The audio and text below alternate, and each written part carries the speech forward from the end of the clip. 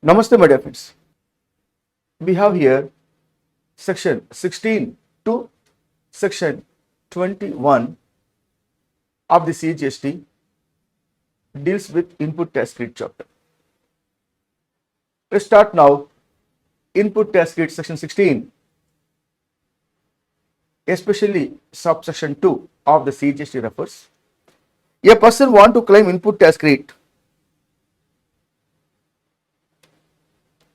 What is required here is, first and foremost, the person who availing the input tax credit should satisfy section 16(2)(a), possession of the tax invoice, followed by receipt of the goods or services or both, section 16(2)(b). If the goods not received, services are not received, then you are not eligible to avail input tax credit. Sir, I made the payment, sir. So what? Have you made advance payment? Yes, sir. For supply of services, advance payment I paid, sir. That is the time of supply for supplier. And for recipient, not qualified for input tax credit because you have not received the input services. When you receive, that time eligible to claim input tax credit. By the time you receive the input services, you should also be possessed of tax invoice in your hands. There must be a tax invoice. If there is no tax invoice, question of credit does not arise. That invoice may be a tax invoice, that invoice may be an e-invoice, electronic invoice, e-invoice, as the case may be. But it should not be bill of supply. You know bill of supply? Where the tax not shown separately. So, there must be receipt of the goods or services into your premises, and you should be possession of the tax invoice, valid invoice. Here, section 16 to class A, section 16 to class B. In between, there is a new class has been inserted. Section 16, subsection 2, class AA. What it says here?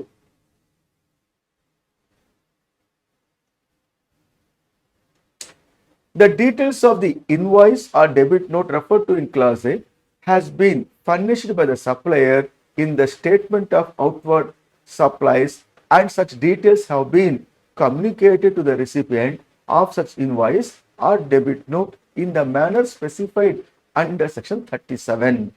Section 37 talks about outward supplies of supplier of the goods or services or both should be furnished in the GSTR 1 return, and that should be submitted in the network portal. Supplier should have been furnished the GSTR 1 return. Further, there is an amended provision here in the recent past. Section 16 to section 16 subsection 2, new class BA inserted after class B of section 16 subsection 2. What is new class? Class BA says the details of input tax credit in respect of the said supply communicated to such registered person under section 38 has not been restricted. That is important to note. Meaning thereby, section 38 deals with input tax credit, GSTR 2B return. Now, my dear friends, under the GSTR 2B return, there are two parts, part A, part B. Also be called first part, second part. The first part of the GSTR 2B return indicates eligible input tax credit to avail the credit. GSTR 2B second part, input tax credit not allowed wholly or partly. If the inward supply of yours, where the supplier submitted GSTR 1 return being a liability, auto-populating in your GSTR 2B, where the supplier will indicate that the recipient can avail the input tax credit or not. That when submitting the GSTR 2B return permits eligible credit or not eligible credit. That means supplier should know to whom he supplied the goods or services. If the goods or services supplied to a recipient for end-use purpose as a B2C transaction, the outward supply of supplier will go and form part of GSTR 2B Part 2 because the recipient cannot avail the input tax credit. Or there are items which are specifically not eligible for input tax credit, like blocked credit. Even though the use in the course or furtherance of business of your taxable output supply, the blocked credit specifically says that credit not allowed cases. If that is the case, input tax is not allowed. Suppose if the GSTR 2B return part 1 containing the amount of credit, that credit only eligible to avail by the recipient is a new provision, section 16 subsection 2 clause BA. Further, it says that the supplier should have been paid the tax to the department.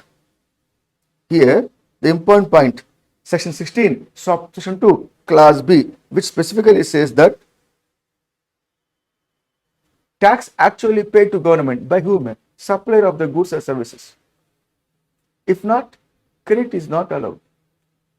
Further, filing of return by the recipient should have been taken place, then only input tax credit allowed as per section 16 subsection 2 clause D. That means to say that we have in front of us section 16 subsection 2 clause A. There must be a receipt of the goods, or there must be a receipt of the goods, or what we can get, the receipt of the tax invoice first. The receipt of the tax invoice for the goods or services procured by you. Second one, 16(2)(b), there must be receipt of the goods or services. Thereafter, section 16(2) clause AA, supplier should furnish his output tax liability in the GSTR 1 return and submit. Then 16 subsection 2 clause AB, the recipient will able to take the credit in the GSTR 2B part 1. What is eligible? That only eligible to avail the input tax credit. Then 16(2) clause C, the taxpayer, the supplier should pay the tax to department. And further, the recipient who want to avail the input tax credit should file the return for availing the input tax credit. All these conditions are satisfied, only the input tax credit allowed. A question may arise, sir, in the month of April 2024, I purchased goods from a supplier. He sent the goods to me. He also given tax invoice to me. I made the payment to my supplier, not only the value of the goods, but also tax amount thereon I pay to department. I pay to my supplier. Sorry to say, I am a buyer. I procure the goods as a B2B transaction. I pay to my supplier the value of the goods and the tax thereon to my supplier I paid. In the month of April for my purchases, I avail the input tax credit. Supplier also be shown in his output tax liability when he submit the GSTR 1 return as per section 37. He is shown in the GSTR 1 return as his output tax liability. Then auto populating in the books of the recipient of GSTR 2B as his credit part 1, eligible credit. I confirm the credit to avail the credit. In the month of April procurements, I avail the credit. My supplier for the month of my April supplies to me, but not filed the GSTR 3B return. Meaning what? He is not paid the tax to department. Supplier not paid to department. In the month of April supply, by 20th of May 2024, he is not filed the return. But rightly he filed the GSTR 1 return by 11th of the following month, namely 11th of May 2024, he filed the GSTR 1 return. Accordingly, I avail the credit because it's auto-populating my GSTR 2B return. I avail the credit when I am submitting my output tax liability with the availment of input tax credit to pay the tax, namely GSTR 3B return. The recipient, by filing on 20th of May 2024, he utilized the input tax credit. for the month of April purchases, but supplier not paid to department, not file the return GST 3B, then I am not eligible to avail the input tax credit. Not immediately, there is a time limit he is given here. As per the rule number 37, capital A, which specifically says that, hey, Mr. Recipient, if the supplier not paid the tax to department, only he submit output tax liability to pass the credit to you, and but not pay to department. You have to wait till 30 September of the next financial year. Supplier, what you not file the return GST 3B for the month of April by 20th of May 2024, at least you file that return by making the payment to department by 30th September of the succeeding financial year, namely 30th September 2025. If you pay by filing the GST 3B return, recipient, whatever the kit, what you avail, utilize, no problem, continue, no issue. Sir, if the supplier not at all paid by 30th of September of the succeeding financial year, sir, not paid, sir, oh, by 30th of September of the next financial year, till the date, the supplier not paid the amount to department, yes, sir, not at all paid, not find the return, GST 3B. Then, here recipient, section 16, subsection 2, class C says, your supplier not paid the tax to department. Your supplier not paid the tax to department. Then you have to reverse the credit or pay the amount to department. So what is the time limit for the recipient to do so, sir? 30th November of the succeeding financial year. That means the recipient should see and wait whether the supplier is going to pay the tax to department or not by filing GST 3B 30th September 2025. If not did so, by 30th November 2025, recipient should reverse the credit or pay the amount to department. If did so, goodbye. If you recipient not did so, if not reverse the credit, not pay to department by 30th of November of the succeeding financial year, then default of this rule number 37 capital A causes interest to pay at the rate of 24% per annum from the day one of utilization of input tax kit till the date of payment, which now I am presenting here for your kind consideration is as follows, my dear friends.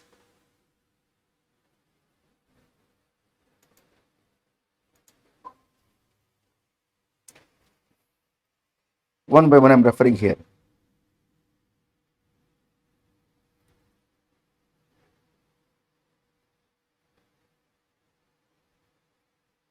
A new rule, rule number 37 capital A, has been inserted to deal with this type of non-payment of tax or tax paid belatedly.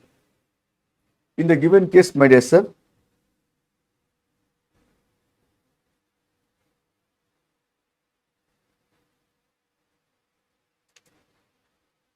as per the rule number 37 capital A, where the input tax credit has been availed by the registered person in terms of the in return form GST 3B for a tax period in respect of such invoice or debit note, the details of which have been furnished by the supplier in the statement of outward supply of GST 1 or using the invoice furnishing facility as the case may be, but the return in the form GST 3B for the tax period corresponding to the said statement of outward supply has not been furnished by such supplier till 30th day of September following the end of the financial year in which the input tax kit in respect of such invoice or debit note has not been availed.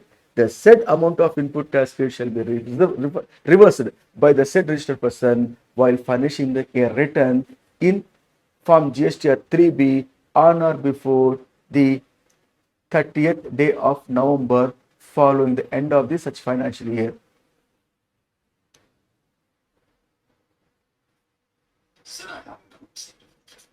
I have not completed, please wait. Let me complete what I have completed only by reading the sentence, and early before that I have briefed it about just orally. Wait, ಪರ್ತಿರ್ಕುನು. Please wait. I have to complete the full content by making you understand. Further, my dear friends, if you defaulted, hey, Mr. Recipient, if you defaulted this, not reversed by 30th of November of the succeeding financial year, then you have to pay the interest at the rate of 24%, at the rate of 24% per annum from the date of utilization of input tax credit till the date of payment. Sir, I did, sir. I reversed the credit, sir. I paid the amount to department by 30th of November 2025 in our given example. At a later date, in the year 2026, my supplier filed the return, sir, GST 3B, and paid the amount to department. Can I reveal the input tax credit? Yes, why not? You are well allowed to reveal the input tax credit. Yes, you can reveal the input tax credit. For reavailment of input tax credit, my dear friends, there won't be any time limit. For availment of input tax credit, time limit we have under section 40, under section 16, subsection 4. What is the time limit to avail the input tax credit? Here we have section 16, subsection 4, which says that by 30th of November of the succeeding financial year or date of filing the annual return in the succeeding financial year for the given financial year, whichever is earlier. Simple to say that I will show that particular section 16, subsection 4 with regard to time limit to avail the input tax credit. Time limit to avail the input tax credit is what? Here I am presenting by saying that it is as per this provision. 30th November of the following financial year or filing the annual return for the given financial year in the succeeding financial year among the 2 days, whichever is earlier within which you have to avail the input tax credit.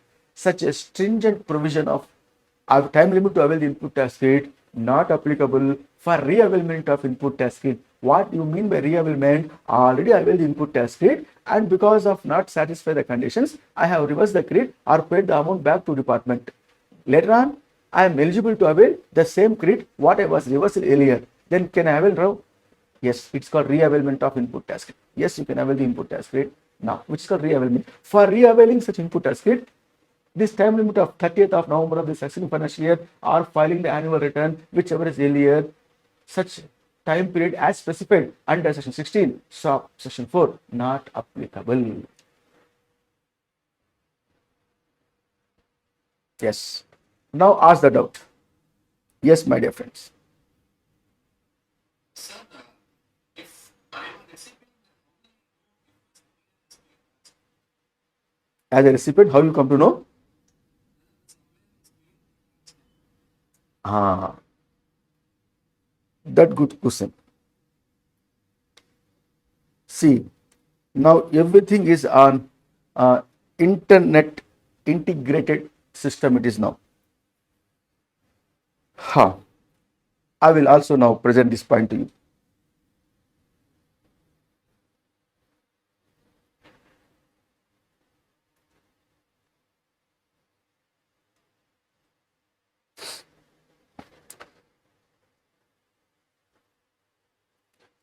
This is a system, software integrated system, which is now there is so many of auto populations. Here, one example I am giving to your kind consideration.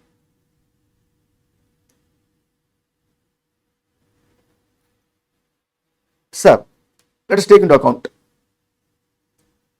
Mrs.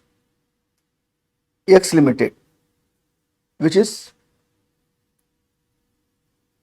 registered person located in Chennai.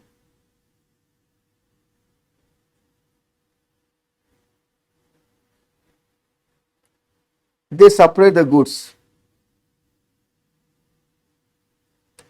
To whom they supply the goods? Let us say to Mrs.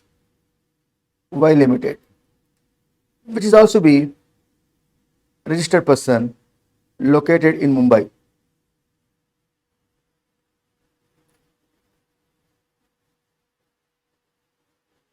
There are two companies. Now they supply the goods.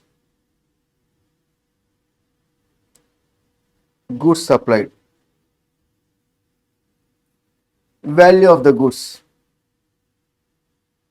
1 lakh. Let us say IGST, for example, 18,000. Invoice date 1st April 2024. Assume.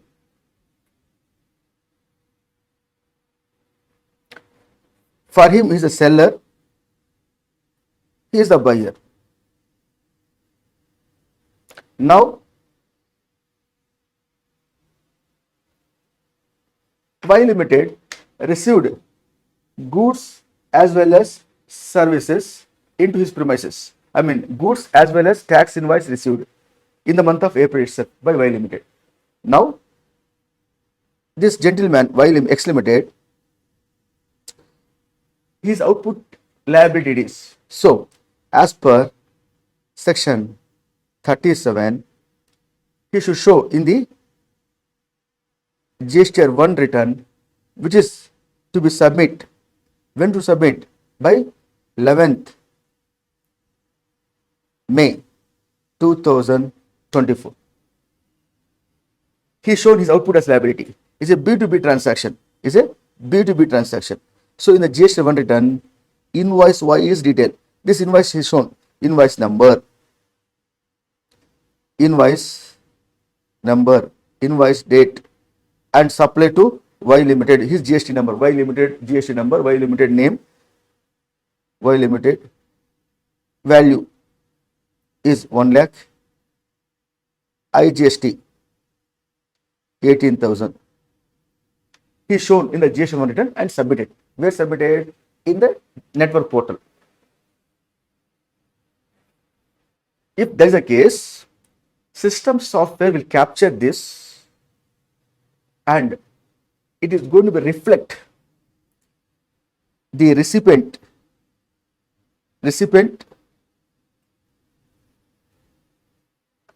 if he log in, recipient is going to log in GST network portal. There is GSTR 2B, a statement here from 15th May 2024 available here. What is available here means GSTR 2B for Y Limited, and Y Limited will come to know that in this particular return, the GSTR 2B, there are two parts. Part 1, first part, part 2, second part. Part 2, ITC allowed. Part 2, ITC fully or partly not allowed. ITC not allowed. Now, this will be pop up. This particular amount is going to pop up here automatically. ITC allowed. Which month? In the month of May, by 15th of May, that Y Limited will come to know after 15th of May can able to view in his GST 2B that month 18 rupees credit, eligible credit, allowed credit. Because Y Limited purchased that goods in the course or furtherance of the taxable output supply. Therefore, Y Limited is eligible to avail the input as credit is part 1, allowed to claim. Auto populated. One should not go and key in any data, not possible. What is required here is GSTR 1 return should be submit. That is what says. What says here means section 16, subsection 2, clause AA says that it should be filed the GSTR 1 return. Should file the GSTR 1 return. should file the GST 1 return. Here, in that case, as per section 16 subsection 2 class BA, which says that, which is also referred by this return referred by section 38, which says that part 1 eligible credit won't allow, eligible part 2 of GST 2B static statement, one can alter, that ITC not allowed is incorporating the part 2. If so, ITC cannot be eligible to avail, like that. Now, system will recognize it. System auto-populating it. So far, so good. Subsequently, X Limited being a supplier, as per section 16, subsection 2, class C, should make the payment to department. Now, as per section 39, means filing the return GSTR 3B, GSTR 3B. Due date to file it is 20th May 2024. If he submitted by 20th of May 2024, submitted, means he paid the amount to department. How he paid the amount to department? Because he came to know that in the GST 1 return, output tax liability 18,000 out for supply. What is shown in the GST 1 return as output tax liability will automatically auto-populating suppliers GST 3B return as their output tax liability.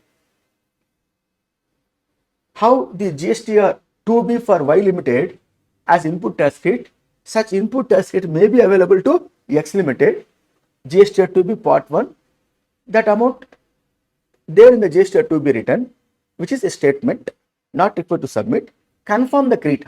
This credit is my credit only, because GSTR 1 part 1, GSTR 2B part 1, there are credit, eligible credit.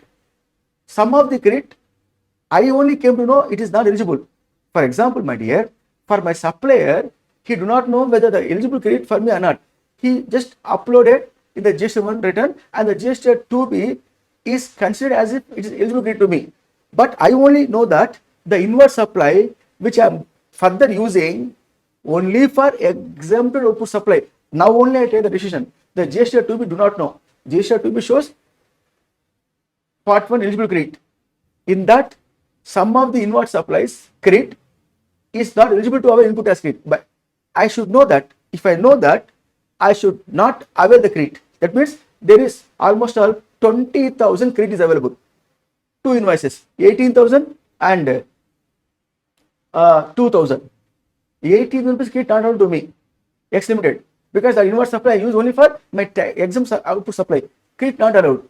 Then GST 2B shows take the credit of rupees 20,000, which includes 18,000. I know not visible. In that case, I should not confirm in the GST 2B that 18,000 is eligible credit to me. I should confirm only 2,000. If I confirm entire 20,000 as my input tax credit, then you take as output as liability of 18,000, because ineligible credit it is, which I came to know. I know that. Department do not know, GST 2B do not know. Department when come to know, when they come for audit, then they will be verifying, hey mister, you use these inputs only for exempt output supply. How dare you take the credit of rupees 18,000 input tax credit, which is not eligible credit? No. If the department notice during the audit, then that become a problem by the time to reverse by payment of interest also. So, whatever the X Limited has input tax credit, eligible credit input tax credit, part 1 of the GSTR 2B, he can utilize the credit. That means in the GSTR 3B of X Limited supplier, output tax liability less input tax credit, the balance shortfall to pay to department through electronic cash ledger. For example, X Limited has output supply 1 lakh, 18,000 rupees GST of GST 1, same reflecting the GST 3B also. Assume a scenario, X limited GST at 2B eligible credit is 0. In that case, the tax to be paid through electronic cash ledger in the GST at 3B is 18,000. No, sir, he has the credit of rupees 5,000. Okay. Eligible credit? Yes. He utilized it, sir. Utilized it. The balance 13,000 pay by electronic cash ledger. Suppose if I ask you, my dear, X Limited says that my liability in the month of April to pay by 20th of May is 18,000. My input tax credit is 5,000 eligible credit. 18,000 minus 5,000, balance 13,000 I paid to electronic cash ledger department. How much I paid the GST to department? X Limited is asking to you. Tell me.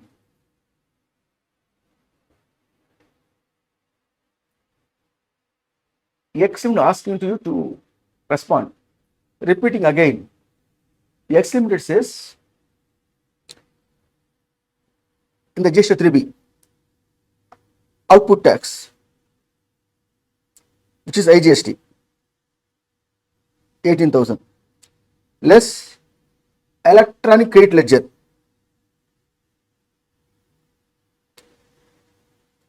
which is 5,000 is there. Eligible credit, I reduce, balance 13,000 rupees paid by electronic cash ledger. How much X Limited paid to department tax by 20th of May he submitted? Sorry, he paid 18,000. How can you say? What is the credit of X Limited? 5,000. By utilizing it, his credit becomes 0. Meaning what? Credit reduces nothing but payment of tax. Reduction of credit in the given case, payment of tax. Department will keep quiet if you pay only 13,000 instead of paying 18,000. Department knows that, yes, X Limited paid to us 13,000 by cash, 5,000 through electronic cash ledger. So X Limited paid the tax 18,000, which is by way of cash ledger 13,000, by utilizing input tax credit ledger 5,000. So paid 18,000 you have to say. Reduction of input tax credit equal to payment of tax in the given case. Now please come back. Now they paid the amount 13,000 by electronic cash ledger, totally 18,000 rupees paid the amount. Now in the given case what happened? This Y Limited also submitted his GSTR 1 return. What is his output as liability? Let us say his output as liability, which shows that here by when he submitted by 11th of the May 2024, his output as liability. Y Limited is the business person, so he is supplying to their customers, his customers. The, let us say here, value is, for example, 1,50,000, and their GST liability, let us say 27,000, is output as liability of GSTR 1 return of Y Limited, and they have the credit GSTR 2B credit, which is confirmed by confirming in the network portal. GSTR 2B not required to submit, therefore no due date. You confirm it, the credit is my credit only. This 18,000 rupees is my credit only, eligible credit only. Entire 18,000 rupees is my eligible credit only. What shows GSTR 1, GSTR 2B part 1 to avail the credit is my credit only. Like that, you just confirm. Confirm the in that particular GSTR 2B. Once you confirm in the GSTR 2B, what is going to happen now, my dear friends? Once you confirm in the GSTR 2B, is getting auto populating in credit to electronic credit ledger. So here I have the following manner: electronic credit ledger. How much it is? 18,000. And Balance how much? 9,000. Which is to pay by? Yeah. Paid by electronic cash ledger. This entire process is nothing but GSTR 3B, GSTR and neat level item, GSTR 3B, which is to be submitted by 20th May 2024. By whom? By our Y Limited. By our Y Limited.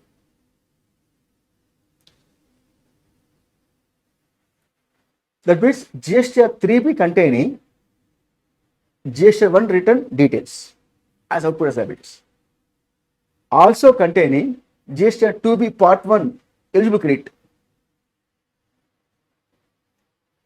GSTR 1 return output tax liability we called as the electronic liability ledger. It is called electronic liability ledger less electronic credit ledger. The shortfall, if any, electronic cash ledger. Now the point here is, now he submitted, Y Limited submitted GSTR 3B by 20th of May by Avali. This under what? A transaction goes without any hurdle. Smoothest transaction. All conditions are satisfied. The recipient filed the return. Return filed, filed sir. As per section 16 to class D. Return filed. Goods received into the premises. Yes. Tax invoice received. Yes. Return filed. Yes. Payment of tax taking place. Yes. Everything smooth. Now here rule number 37 capital S says, suppose if the supplier of these goods, assume a scenario, not submitted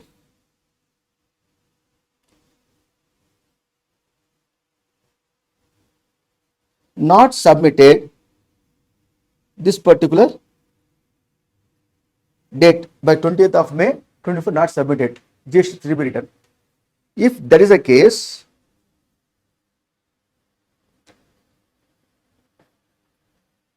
Y Limited not required to tense immediately.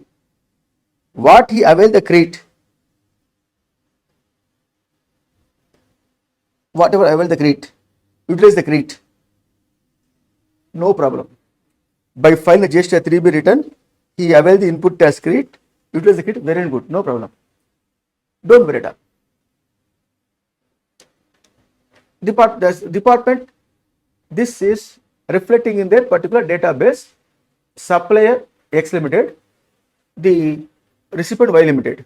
Supplier pass the credit to recipient. Department has the cross-check verification system. This is what no human being difficult. System software will provide this as a highlightable point. Supplier X Limited shown the liability of 18,000, which is pass the credit to the recipient. Recipient utilize the credit also because he filed the GST 3B return, utilize the credit, but payment not paid. Highlighting in front of the department officer. Our department officer run the program means the entire data will come. What are the suppliers? Who are the suppliers? What are the tax periods? Supplied the goods, file the return GST 1, but not file the GST 3B. And recipient have they avail the credit, not avail the credit, and all will pop up. System itself take care. Department officer not required to involve there. You ask me, somebody how the department will come to know. System will come to know. Department officer, human being difficult. If they run the program, they will come to know. Otherwise, system will run uniformly for all taxpayers for the month of April, for example. And then system notice X Limited supplied the goods to Y Limited April month. supplier not file the return GST 3B, but supplier file the GST 1, which is passing the credit to recipient. Recipient avail the input tax credit. So the difference is 18,000 pending to department to pay. Then department officer simply will send the notice. And nowadays, uh, there's a system software. System itself will send the notice. What type of notice here, no, my dear sir? Difference between GSTR 1 return and GSTR 3B return. Rule number 88 capital C inserted. Difference between the GSTR 1 return, higher amount of liability, GSTR 3B, lesser liability. Is the case now? Liability, GSTR 1 return, liability 18,000. GSTR 3B, 0, not submitted at all. Difference. The system software where it will populate to the department officer, hey, see the difference. Department officer looking, oh, difference. As per rule number 88, capital C. Send the notice to whom? To the person, namely X Limited, supplier here. Difference between GSTR 1 return and GSTR 3B return. GSTR 1 return, 18,000 liability. GSTR 3B, 0. GSTR 1 return, 1 lakh turnover. GSTR 3B, 0 turnover. Difference. That is called as form GST DRC, form GST DRC 01 capital B. In that, part A, part B. Part A, notice within 7 days reply or pay the amount. This fellow, oh, department came to know I have to pay. If he submit the GST 3B and pay the amount of that money with the interest, then reply to department. Sir, I have been paid, sir. Whatever the tax you notice in the DRC 01 capital B part A, I noticed, sir, I paid it, sir. They inform within 7 days of receipt of the notice. Form GST DRC 01 capital B, in that part B is the reply within 7 days. And department happy. Whatever paid only. Hey, extremely well limited. Whatever kid avail only, because within that particular time limits, the department send the notice, then the amount has been paid. Suppose if the X Limited who received the DRC 01 capital B part A notice, difference of the GST 1 return, GST 3 return, not replied within 7 days, or replied with non-satisfactory manner, department send the notice. Department will send the notice. Show cause notice. At least you respond to that by payment or by giving clarification. That also, if you're not able to do so, department will pass the order finally to make the payment with the interest penalties. If you not respond even to that, department will come into picture. Section 79, recovery of tax. Section 79, recovery of tax. They will come with the commissioner permission to seize the properties to recover that particular amount. Here I said 18,000. What about in the case of Vijay Mallya? Crores. So please come back. I'm not going to go with that unnecessarily. So now, dear friends, the point what you asked, how the department come to know, is a very powerful point it is. As professionals, we should know. So department came to know what this Mr. By X Limited not to department to system software, and they will send the notice DRC 01 capital B part A as per rule number 88 capital C. Very good, sir. Now,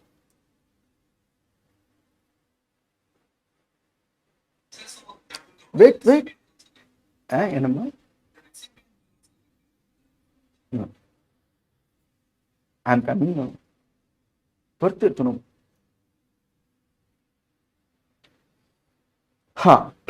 Now, Assume a scenario from the department side, in the given case to X Limited, not send any DRC01 capital B. But difference is there. Not send anything. In the given case, not submitted the GST 3B by X Limited. How long not submitted?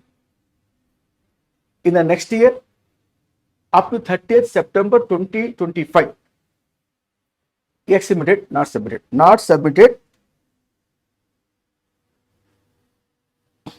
Here, I say that.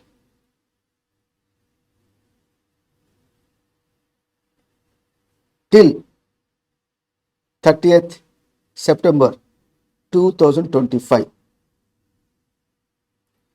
25 not submitted.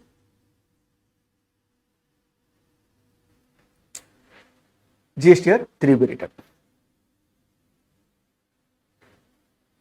Now what happened here?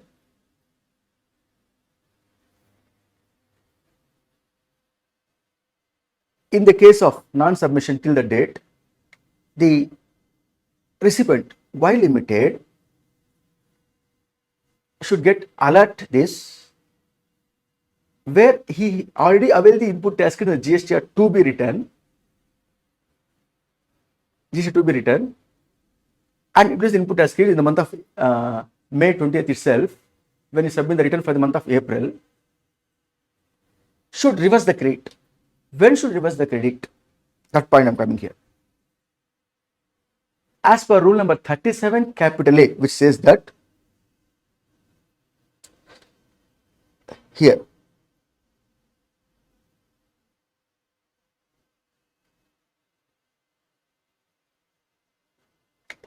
rule number 37 capital A, which says that reversal or pay rupees 18,000 input tax credit what you availed should pay back to department by 30th November 2025. For that, you are going to file the return GSTR 3B on 20th December 2025.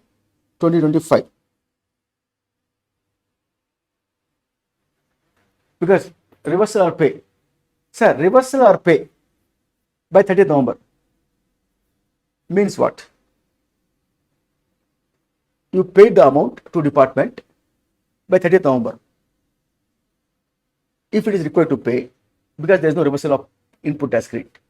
What is that mode of payment? How to make the payment means by 30th November, use the GST PMT 06. It is called as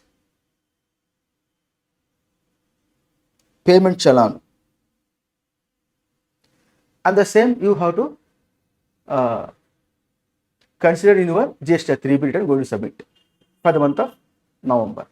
Now the point comes into picture here is, okay sir, everything is good sir, how the recipient buyer will come to know this amount of credit, it is not eligible for him because the supplier not paid the tax to department.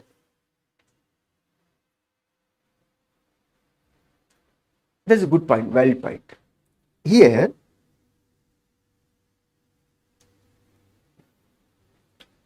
the credit what you taken is GST 2B credit.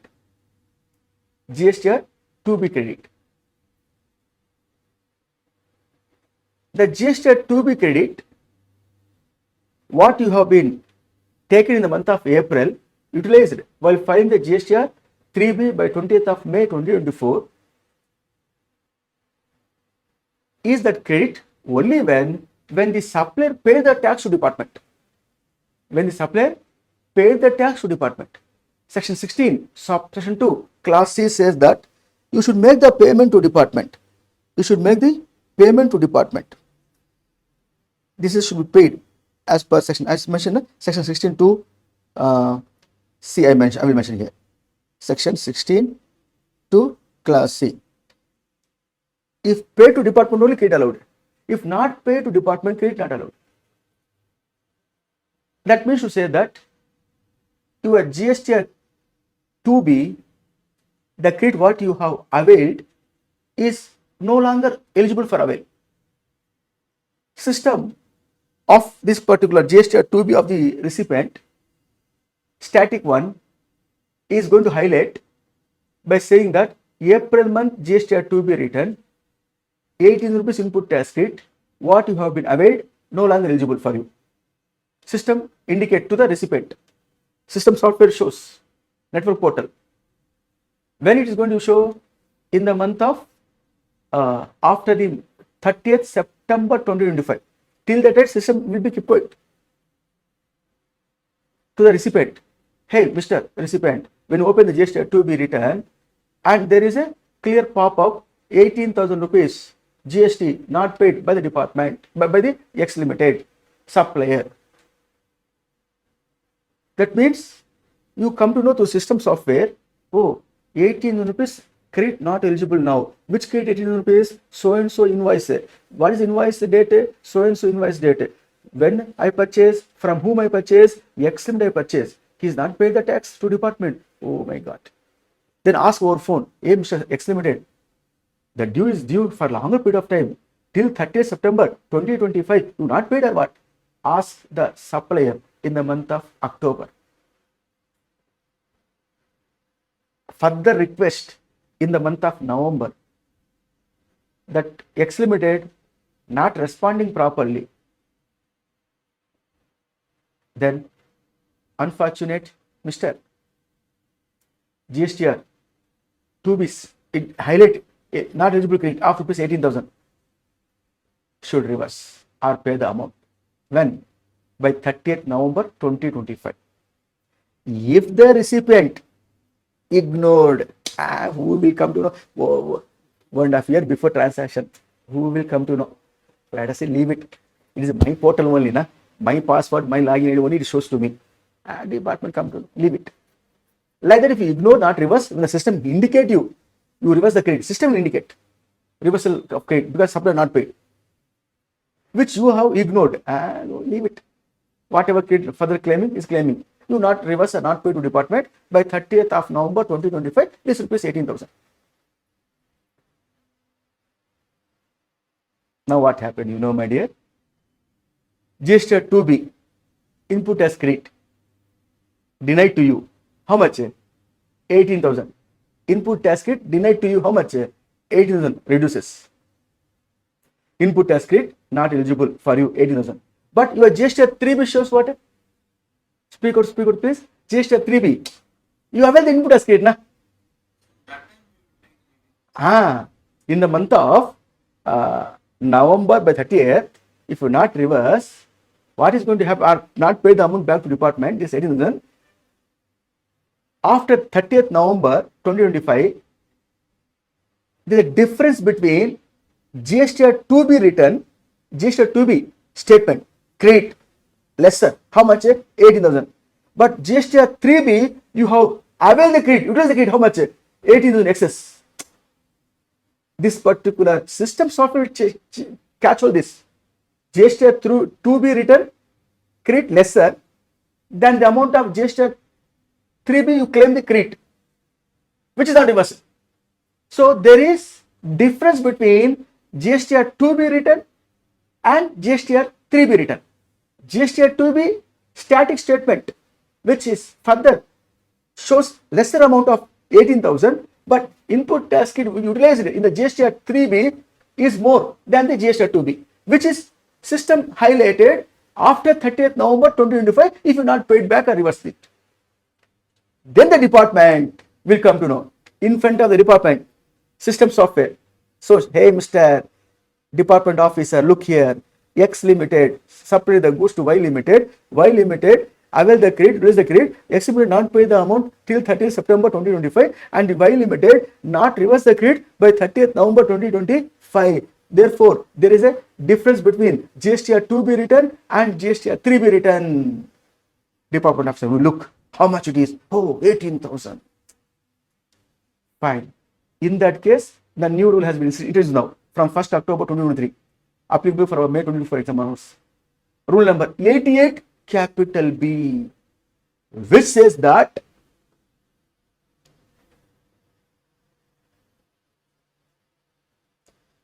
we will send the notice from GST DRC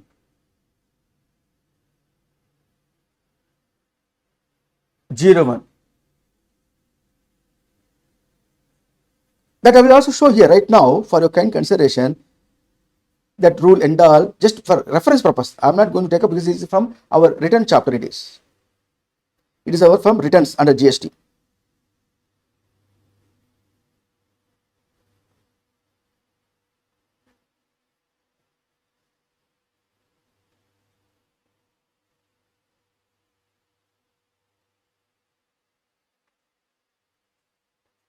See here, rule number 88, capital D, from 4th August 2023. I said 1st October, it is from 4th August 2023, which is applicable for our coming exam of May 2024 onwards. What is this? Difference between GSTR 2B and 3B. GSTR 2B lesser than that of GSTR 3B credit. Then issue the form DRC 01 capital C here. Earlier, difference between the GSTR 1 return, GSTR 3B return, form DRC 01 capital B. This is DRC 01 capital C. Part A notice. Reply by paying the tax or with the interest and all, or reply maybe for reasons, whatever you want to reply. Part B of DRC 01 capital C. Within 7 days of receipt of the notice under form DRC 01 capital C, Part A. Within 7 days of reply. Satisfied department? Well and good. Otherwise, they further raise notice under 73 or 74 to recover the taxes with the interest penalties. See, section 73, 74. Notice will be issued. So, now please come back to our regular study. Actually, where we are? We are in the section 16 of the CGST Act, where input tax credit availing. Based on what? Based on tax invoice. Very good. Have you received the goods or services? Yes, sir. Received, sir. Supplier submit the return GSTR 1. Submitted, sir. Thereafter, supplier paid the tax or paid the tax, sir. Recipient in his books of accounts, it reflecting GSTR 2B as part 1 eligible credit. Yes, sir. In that case, credit allowed to him? Yes, sir. Allowed, sir. Availed also, sir. If you refer here, this is what we are referring. Yes. The recipient availed the input tax credit, sir. Subsequently, there is no issue at all. No issue, sir. GSTR 3B submitted by supplier, paid the tax to department, sir. So far, so good. If not paid by supplier by 20th of May in the given example for April month transaction, then for him time limit is there to pay by 30th September or the succeeding financial year. Till that time, the recipient not required to reverse the credit. If by 30th September 2025 not paid to department, then it will be a mismatching concept between the GSTR 1 and GSTR 3B, which is populate by system software going to populate to department officer. There is a mismatching. Oh, verified. Send the notice. System software, they will say, okay, send the notice. So officer will say, okay, send the notice. If so, all the taxpayers whose differences are there in the GSTR 1, more liability, GSTR 3B, lesser liability, then to all those taxpayers, the notice will go. DRC 01 capital B, Part A. Reply, DRC 01 capital B, Part B. Within 7 days from the receipt of the notice. Pay or reply. Department satisfied, close the file. If not satisfied, further issue the notice to recover the taxes. Coming to the recipient. recipient, now new rule from 4th August 2023 onwards. What is the new rule? 88 capital D. What it says, if the recipient avail the input tax credit, what is available in the GSTR 2B statement, that credit not paid to the tax not paid to department by supplier till 30th September 2025. Then it is system software shows indication difference to the taxpayer, namely in our given case, Y limited recipient. Your credit what you availed not eligible, just check with your supplier, like that, the indication. So I have to call my supplier to follow up with him. It is my responsibility because I purchased the goods from that gentleman, not department responsibility. If the ex limited is good boy, paid the amount on my request, maybe in the month of October or November, well and good, by 30th November, the recipient not required to reverse the credit. If not paid that amount to department, the recipient should reverse the credit by 30th November. If so, the credit what is not required to avail in the GSTR 2B is correctly matching with the GSTR 3B because I have paid the tax for that. Then the difference won't be there. The system software not going to be generate any DRC01 capital C. If I have not reversed by 30th of November, system software will generate the DRC01 capital C because you have claimed credit more in the GSTR 3B than that of available credit in the GSTR 2B. I have to give the reply within 7 days by making the payment or by giving the explanations, with which department satisfied, well and good. Otherwise, they send the notice under 73, which is show cause notice issued for reasons other than the fraud. Or fraudulently I acted and not paid so far, department will issue section 74 for reasons of fraud. Fraudulently acted, not pay the tax. So accordingly, department will initiate the recovery proceedings to collect the taxes and interest penalties. Now you got it? Yes, sir. Yeah, there you are. If you ask the doubt means, I will present combination of the provisions. So my dear friends, I have invited here to present case scenario oriented presentation. It is. I have invited section 16, subsection 2, class A, class AA, class, thereafter section 16, subsection 2, class B, section 16, subsection 2, class BA, followed by section 16, subsection 2, class C, class D.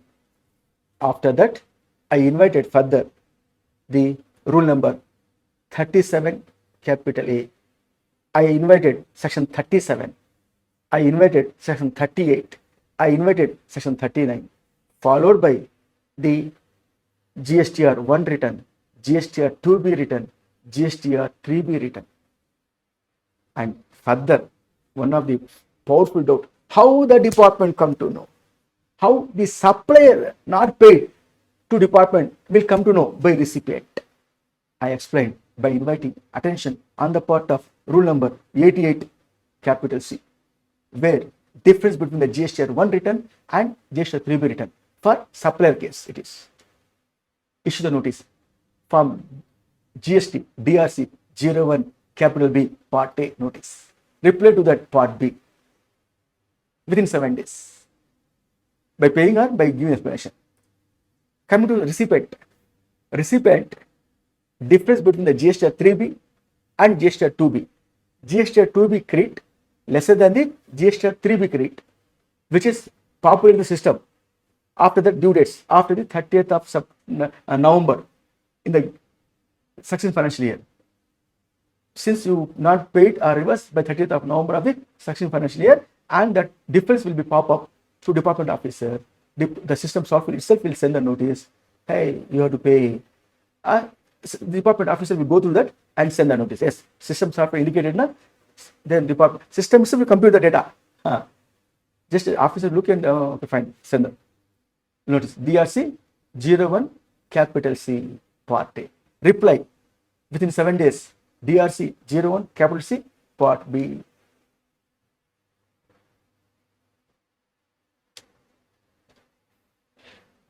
Any further more doubt? No, sir. Good.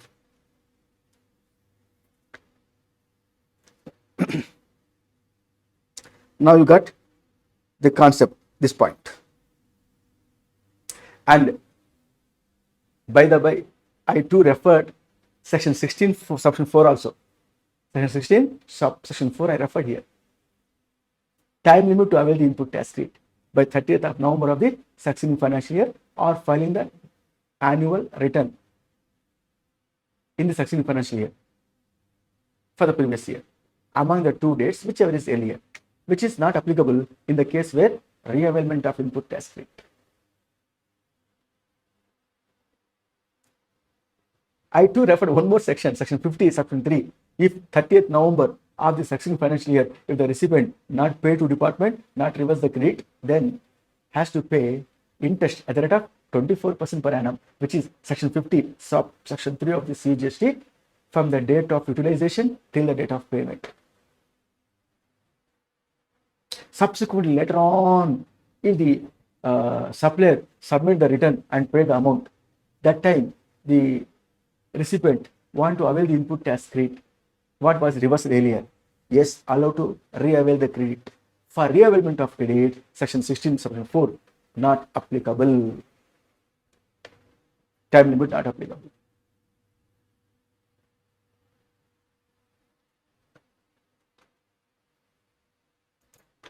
So we understood input tax credit, section 16, subsection to class A, class AA, class B, class BA, class C, class D. Read with other allied rules and the sections.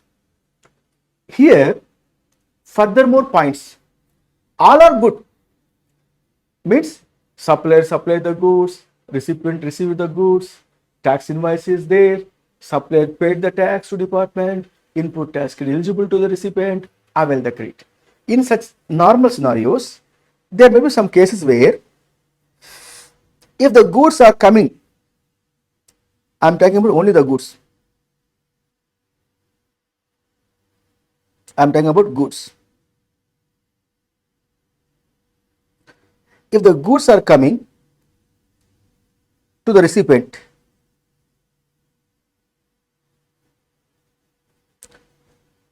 part by part or lot by lot,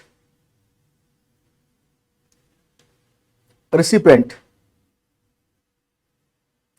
eligible to avail ITC only at the time of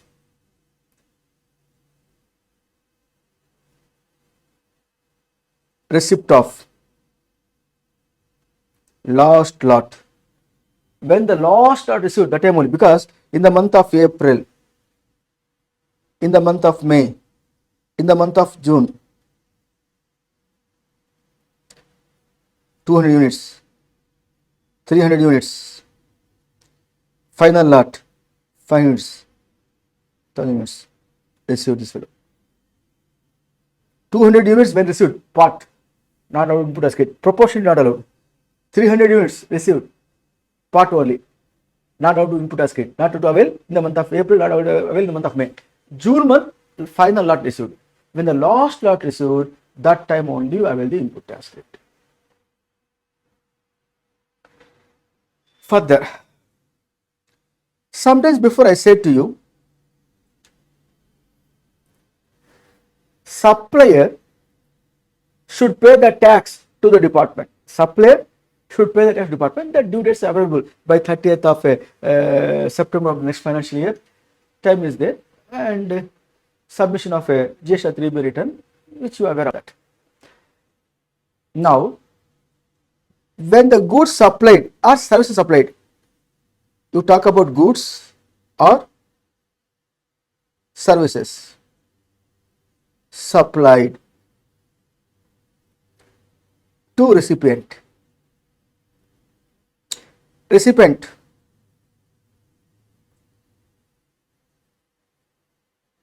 availed input tax credit, payment to supplier not made, meaning thereby recipient procured the goods or services on credit basis. Credit basis. And the input tax credit can be availed by the recipient? Yes. actual payment to supplier not warranted while availing the input tax credit. But here we have a proviso. Second proviso to 16.2, which specifically says that, hey, Mr. Recipient, have you availed the input tax credit on credit basis? Yes, sir. Okay, avail, no problem. But you should ensure that to make that payment should be made to supplier within 180 days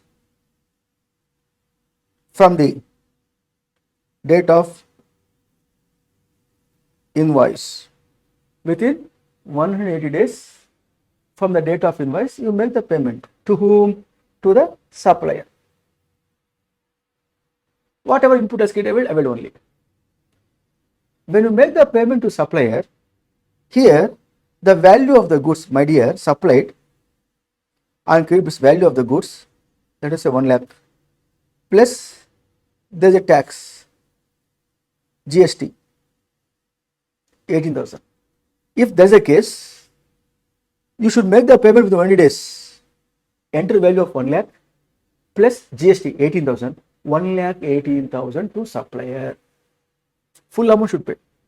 Now the recipient is asking, if I pay part amount within 180 days, proportionate amount I paid, can I avail the credit proportionately? The law got amended now. The provision facilitated that proportionate reversal of credit is possible.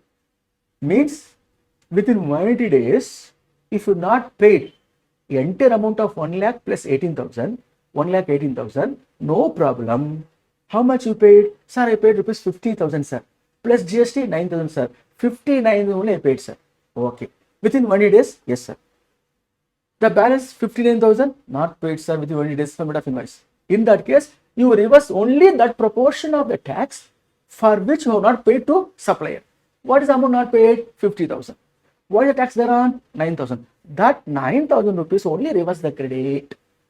When should reverse the credit? Means the law says in which month 180 days expires. Sir, this 180 days expires in the month of April 2024 expires. So 180 days are over in April month. So for that month, reverse.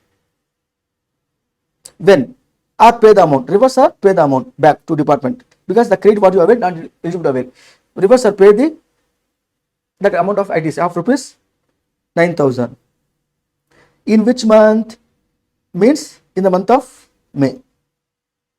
Reverse. For the month of May, what do you reverse? You are going to file the return by 20th of June 2024. You pay to department or reverse the credit. Sir, April month 1 days are over. For that month, you have to reverse the credit in the subsequent month. I reverse the credit in the subsequent month, I pay the amount in the subsequent month. For the subsequent month, I am going to file the return by 20th of following month. Is the process. Is the law of the land says.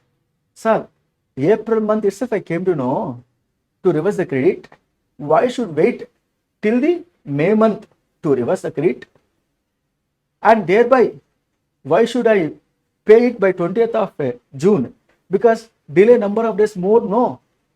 Here what happened? No, my dear friends. This 180 days time period expired in the month of April. Correct.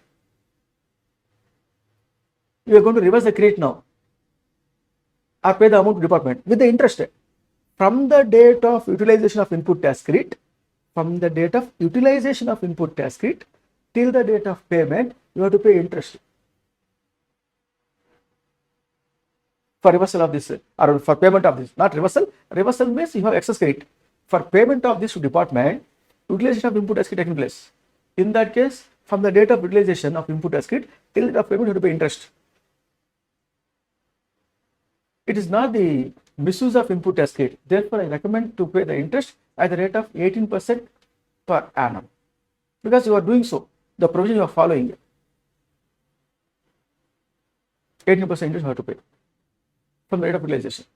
More the day more interest. So there is nothing wrong. In the month of April, 180 days are over. In the month of April, 108 days are completed. Then, in that case, reverse in the same month, April month, or pay the amount by filing the GSTR 3B by 20th of May itself. Thereby, what happened? Your delay of payment to department is reduced. Thereby, interest part will reduce. Law is this: you have facility. Before, sir, 20th of May 2024 is a due date. If I want to file by 18th of May, goodbye only, na? And recommending by GST Council also, hey, Mr. Taxpayers, do not wait till the end of the day of due date to pay to file the returns. 2 days before, 3 days before, alert and file. Thereby, congestion or traffic jam in the network portal will be reduced. So, like that, 180 days are expired in the month of April, reverse in the month of April, for which I am going to file the return by 20th of May. Instead of returning, filing the return in 20th of June, that time means 1 month again delay. Not required. Is the provision we have under GST law. Now, sir, I reverse the credit, sir, of rupees 50,000 on which GST 9,000. I reverse the credit in the month of, let us say, May month, and by filing the GSTR 3B by 20th of June, I paid the amount to department, sir. With the interest, sir. The whatever date of realization till the date of payment, interest was paid, sir.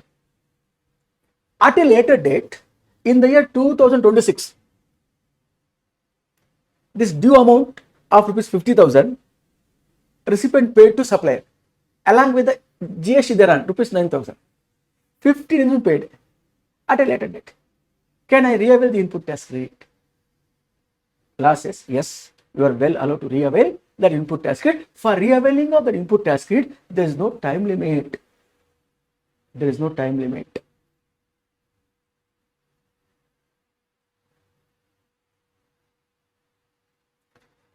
Therefore, the law facilitates reavailment of input tax credit. Further, my dear friends, what is the concept we understand from this? Recipient who avail the input tax credit on credit basis has responsibility on his head to make the payment to supplier within dash number of days from dash date, within 180 days from the date of invoice. Otherwise, reversal of input tax will take place. Now, I would like to bring to notice one important concept called as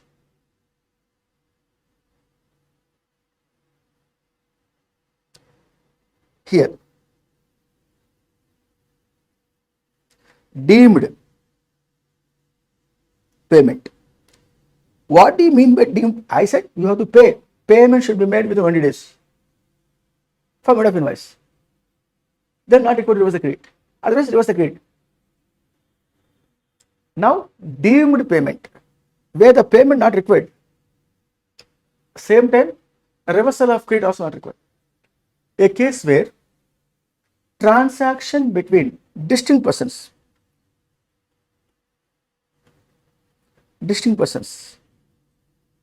where head office transfer of input tax credit to branch office or supply the goods by payment of by charging GST. You are aware of that? Rule number 28, sub number 1, second proviso, which I already referred, stating that invoice value itself is the open market value,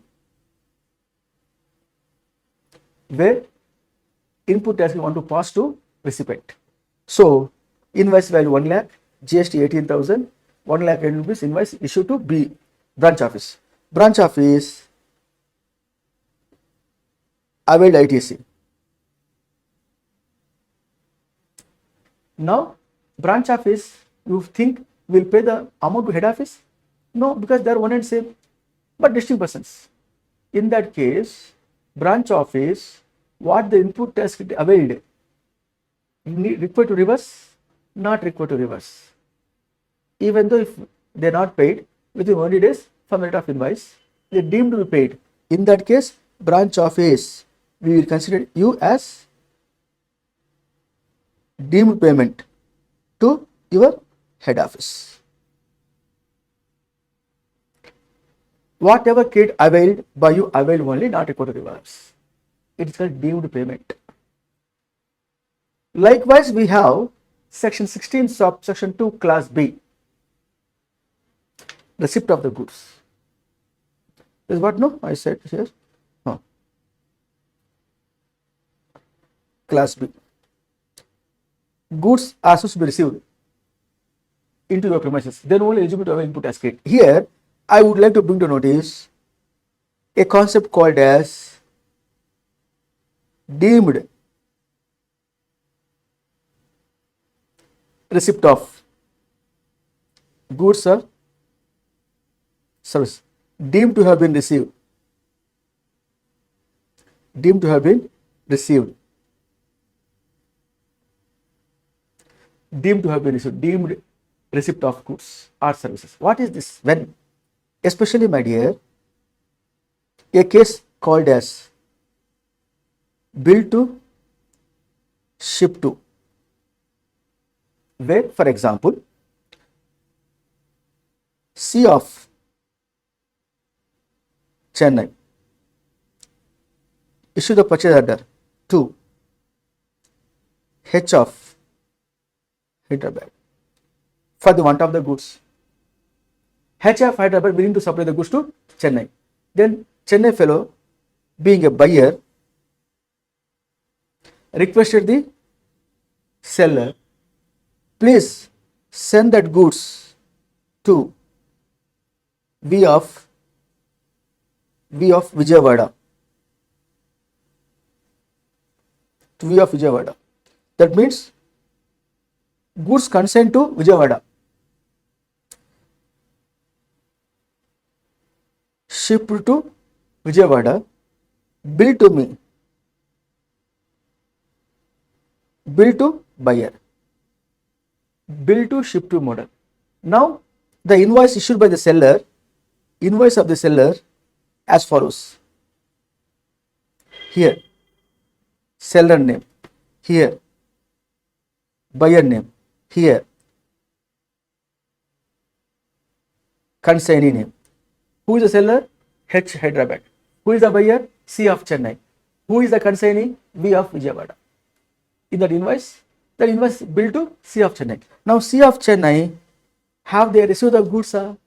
No. But upon their direction only the goods sent to V of Vijayawada. That invoice on which GST C of Chennai want to avail input tax credit is eligible to avail? Yes. For C of Chennai in the given case, deemed to have been received. So C of Chennai ITC can be availed.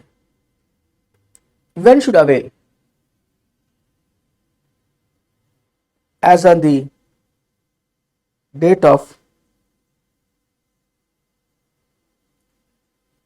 receipt of goods by V of Vijayawada. V of Vijayawada, when the goods received, that time deemed to be received by buyer. Goods sent in the month of January 24, received by V of Vijayawada in the month of February 24. Invoice issued to C of Chennai in the month of January. So when can avail the input tax credit? By C of Chennai. In the month of January, invoice only received, goods not received. When the goods received by V of Vijayawada in the month of February, that date deemed to be received by C of Chennai. Resultantly, C of Chennai can avail the input tax credit in the month of February as it deemed to be received. Similarly, we have furthermore concept with regard to capital goods. We have a definition for the term capital goods. Section 2, subsection 19 of the CGST. the value of which is capitalized in the books of accounts by the taxpayer to use in the course of furtherance of taxable output supply or used in the course of furtherance of final product or services. This is called capital goods. If so, capitalizing the books of accounts, very good. If so, plant and machinery for rupees 2 lakhs, IGST 28,000, namely 56,000, total value 2,56,000. Now, recipient of plant and machinery can avail ITC.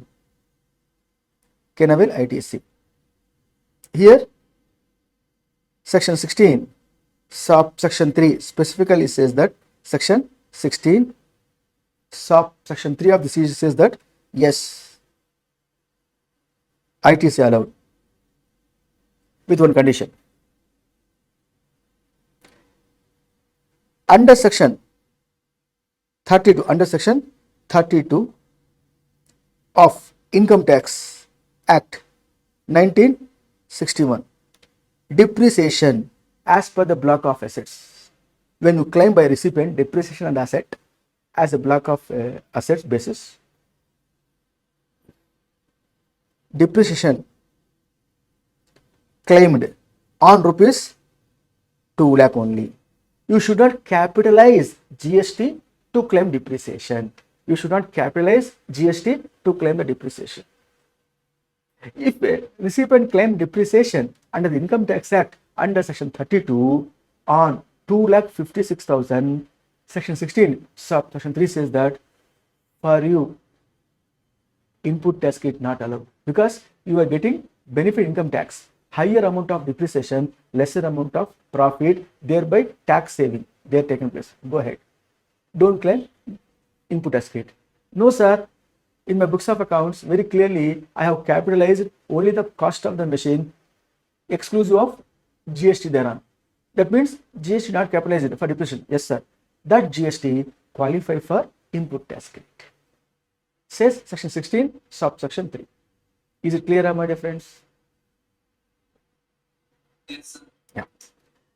And for availing the input tax credit, there is a time limit. I said time limit to avail 16/4. What is the time limit? 30th of November of the succeeding financial year or date of filing annual return, whichever is earlier.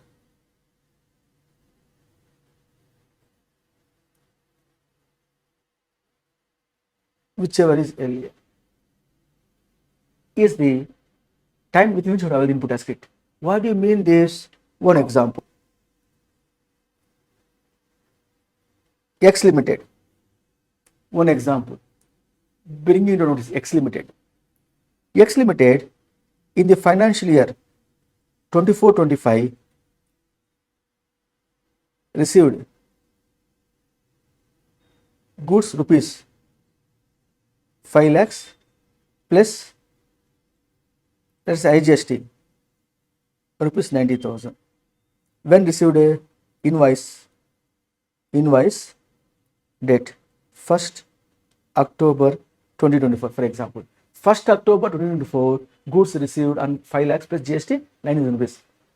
Throughout that financial year 24-25, this IGST not availed input tax credit. Some misplacement taken place, not even availed, or which is ignored invoice. On account of audit by CA for X Limited, they are told, hey mister, this is a tax invoice eligible to claim input tax credit. Oh, is it so sir? I forget it sir, or I knowingly not taken input tax credit because it's not eligible input tax credit. I thought sir. Oh, hey mister, eligible to claim input tax credit now, you can avail. Then the client asking, can I avail now in the subsequent financial year? Because that time only I noticed in the subsequent financial year 25-26, can avail the input tax credit. Yes, in this financial year by 30th November 2025, or for this financial year when you are going to file the return. Have you filed the return? Not filed, sir. I am going to file only at the time of due date, sir. 31st of December 2025 only I am going to file, sir. Okay. In that case, 31st December 2025. Among which was earlier? This one. Therefore, within 30th November 2025, you avail the credit. Suppose you cross the 30th November 2025, then you notice, can avail the input tax credit? Not possible. Then what I can do with that debit to profit and loss account? Allowable expenditure under section 37 of the income tax, business expenditure. There you go ahead. ITC not allowed. Expired. For availment of input tax credit which is not availed, time limit is given under section 4 to claim it. Otherwise, go away. ITC not allowed.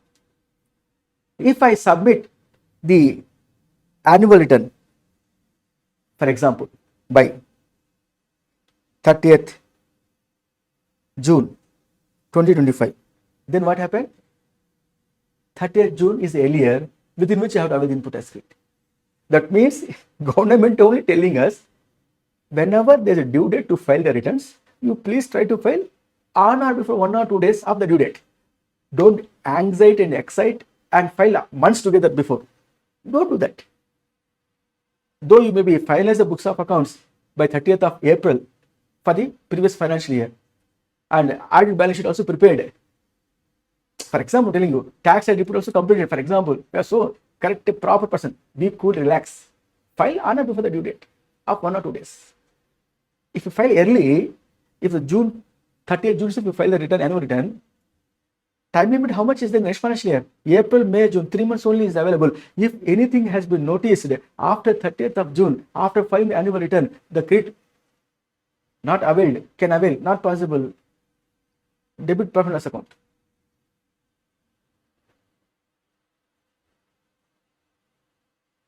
Is the way in which section 16, subsection 2, subsection 3, subsection 4, added with other sections, will run and provide transactions for availing input tax credit. With this, I can simplify manner to say that section 16 series is completed. Now we have section 17 series.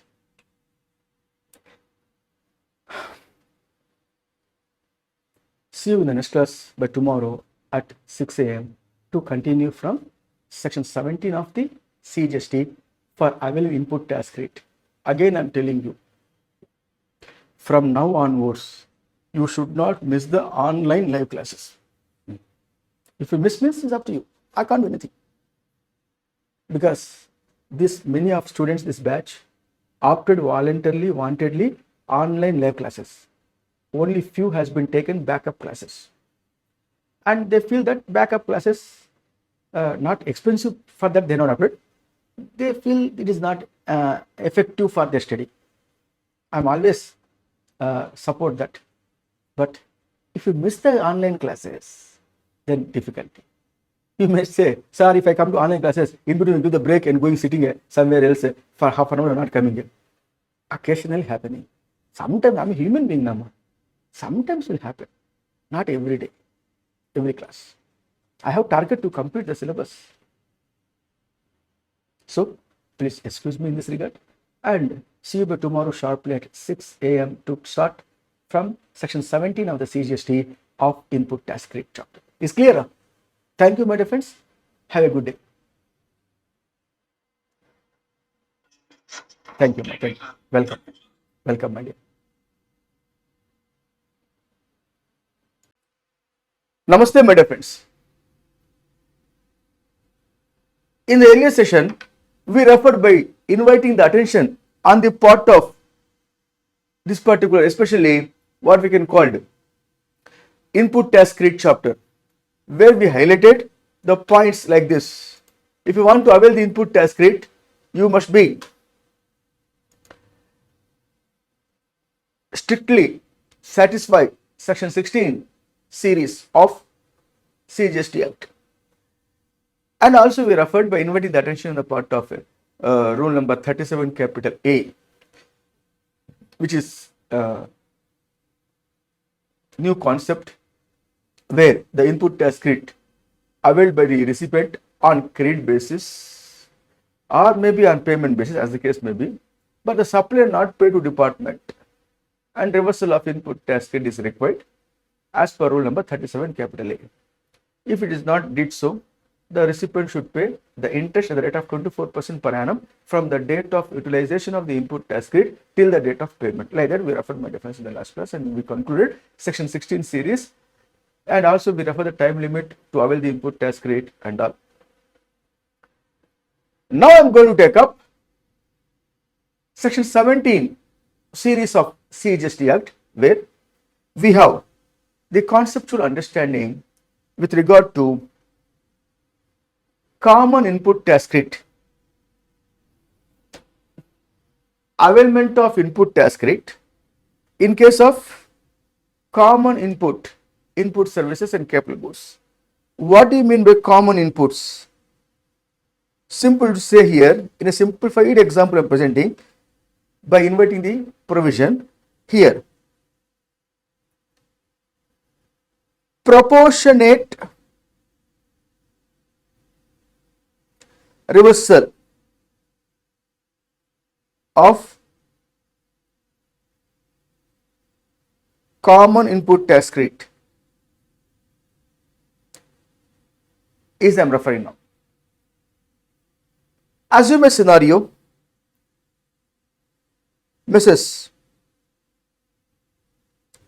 ABC and Company, which is a registered person, may be located, our place of business is in Chennai. This ABC and Company, basically a manufacturer, receiving the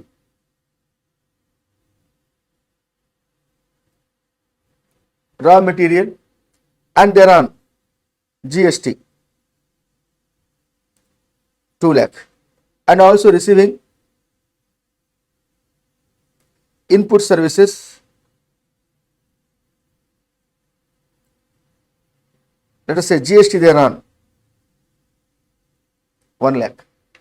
So these are all inward supplies, and they are producing here out of their inputs after manufacture. There are two products are producing, product A, product B. Product A and product B. Product A basically taxable. Product B is exempted. Thank you. We take. Thank you, madam.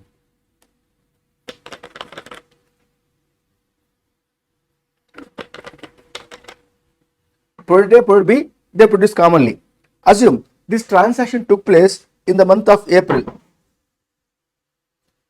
The transaction took place. Inward supplies and produce the finished goods.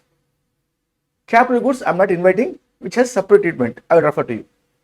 Inward supply taken place. Now, this raw material as well as input services, commonly they are using for their production of the product A, product B. Product A taxable turnover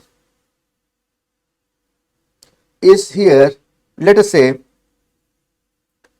100 lakh, exempted turnover in the month of April, means the separate output supply, let us say 200 lakh. Now in the given case, we have a concept here. Since the raw material input source is commonly used for both the products, resultantly we used to call here, there is a common credit concept. Common credit. Common input tax credit is how much, means here it is 3 lakh input services. Now here rule number 42 suggesting the formula for reversal of input tax rate. That means proportionate reversal is equal to exempted turnover, which is 200 lakhs divided by total turnover 200 plus 100 taxable as well as exempt supply, which is equal to 300 lakh multiplied by common input tax rate, which is in the given case, my dear sir, 3 lakh.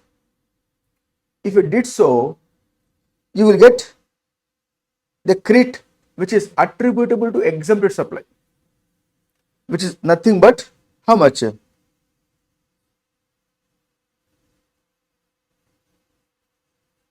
Yes, 2 lakh rupees, sir. Yes, 2 lakh rupees. So, 2 lakh rupees is our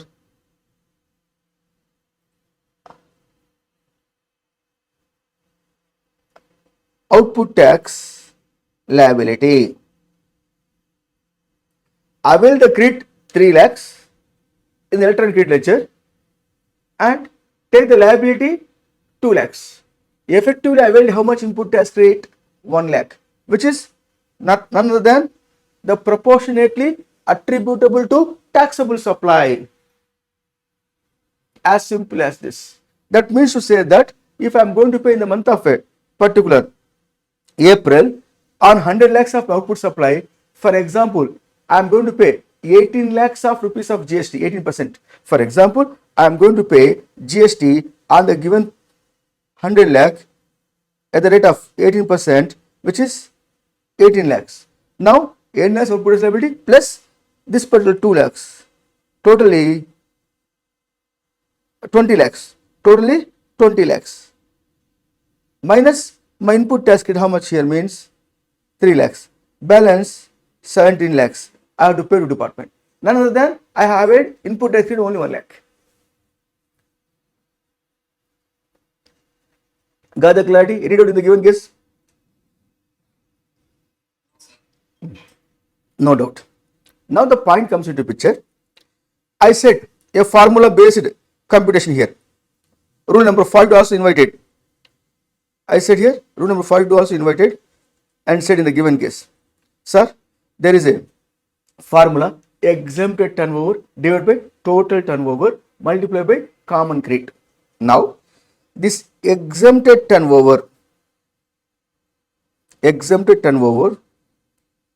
which is numerator in our formula, got some amendments in recent past, and we do have a separate way of understanding of exempted supply. Exempted supply, what you understand generally is whole good, but in the context of the rule number 42, for bifurcating the common credit on input services, or for the sake of discussion, capital goods also, common credit on capital goods, exempted turnover numerator has its own application, which is as follows.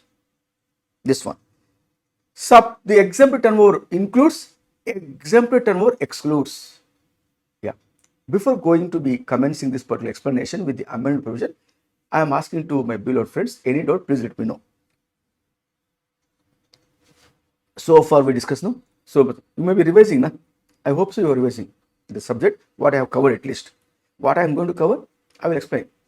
Whatever so far I referred from the day one of our lecture, there is any doubt, if you have, let me know, otherwise we will proceed further. Any doubt?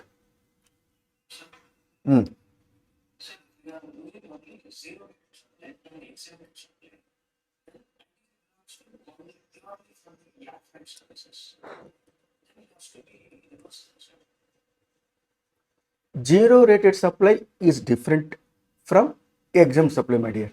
Is clear? Now, taxable turnover includes zero rated supply. Zero rated supply is taxable supply. Rate of GST 0% is also the rate of tax. Numerics start from 0, not from 1. Coming to exempted supply, nil rate of GST. By notification, specified nil rate. having these differences, and please ask me now. Doubt. Further, please ask.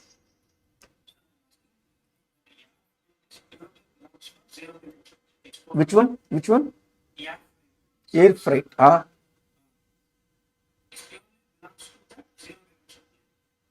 who said air freight? Which air freight you're talking here? Air freight of, huh? Huh? Okay. No, no, no. I didn't at all catch your point, Raja. I'm not able to place. Export of goods, you said. Very good. Export of goods, you are taking air freight. Oh, okay. Air freight is exempt, you're telling me. Uh, paying the GST, not ITC. Paying GST for air freight, for export of goods. Ah, okay. Also, we are handling some exempt supply. Exempt supply you are handling. Okay. But the services purely used for the purpose of export only. Now, in that scenario, we have to propose with the ITC terms to exempt and 0 Okay. I got it. I got it. Good question asked. See, catching only difficult fun because some questions, question understandability is difficult. For me, I face difficulty understanding the question, but powerful question has been asked. Very good question you asked, my dear. Simple, amma. See, we have concept. If supply, which is outward, supply outward, is exempted, zero rated. Now, this exempt supply, DTA, domestic tariff area clearances, or export clearances. DTA clearances, then ITC not allowed. Why not allowed? You are using for exempted supplies. That to clear to DTA. ITC and inward supplies not allowed. But same exempted goods produce, but you exported. If you exported, it will take the mode of zero rate supply.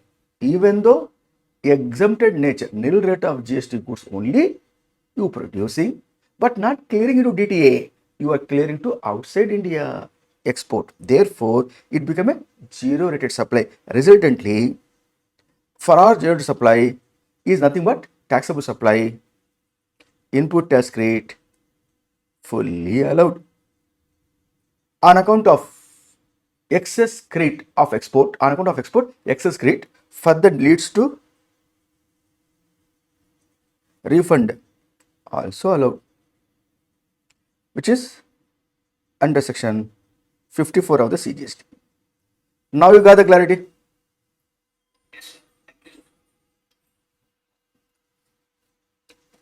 Sorry, this point, very valid point.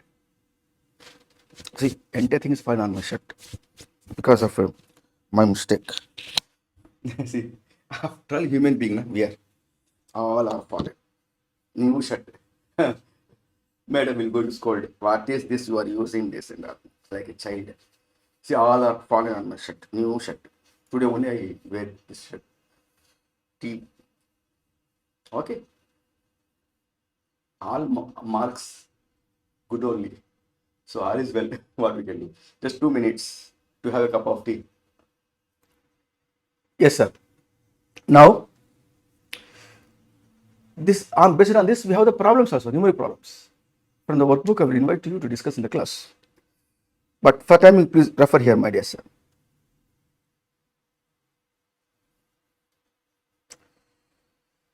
Exempted supply for the formula. Rule number 42 or 43. Exempted turnover divided by total turnover multiplied by net input tax rate. When apply the formula for this proportionate reversal of common credit, numerator exempted turnover has specific approach only for formula purpose is as follows. Supply includes the exempted supply, which includes what are they? 1. Outward supplies on which recipient is liable to pay tax and RCM. My supplies, recipient liable to pay tax. Supplier not liable to pay tax. In that case, for supplier, that supply exempted supply. Even though on my supply, recipient going to pay the tax, since it is not levy the tax in my hands, which is called as exempted supply for supplier. Transactions in securities, very powerful point it is. Transaction in securities, oh great point. Value of supply shall be taken as 1% of the sale value of such securities. Transaction, this point has been asked in the exam of November 23. This is a question has been appeared in the November 23 exam, last exam. But anyhow, transactions in securities, value of supply shall be taken as 1% of the sale value of such securities. Sir, you can say securities neither goods nor services, neither goods nor services, outside the scope of the GST law. Absolutely agree with you. Again, I am telling you, this is the understanding with regard to exempted supply only to bifurcate common credit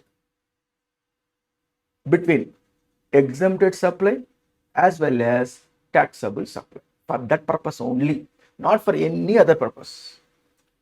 If tomorrow, if anybody asks, sir, exempted supply, which includes 1% of the sale value of the securities, no, which is not exempted, which is not a supply at all.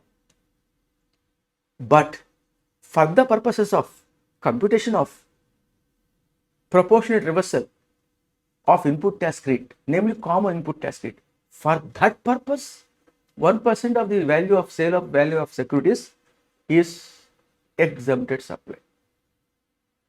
Further, sale of land, sir, land immovable, I agree. Sale of building, immovable, which is Schedule 3 transaction, agree, know that. Supply excludes it is. In spite of that, if there is a sale of land, sale of building, existing building, land and building, in that case, the value of such land and building shown for the purpose of stamp duty purpose is the value of exempted supply. I will give you an example here. Mrs. X Limited sold land for rupees, sold land, stamp duty paid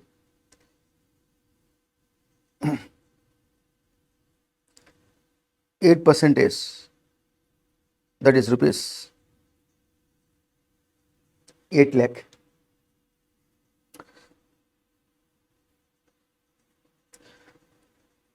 Market value of land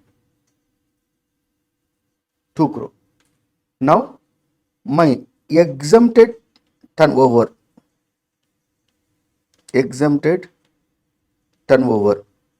as per rule number 42 purpose or rule number 43.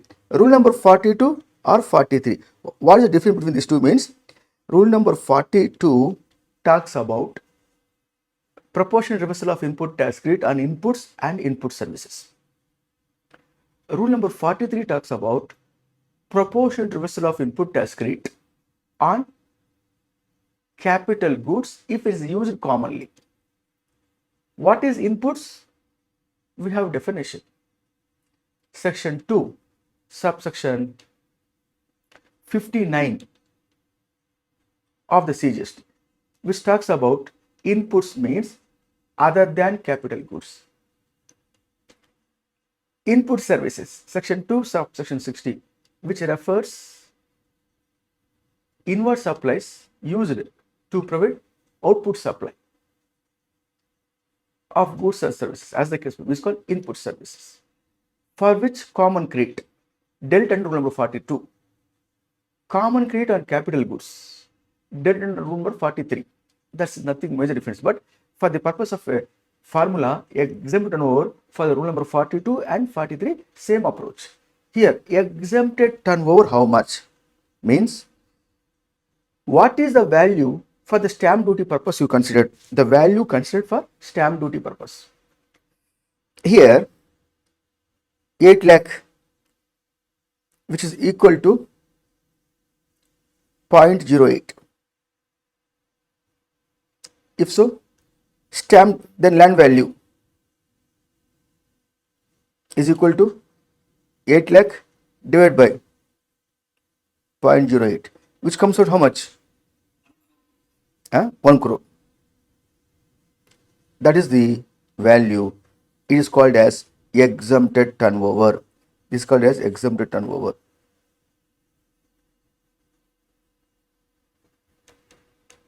As simple as this. Questions are there in the examination. Accordingly, we will be able to work out as per our availability of the time. Further referring here,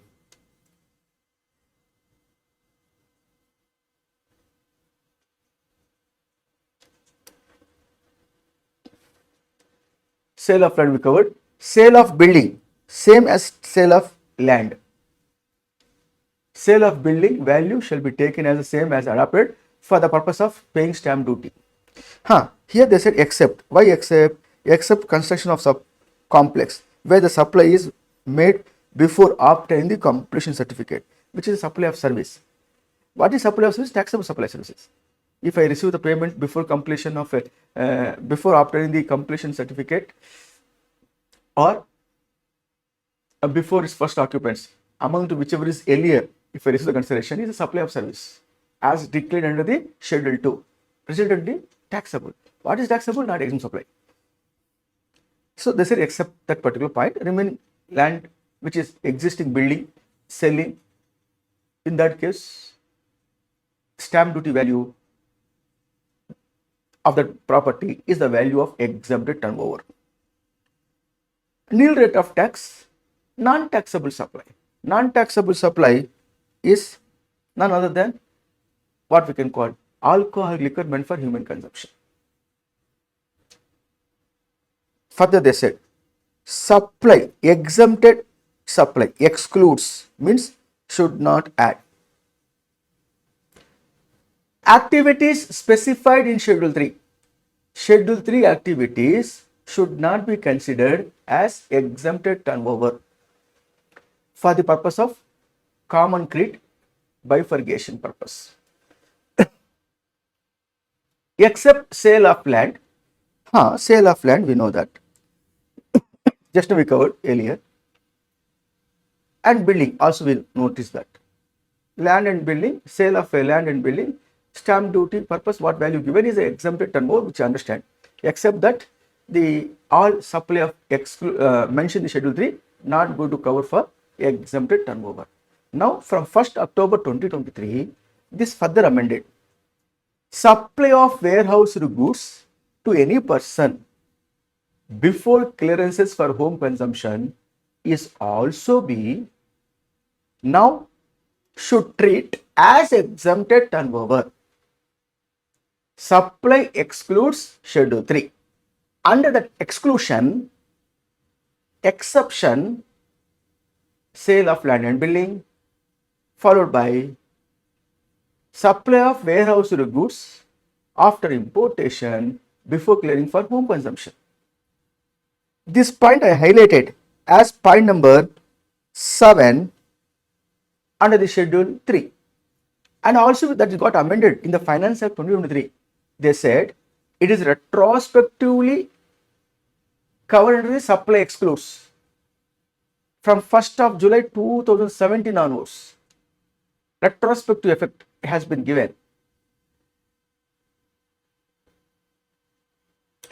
What is this? Is already aware of that. If I import the goods as importer, my name is Mr. C of Chennai. I import the goods from Thailand. Goods came to Chennai port. I requested the Department of Customs. By following the warehousing procedure, the goods has been warehoused. Now the goods are under the warehouse. Have I cleared that goods for home consumption? No. Have I paid the duty of import thereon? No. Reason? By warehousing, I have facility to defer import of goods duty. I can defer the import duty into future period. At a later date, when I'm going to clear the goods from the warehouse, that time only I'm going to pay custom duties. Now, these goods are in the warehouse, not cleared for home consumption. Who imported? Mr. C. After that, Mr. C sold those goods to E of Ernakulam, Kerala. C of Chennai supply of these goods to E of Ernakulam supply excludes,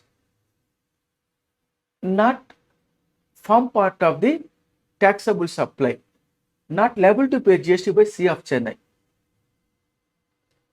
If so, such a sale, if any, is there for a tax period for Mr. C. Yes, sir, is there, sir. One sale of this I made to E of Ernakulam, but is not a supply, sir. Supply excluded. From 1st October 2023, such a transaction, hey, Mr. C, for you, it is included in the exempted turnover. Sir, it is not a supply at all, no, sir. With retrospective effect, everything is okay. Everything is okay. Indirect taxes, understand? Everything is okay. When you come to common credit on input services, capital goods, to bifurcate between taxable and exempt supply, for that purpose, this sale, this supply to E of Ernakulam is stated as exempted turnover in the formula numerator in the hands of Mr. C. Got the clarity? Yes. Further, interest earned on deposit, loans and advances. Supply excludes. Exempted supply excludes interest earned on deposit, loans and advances, which is a money transaction. Fine. But if the person who is bifurcating the common credit towards taxable as well as exempted supply is itself a banking company, itself an NBFC. For them, interest earned on loans and deposits main source of income, which is treated as exempted turnover. Sir, my name is MRF Limited. I have deposited in the bank. Investments are there, sir. Fixed deposit 5 crores. Interest came, sir, 80 lakhs. That interest 80 lakhs, not a exempted turnover for MRF Limited. If the State Bank of India, they lend the loan, short-term loan, long-term loan and all, earning the income in the name of interest, that is exempted turnover for State Bank of India. For the purpose of formula, exempted turnover divided by total turnover multiplied by input tax credit, namely common credit. For that, for banking company, it is exempted turnover. It includes. Further, supply of services by way of transportation of goods by a vessel from the custom station of clearances in India to a place outside India. Now it is not required. This is nowhere exempted. This exemption has been withdrawn. I am striking out lawmaker not strike it. If lawmaker said, it is what they say is, if I export the goods in a vessel from Indian custom station to a place outside India, earlier it was exempted. That exemption has been withdrawn long back. Thereby, this is no longer exempted, is a taxable. This is a taxable nature. Taxable turnover, why we refer here? We are referring only exempted turnover, which includes in exempted turnover, which is excluded from the exempt turnover. If taxable turnover, we should not bring here at all. Like no, here we understood no. Sale of building, land and building, sale of building, except construction of a complex where the supply is made up before obtaining completion certificate is a taxable supply of services, which is not included in the exempt supply at all. We should not discuss include or exclude because taxable nature. Further, excise duty, if any, sales tax, if any, is there in the given transactions. There may be excise duty on manufacturing of alcoholic liquor, state excise duty, on account of sale, VAT attracts, not the GST, alcohol liquor meant for human consumption. So in such cases, if that particular duties and taxes are there, this one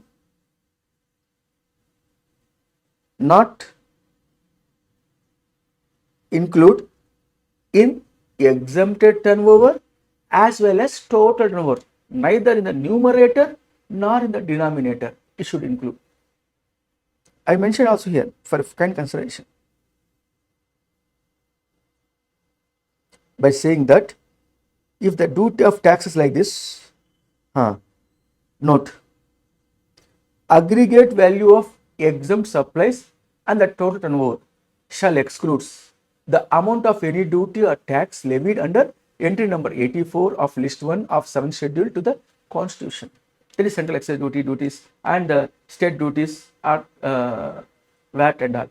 If anything is there, neither included in the exempt turnover of a numerator nor aggregate turnover of a denominator.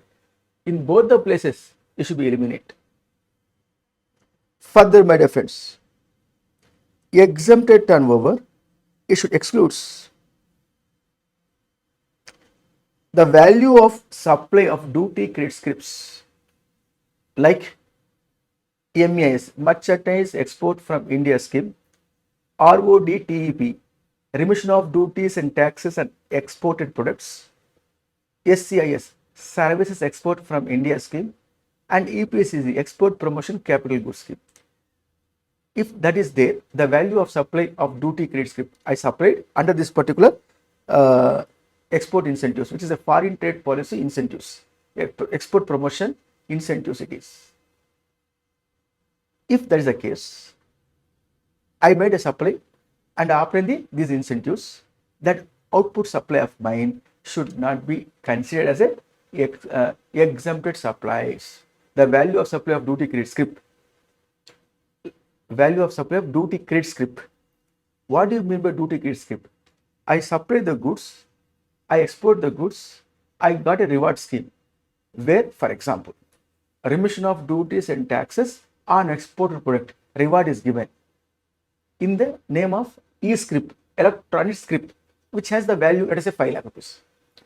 I am the owner of duty credit script. What rupees? 5 lakhs under the scheme of remission of duties on exported, remission of duties and taxes on exported products, e-script. I got 5 lakh rupees. I can use that script to adjust my duties when I am going to import the goods, where I am liable to pay import duties. This duty credit script will be adjusted for rupees 5 lakhs.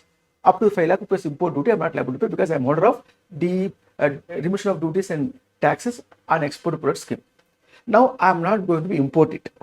I am not going to be near future. I am going to import. I am not going to import, but it has validity. Remission of duties and taxes on exported product license e-script allotted to me for 5 lakh. It has validity. Let us say 24 months time period is there. How much amount? 24 months time period is granted to me. Very good. within 24 months, I should utilize this. If I'm not going to import anything, I am not interested to utilize this, then what I can do with the e-script, which I can be transferred to somebody else, is a highly negotiable instrument, transferable, which is called goods, remission of duties and taxes on exported product duty credit script, which I have 5 lakhs because I obtained this on account of my exports. Government given the reward to me. So I'm a holder of 5 lakh rupees, which I can able to sell to somebody else. I sold to somebody else at 4,50,000. The buyer of the script, how get benefit? Buyer of the script will get benefit if he is going to import the goods where the import duty up to 5 lakhs of the duty credit script, he can adjust. He paid to the seller only 4,50,000, but he is saving the tax on account of import 5 lakhs. So 50,000 is a margin to the buyer. But on account of seller, when he sell the duty credit script, always he will sell at a loss only because the buyer won't buy at par value. Premium does not arise. My script value 5 lakhs, but I sold for 4,50,000. Otherwise, buyer won't buy. Such a sale, if I made, attract GST, supply of goods, attract the GST. IGST attract means what? It's a taxable nature, na? It's a taxable nature. Question of this sale of duty credit script cannot be called exempt supply. But highlighting here, where this particular notification says that the value of duty credit scripts supplies, that value of duty credit scripts should not be treated as exempted turnover. In fact, on account of sale of duty credit scripts will attract GST as a treated supply of goods. Further, so we came to know that in the given case, exempted turnover, which excludes for our formula purpose, where we have the formula here itself there is a formula, page number 208 in the given case for this formula. In the numerator, what it includes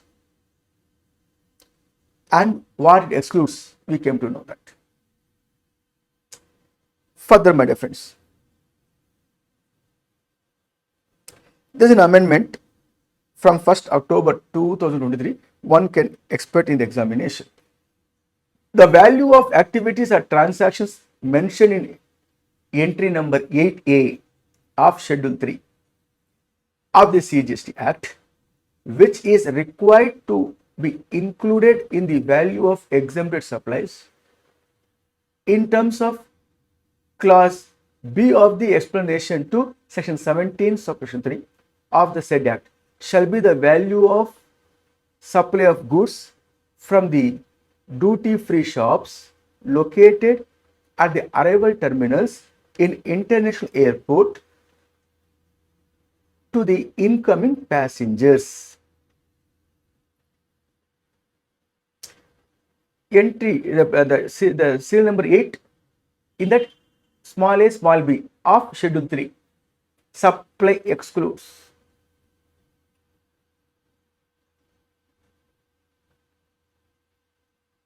Supply excludes.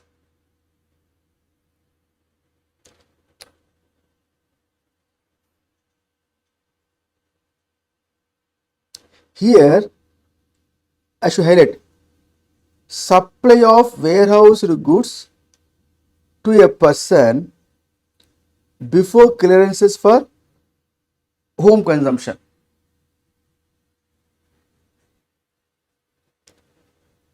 It is Schedule 3, not point number 7 transaction. It is point number 8 transaction.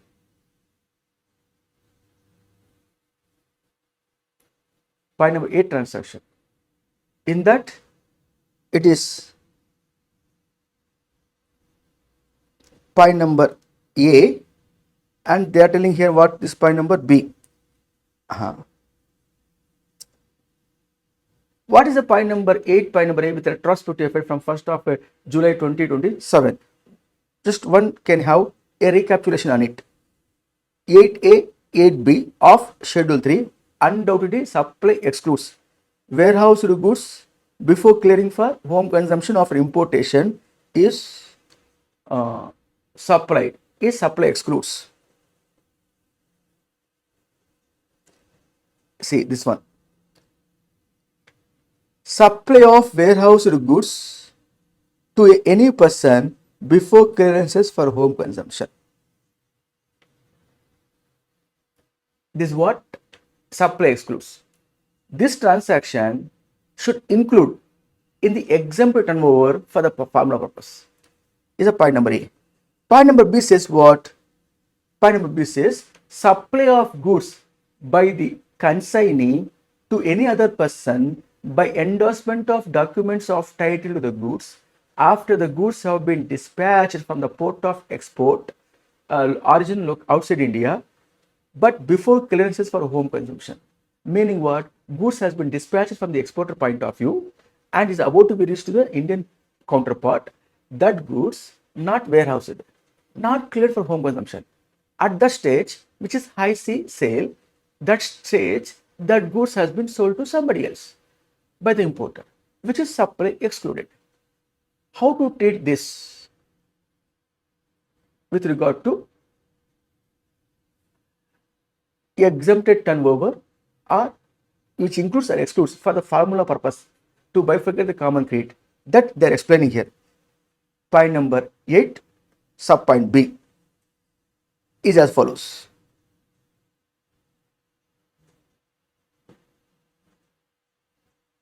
From 1st October 2023, it says here, the value of activities at transaction mentioned entry number 8A, Schedule 3 of the CGST Act, which require to be included in the value of exempt supply in terms of class B. Very good. And furthermore, they're telling only point number 8A, point number 8A, this point only they're telling, this point only they're highlighting. Schedule 3, point number 8 only highlighting down.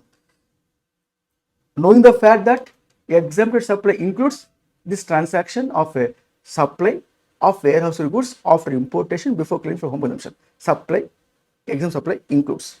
Further, they said exempt supply includes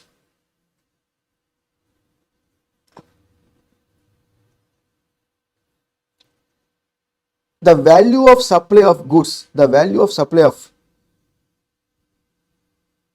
goods from the duty-free shops located at the arrival terminal in international airport to the incoming passengers.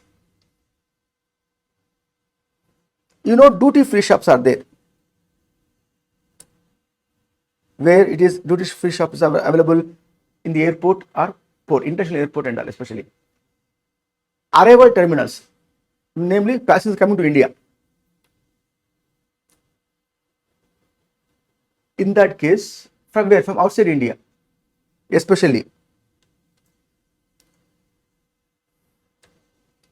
Because very clearly they said international airport, where the incoming passengers to India, if they want to buy some new MacBook or there is something other very good Apple Watch, for example, or very good wearing apparel, they want to buy from the duty free shops to that incoming passengers. If they sold these goods, is also be treated as supply of goods by the importer when the goods are warehoused before clearing for home consumption. It is as equal as Schedule 3, point number 8A, sub point A. What is this, sir? Understandable, not understand, sir. Here one concept is that when the goods are imported by the importer,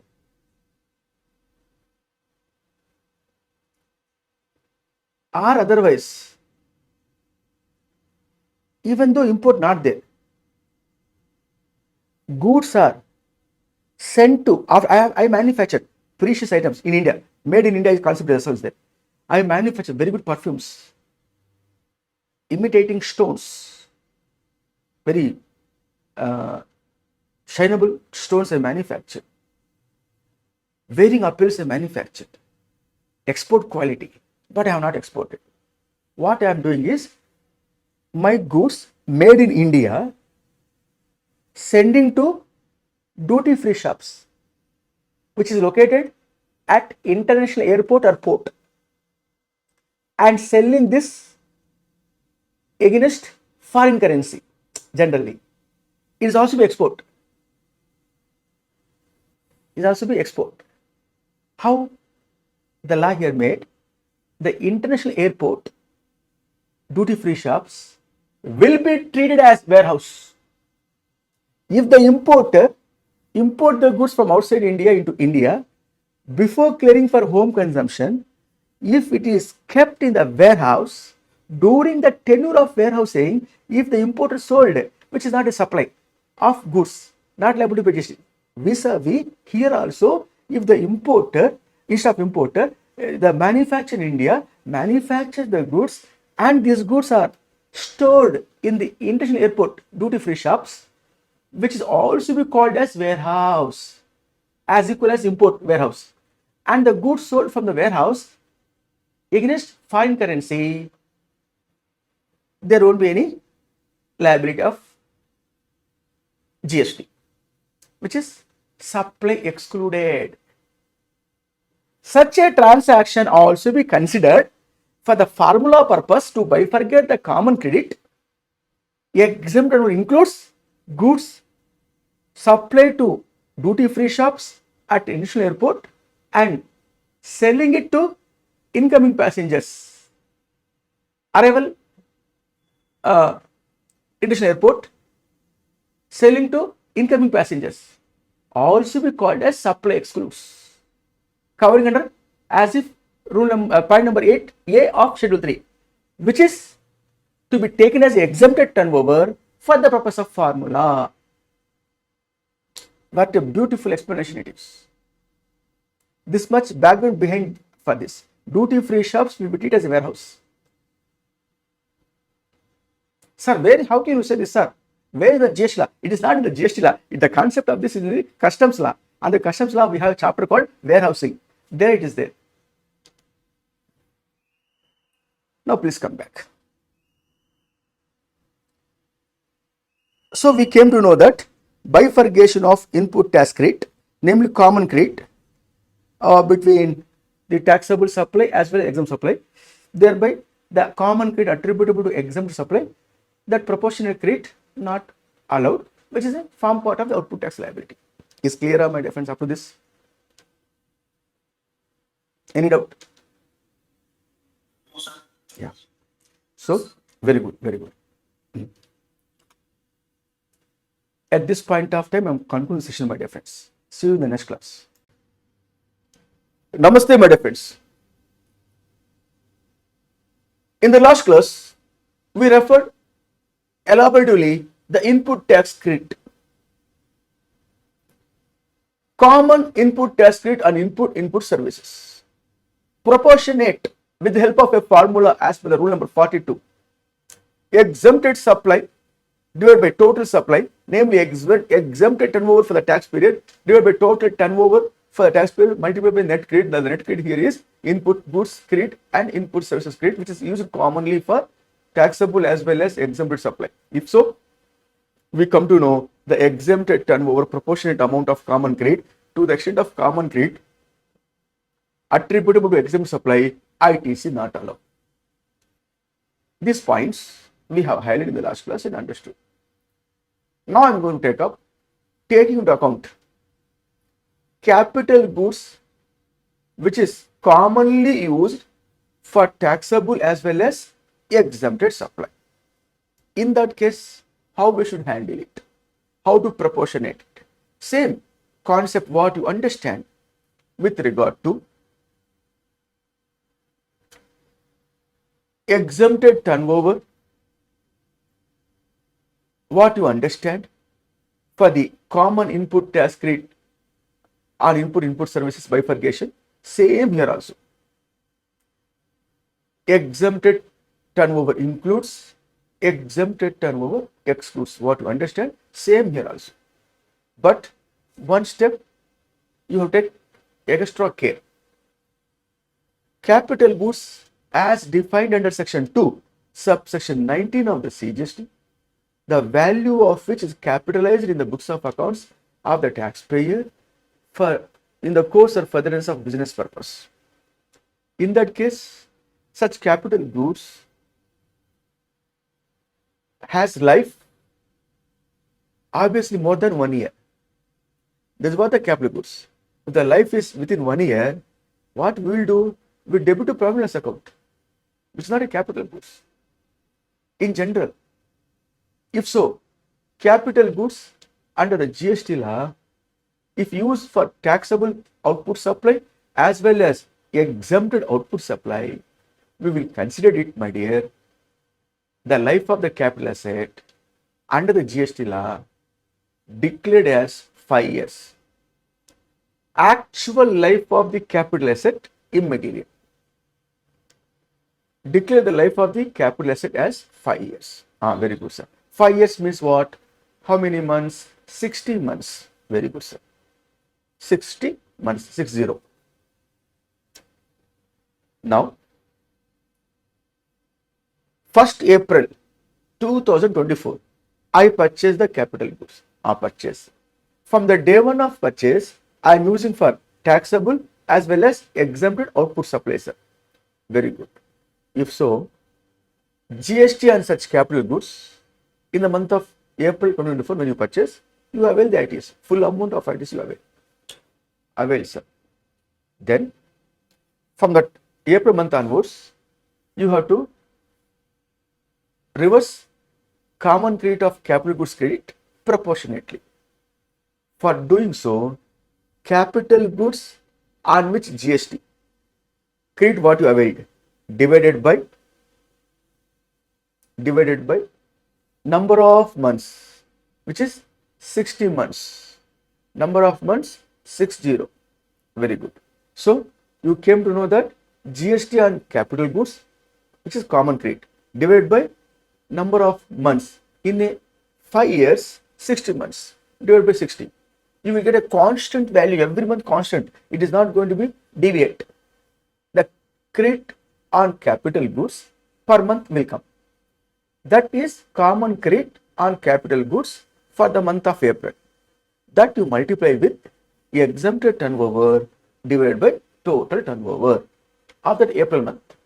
The proportionate credit on such capital goods attributable to exempted turnover will be able to identify. That is your input tax credit on capital goods commonly used attributable to exempted supply. That credit not allowed. That proportion credit for that month not allowed. Like that every month, May month, June month, over a period of 60 months, you have to do it. Is the case where when you procure the capital goods, started to use from the day one of your purchases for common credit purpose, commonly taxable as well as exempt supply if you use, you bifurcate like this. So far, so good. Coming to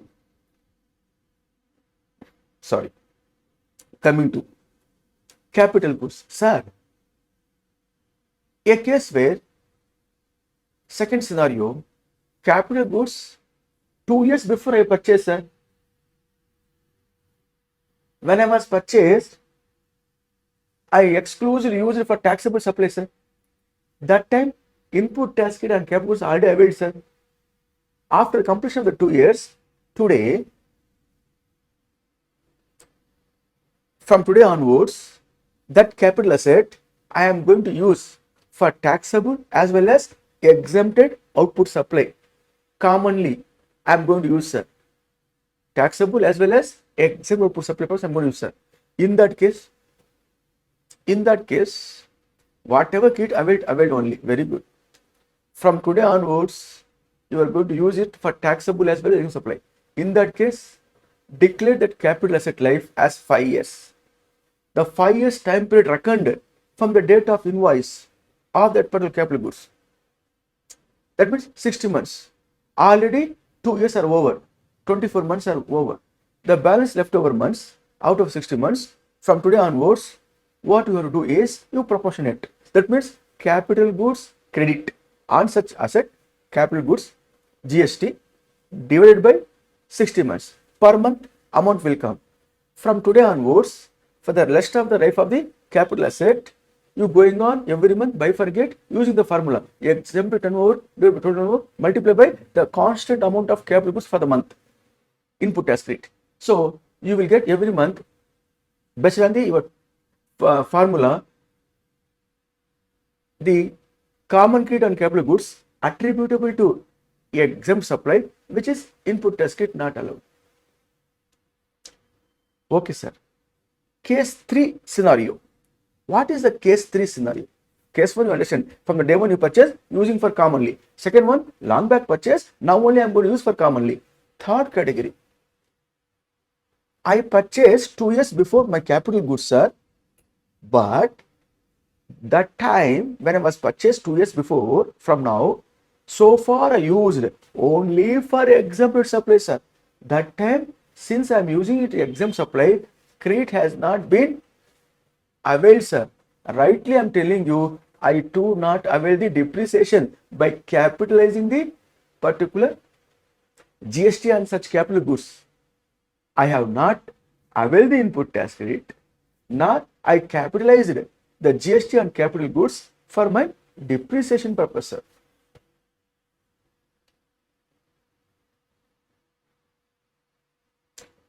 That means to say that one way or the other I can say that I have not violated the condition of section 16 subsection 4, sir.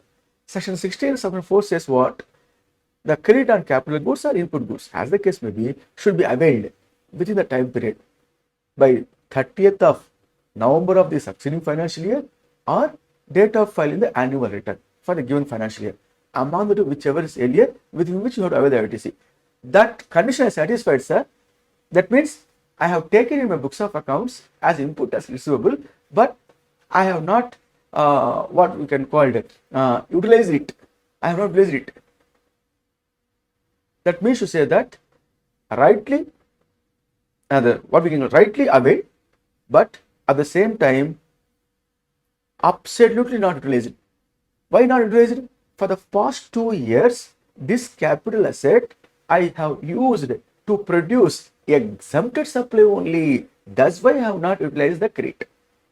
Now, that capital asset I am going to be used for taxable output supplies as well as exempted output supplies. If so, can I avail the input tax credit today on such particular capital asset which I was purchased 2 years before? Yes, you can avail the credit. You can avail the credit. Sir, if I want to avail the credit, enter credit allowed? No. Reason? For the past 2 years, this asset I have used exclusively for what purpose? Exclusively I used this particular capital asset exempted supplies. Therefore, for the past 2 years, proportionate credit not allowed. Which proportionate here means 5% per quarter. Part of the quarter also be full quarter from the date of invoice till the date the asset is going to use for taxable as well as exempted output supply. In that case, 5% per quarter means how many quarters for the past 2 years? Each year 4 quarters. Therefore, 2 years, 8 quarters. 8 quarters multiplied by 5%, which is straight line method, which is 40%. 40% of the input tax credit on such capital goods not at all allowed. Very good. Remove it. The balance credit allowed. Very good, sir. Now, to identify per month credit on the capital goods for proportion reversal towards exempted and taxable output supply, you have to take entire credit of capital goods. Entire credit of the capital goods, that means entire GST on the capital goods divided by 60 months. 1 month proportionate credit will come. That 1 month proportionate credit for that month multiplied with the exempted turnover divided by total turnover. Whatever proportionate attributable to exempt supply is our output tax liability. Sir, like understandably not understand, sir. No problem. Intentionally, I have presented this. First, the theoretical part. Now I am going to bring, interestingly, a particular RTP problem in this regard to make you understand and blow the things on this, which I am bringing to your notice now is as follows, my dear friends. A numeric problem I am going to bring here. Yes.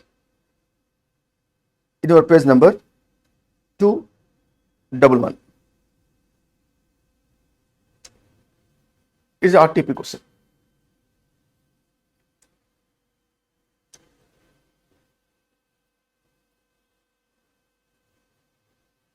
Roy Industries is a manufacturing company registered at GST. It manufactures two taxable products, X and Y, and one exempt product, Z. The turnover of X, Y, and Z in the month of April was 2 lakhs. 1 lakh, sorry to say, 2 lakhs, 10 lakhs, and 12 lakhs. Roy Industries is in possession of certain machines and purchases more of them. Useful life of all the machines is considered as 5 years. From the following particulars furnished by it, compute the amount to be credited to the electronic credit ledger of Roy Industries and amount of common credit attributable towards exempted supplies, if any, for the month of April. GST paid on the following machines.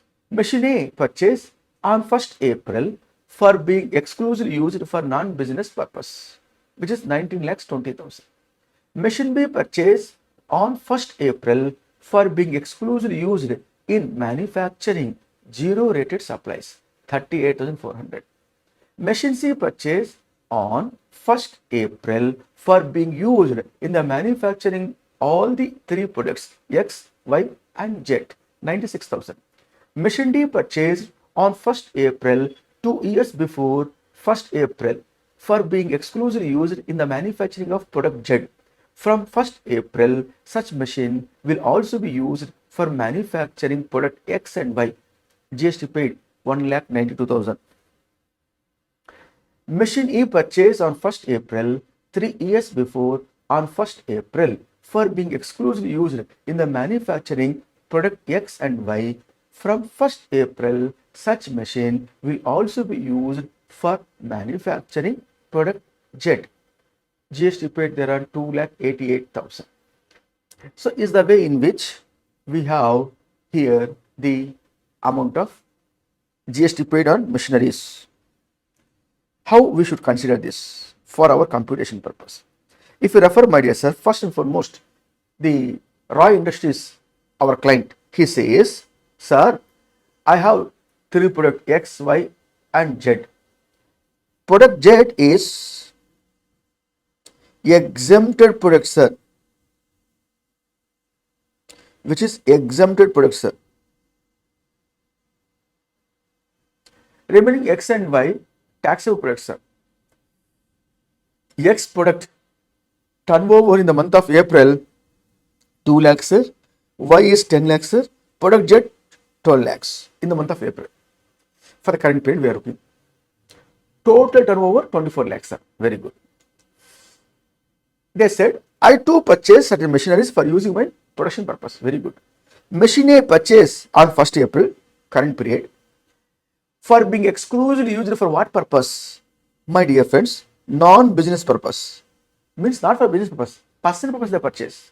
You tell me, my dear friends, credit allowed on such machine A, credit allowed? Credit is allowed? By common, you are a semi-qualified, my dear. You can say on the face of it, no, credit not allowed. Is clear, perfect. Rightly you said. Here I can say that ITC not allowed. Fully not allowed. Not allowed enough, not allowed. Single rupee not allowed. That's all. Not allowed, ITC. Very good. Machine B purchased on 1st April for being exclusively used in manufacturing of zero rated supply. Dear sir, zero rated supply means what? Taxable supply includes taxable supply includes what? Zero rated supply. Therefore, I can say that for the given case, ITC allowed, fully allowed. Then machine C purchased on 1st April for being used in the manufacturing all the three product X, Y, Z. So the day when they purchase the machine, they are using it for their, what we can call it, taxable as well as exempt output supply. Therefore, I can declare to say that first and foremost here ITC allowed. Further, I will say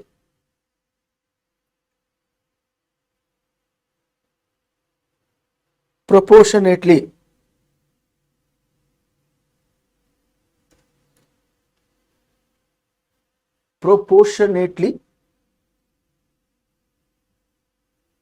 reverse ITC. ITC first allowed fully. Thereafter, proportionate reversal means what? Declared the life of this asset. Declared the life of this asset as 5 years, which is 60 months. Very good, sir. In that case, 96,000 divided by life of the asset, 60 months. From today, April month they purchase, over a period of 60 months. How much comes here? Quickly, fast, tell me, my dear friends. For the month of April, 1,600. Very good. Now, taking this 1,600, multiply with your April month exempted turnover, product Z, which is 12,000. That means 16,000 divided by 12 lakh divided by total turnover 24 lakhs, which is 24 lakhs. Then how much comes here? This 800 ITC is not allowed for the given April month. If you go to May month, 1,600 will be constant amount, multiply by May month exempted turnover divided by total turnover of the May month. Like that, June month, amount 1,600 is constant. That June month exempted turnover versus taxable turnover, in that ratio you bifurcate, which is the credit attributable to exempt supply will be credit not allowed, output tax liability is reverse. That means 1,008, this 800 rupees in the month of April, ITC not allowed. ITC not allowed. Otherwise, the ITC attributable to exempted turnover is 800 on machine A. On machine A, ITC allowed how much in the month of April? 96,000.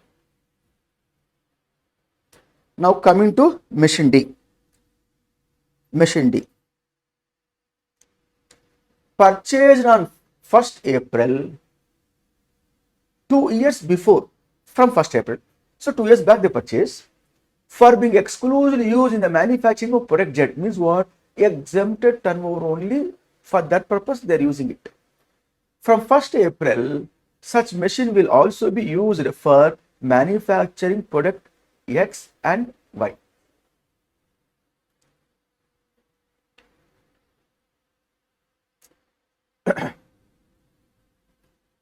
What do you mean this? How to understand this? 1,92,000 is the credit. 2 years before purchase, you tell me, my dear friends, 1,92,000 GST credit, am I eligible to avail 2 years before? When I was purchased this machine D, exclusively used for exempt supply. Allowed? Possible? When I use for taxable supply only eligible. Exempt supply if I use, credit not allowed. Why not credit allowed? Because there is no cascading effect of tax. If there is no cascading effect of tax, input tax is not allowed. Input tax credit is allowed to eliminate cascading effect of tax. If there is no input tax, there is no cascading effect of tax itself, where is the question of elimination of what? Nothing. Therefore, ITC was not allowed. That time not allowed. Now, Rai Industries says, Mr. Auditor, I am using this machine from today onwards. Taxable as well as exempt supply. Can I avail now the input tax rate? The law says yes. Here, this one, ITC allowed in the current period, April month. But ITC says, hey Mr. Rai Industries, for the past 2 years, you used this machine for what purpose? Exempted turnover only, sir. That proportionate credit fully not allowed. Then how to compute it, sir? Simple, man. 5% per quarter. Part of the quarter is a full quarter. How many quarters for the past 2 years? 8 quarters. Multiply by 5%. Namely how much? 40%. 40% straight line basis method on your 1,90,000 credit not allowed. That means from here I can say that 40%. How you got? 5% per quarter. Multiply by 8 quarters. Because for the past 2 years, I use exempt supply purpose, which is each year 4 quarters. For 2 quarters, 8 quarters. 8 quarters into 5%, 40%. Straight line reduction. How much comes? 40%. 76,800, which is for the past 2 years, credit is ITC not allowed. Now, from today onwards, this machine further going to use for exempted as well as taxable supply. Machine life 5 years, my dear. 2 years already over. Balance 3 years left over. So, therefore, for the 3 years leftover period of life of the asset, you proportionally reverse the credit attributable to common credit attributable to exempt supply. Meaning what here? Now come back here. Now you have 1,92,000 total GST paid divided by life of the asset 60 months. 2 years already over. Now for the 3 years left over. So for which constant amount, how much comes? 1,92,000 divided by 60 months. 1,92,000 divided by 60 months. Huh? 3,200 is a constant figure from now onwards for a period of 3 years to proportion reversal. Now I know 3,200 April month proportion amount attributable exempt supply. How much? Exempt supply, which is 12 lakhs divided by total 24 lakhs. How much comes? 1,600 ITC proportionately attributable to exempt supply. Therefore, this ITC dash allowed or not allowed? This ITC allowed or not allowed? Not allowed. ITC not allowed. Not allowed. Very good. So far, so good. You have it computed. So, proportionate amount of credit attributable to exempt supply here. 1. Proportionate credit on capital goods attributable to exempt supply. Here, point number 2. 2 points. Further, machine E purchased on 1st April, 3 years before 1st April, for being exclusively used in the manufacturing product X and Y. From 1st April, such machine will also be used for manufacturing product Z. So how we should be able to handle this? Machine you purchased 3 years before from now. GST paid there on 2,88,000. That time ITC availed, no already? Availed, sir, because I use for taxable goods only. So now again availing of credit of 2,88,000 does not arise. Very good, sir. From today onwards, you are going to use this asset for taxable as well as exempt output supply. Yes, sir. In that case, here, ITC not allowed. Now, proportion reversal 2,88,000 divided by 60 months. Already 3 years are over. Left out 2 months are there. 3 years are over. Out of 5 years, left over 2 years are there. For 2 years from now, I have to proportionally reverse the credit. common credit, for which per month constant figure, that is not going to change. How much comes here? 4,800. Then 4,800 for the month of April, divided by, multiply by exempted turnover, 12 lakh divided by 24 lakh. How much comes? 2,400. This is also be ITC not allowed in the month of April. What is this is called? Proportionate reversal of input tax rate attributable to exempted turnover. So the point number 3. When the problem asking us, what is the problem asking us here? RTP problem. It says compute the amount to be credited to the electronic credit ledger in the month of April, current period. In the month of April, current period, what is the amount credited to electronic credit ledger? Here, point number A. How much? 38,400 fully allowed. Then, point number B. 90 is fully allowed. Then, machine D, be careful. 1,92,000 ITC allowed, I said. ITC allowed, I said. Point number C. ITC fully allowed. Of course, 76,800 for the past 2 years use exempted supply purpose. ITC not allowed, which is our output tax liability. What the problem asking? What is the credit in the electronic credit ledger in the month of April? A, B, and C. How much comes together? A, B, C. 3,26,400 is one answer. Then they said here, thereafter, and amount of common credit attributable to exempt supply, if any, for the month of April. Exempted supply, common credit attributable to exempted supply. How much? Capital goods credit, commonly used for taxable as well as exempt supply. If so, in the month of April, what is the credit attributable to exempt supply? Here I mentioned point number 1, point number 2, point number 3. How much comes? 800, 4,800 is the way in which you have to identify the solution. So we got 3,26,400 plus 4,800. This is the point which I have highlighted. Not asked in the exam, in the RTP question, what is that proportionate amount? They are not asked. If they ask, I will find and say 76,800.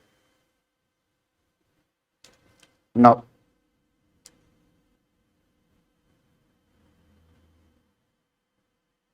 why it is other way around?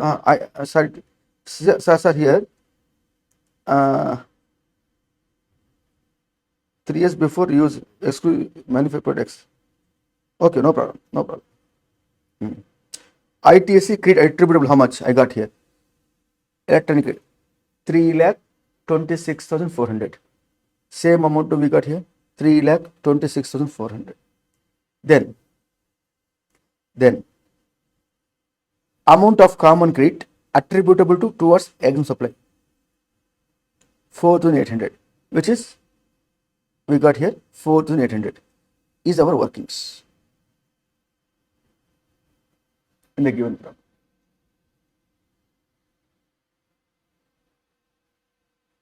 Got the clarity, my difference? If such a problem comes in the examination, are you able to handle it? Able to answer it? Yes, tell me. Any doubts? Any doubt? Only thing is, I should not violate the conditions of section 16 subsection 4. Availment of credit concept is there, that should not be violated. That means on machine here, on machine D, which I use when I was purchased for the past 2 years, exempt supply. Then what I have to do is, when I was purchased, avail the ITC and reverse the ITC. Thereby, now after 2 years, I want to avail the ITC and such machine can be re-avail, which is re-availment of ITC, for which there is no time limit. Therefore, section 16, section 4, we are not going to bother. We are not going to violate. That is required to understand.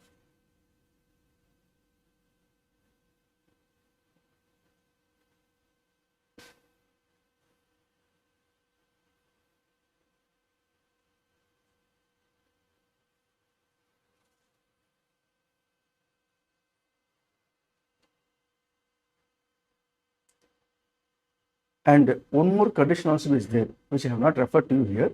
Section 18, subsection 2. A registered person who purchased the capital goods used exclusively for exempted supply. Now his exempt supply became taxable. ITC is allowed. At the same time, the ITC on such capital goods, the invoice should not be older than 1 year from the date of invoice. There is also one of the point is there, my dear friends. These are the combination of the provisions. Here, the examiner drafted this examination question somewhat slightly violating those provisions. That is not clearly given here. The intention of the preparing of this question by the examiner is to bring the notice of yours the proportionate reversal of credit on capital goods. That intention only he has, but he ignored section 18 subsection 2 of the CGST, which says that the GST on capital goods, you want to avail input tax credit now, it should not be older than 1 year from the date of purchase, namely from the date of invoice.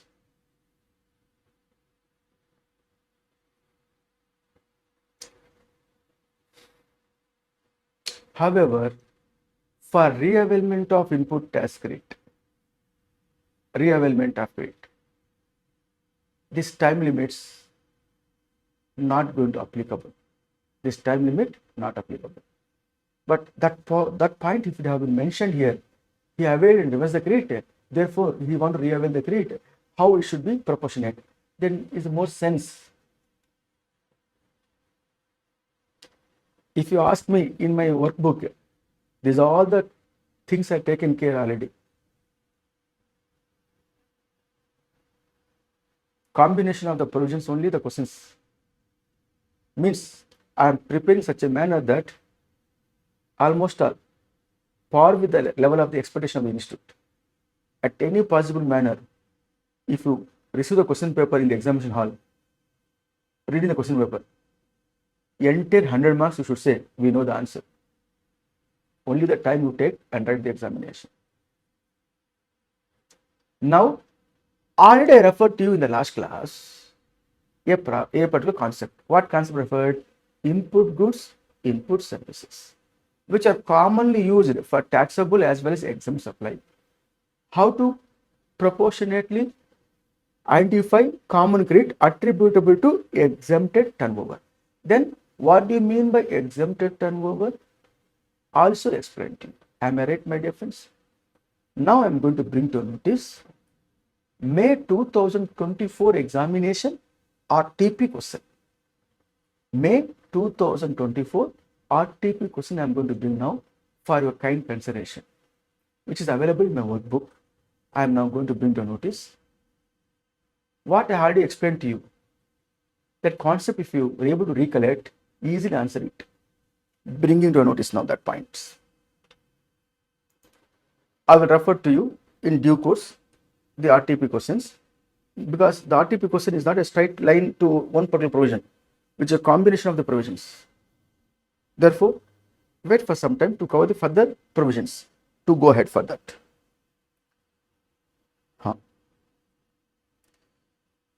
When you talk about banking company or NBFC, when we talk about banking company or NBFC, where we have a concept called as the proportionate reversal of input tax rate.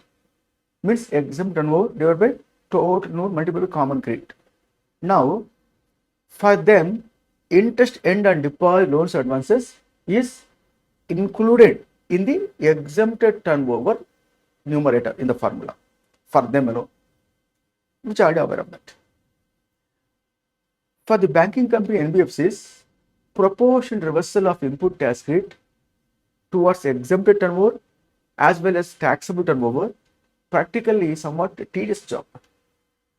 There are so many transactions which are runs in lakhs in a day itself because so many customers. Therefore, the government, upon the recommendation of GST Council, said, "Hey, banking company NBFC, for you, we have a simple method. If you have common credit on inputs, input services, capital goods, all the three together, on such common credit, 50% credit allowed. Balance 50 will lapse, means ITC not allowed. Go with that option. But ensure that if this option you adopted, all over India, all the distinct persons of yours should have to have same option. Karnataka State Bank of India, if adopted option 2 to bifurcate the common credit towards exempted as well as taxable supply, by taking this option, just 50% of the common credit is attributable to exempt supply, it is not allowed, balance it is allowed. What is not allowed is lapse. All over India of the State Bank of India branches, named distinct persons, should have to have the same concept. Here one concept is, suppose MG Road, Bangalore, State Bank of India adopted a concept, 50% of reversal of credit on common input tax credit on input services and capital goods together. That means State Bank of India Mount Road branch Chennai also same option.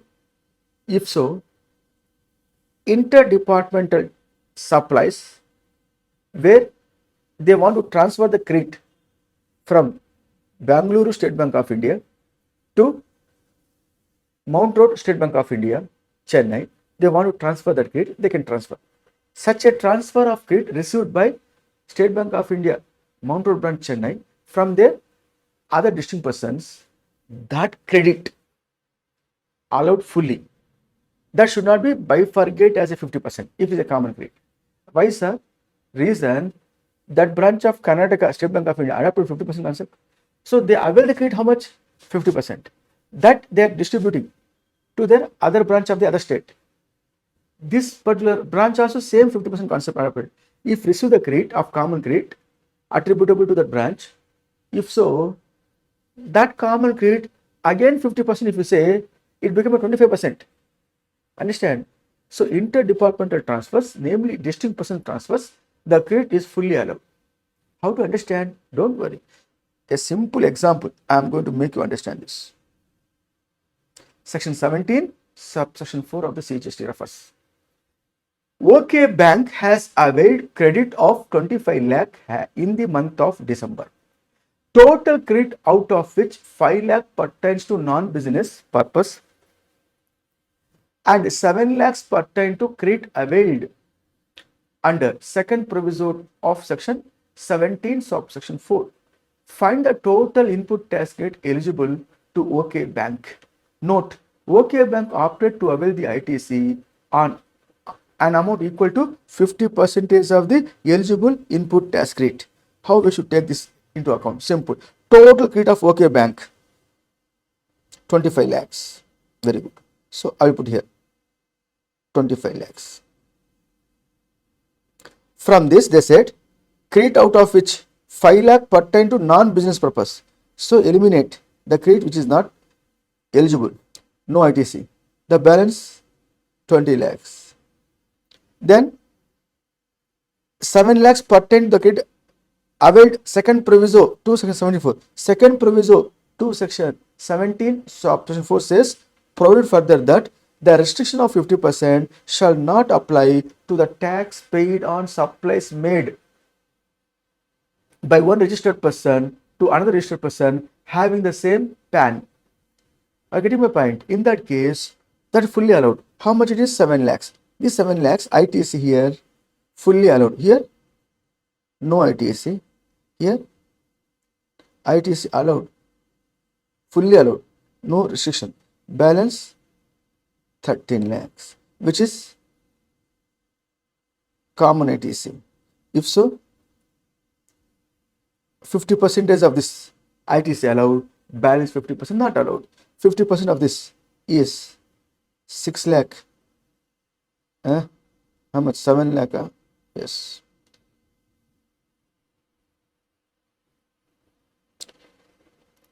How much comes from 50% of this? 6 lakh 50,000. Correct. 6 lakhs 50,000. This ITC is allowed. Balance 50% of this 6 lakhs 50,000 ITC not allowed. Now 6 lakhs 50 ITC allowed plus ITC allowed here 7 lakhs. Totally ITC for the given December month is equal to how much? 13 lakhs 50,000. The 13 lakhs 50,000 ITC is allowed. Further, my dear friends, with this proportionate reversal of input tax credit regarding common credit, proportionate reversal of input tax credit is covered thoroughly. Now I'm going to go with what? The blocked credit concept. Very important concept. Blocked credit. To go for blocked credit concept, section 17, section 5, where we have class A to class I, almost 9 classes we have, which is the elaborate one, an important one. One way or the other, the examiner testing in the examination from the blocked credit. 1 or 2 points from the blocked credit definitely going to appear in the exam. 100% I am assured. Without which question paper difficult to print. That much of important this blocked credit. The credit is not allowed at any circumstances. Even you have used in the course or furtherance of your taxable output supply. So what? Blocked credit for you, man. Don't ask the credit. Act says not allowed as a credit. To know this, we should have to have certain points. What do you mean by inputs? Section 2, sub 59 says that other than the capital goods. Then capital goods, section 219 says the value of which is capitalized in the books of account of the person claiming the input tax credit, and which are used in the are intended to be used in the course or furtherance of business. The value of which is capitalized in the books of accounts of the person claiming the input tax credit, and which are intended to be used in the course or furtherance of business is called capital goods. Input services, section 2, section 60 talks about any service which is used or intended to be used by the supplier in the course or furtherance of business. Any services used in the course or furtherance of business is input services, are intended to be used as the case may be. Motor vehicle, very important to note. Motor vehicle means, as defined in section 276 of the CGST, shall have the same meaning as assigned to in clause 28 of section 2 of the Motor Vehicle Act 1988. Sir, how to understand this? What is the Motor Vehicle Act says about the term motor vehicle? I have sent to all of you November 2023 question paper with the solution. Am I right? Now I'm inviting that particular question paper, one of the question where the motor vehicle, we should have to understand. Motor vehicle means what? As assigned in the Motor Vehicle Act is a motor vehicle. Now I'm bringing the notice. The question paper, November 23, where for one of the question, we need to provide or understand this particular motor vehicle concept.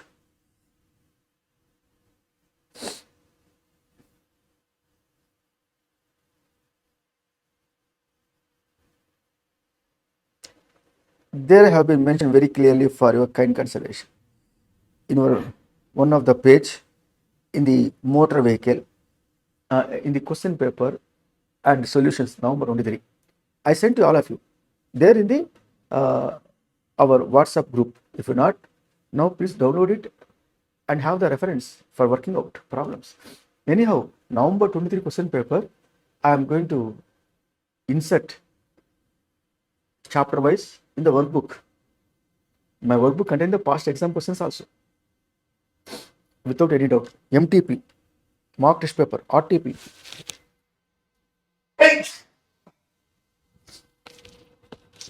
All those things are there. My workbook is for me the complete solution. For those who not opted the workbook, for them, I have sent freely question paper with the solution. May 2020, November 23 question paper, last exam. There, one requirement is there. What is motor vehicle? Means motor vehicle as per the Motor Vehicle Act. Motor Vehicle Act says what? Is as follows. Especially two-wheelers. Fine, leave it. Now I will read here from here. I will read from this particular place. This is what Motor Vehicle Act says about the motor vehicle. As per clause 28 of section 2 of Motor Vehicle Act 1988, motor vehicle or vehicle means any mechanically propelled vehicle adapted for use upon roads, whether the power of propulsion is transmitted thereto from an external or internal source and includes a chassis to which a body has not been attached and a trailer, but does not include a vehicle running upon fixed rails or a vehicle of a special type adapted for use only in a factory or in any other enclosed premises, or a vehicle having less than 4 wheels fitted with engine capacity of not exceeding 25 cubic centimeters, not exceeding 25 cc, means 3-wheelers or 2-wheelers, that which is not motor vehicle. These are not motor vehicle. Vehicle running upon fixed rail within the premises of a factory premises are using, which is not a motor vehicle. Thereafter, less than 25 cc, meaning what? These type of vehicles not required to be registered under the Motor Vehicle Act. If so, that type of vehicles which is not required to register in the Motor Vehicle Act, which is not a motor vehicle, is the meaning of it. If I purchase the Royal Enfield Bullet, more than 25 cc, in that case, that Royal Enfield required to register under the Motor Vehicle Act is a motor vehicle, 2-wheeler.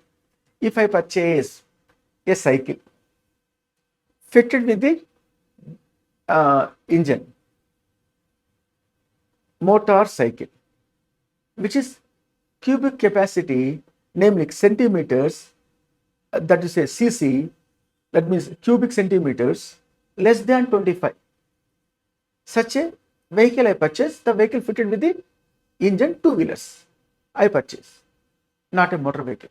Why not a motor vehicle? Such vehicle less than 25 cc not required to register under the Motor Vehicle Act. What is not a motor vehicle is only capital asset.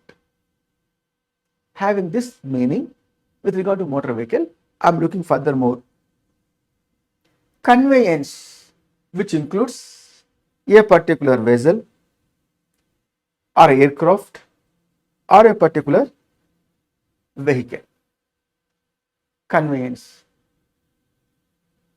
Further, if you ask the total conveyance, means the conveyance includes rail also. But here they said which includes a vessel, an aircraft, a vehicle, only for the purpose of GST in the given case, section 2, subsection 34. We can also be here considered the rail, motor rail, as a conveyance only. Further, works contract, need to know the definition. Section 2, subsection 119, works contract says a contract for building, construction, fabrication, completion, erection, installation, fitting out, improvement, modification, repair, maintenance, renovation, alteration or commissioning of any movable property. Finally, of any immovable property, wherein the transfer of property goods, whether as goods in some other form, is involved in the execution of such contract, is called works contract. Primarily, what is it is whatever the work in relation to an immovable property, which would be erectioning, commissioning, installation, construction, whatnot, is called works contract. But it should be in relation to immovable property. With this, we are going to refer now what is blocked from availing ITC, which GST is blocked from availing ITC. Section 17, subsection 5, clause A, class AA, class AB, class A, class AA, class AB, followed by clause B. In that, further subclauses 1, 2, 3, then clause C, clause D, clause E, clause F, newly inserted from 1st October 2023, clause FA, clause G, clause H, clause I. So many clauses are there. We'll understand now coolly, one by one, with visualization. Means I'm going to bring to notice the diagrammatic presentations to make you understand. Referring you blocked credit concept. Let's take first capital goods, for which what is blocked from availing the input tax credit. Section 17, subsection 5, clause A, which says that motor vehicle for transportation of passengers, it should be a motor vehicle meant for transportation of what? Persons, namely passengers or whatever you call it, having approved seating capacity not more than 13 persons.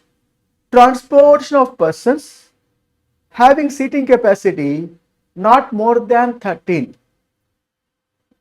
The 13 persons includes driver, is a blocked credit.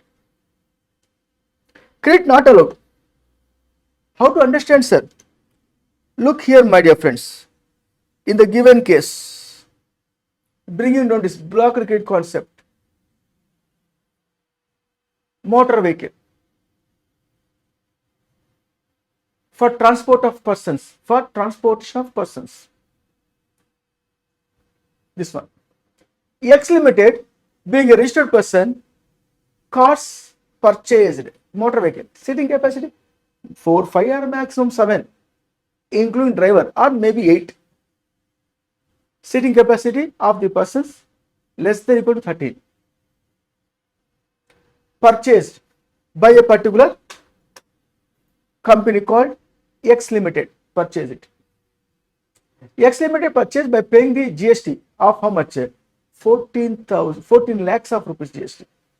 14 lakhs of GST. Are they eligible to avail the input tax credit? These are all using for their business purpose. In the course or furtherance of business, the transportation of the directors, their key executives, their employees, or their prospect to buyers and coming and pick up and drop services, what not. Using in the course or furtherance of business only by extremely purchase it. Are they eligible to claim input tax credit? The law of the land says block credit to X Limited. ITC of this not allowed. 14 lakhs of IGST not allowed ITC.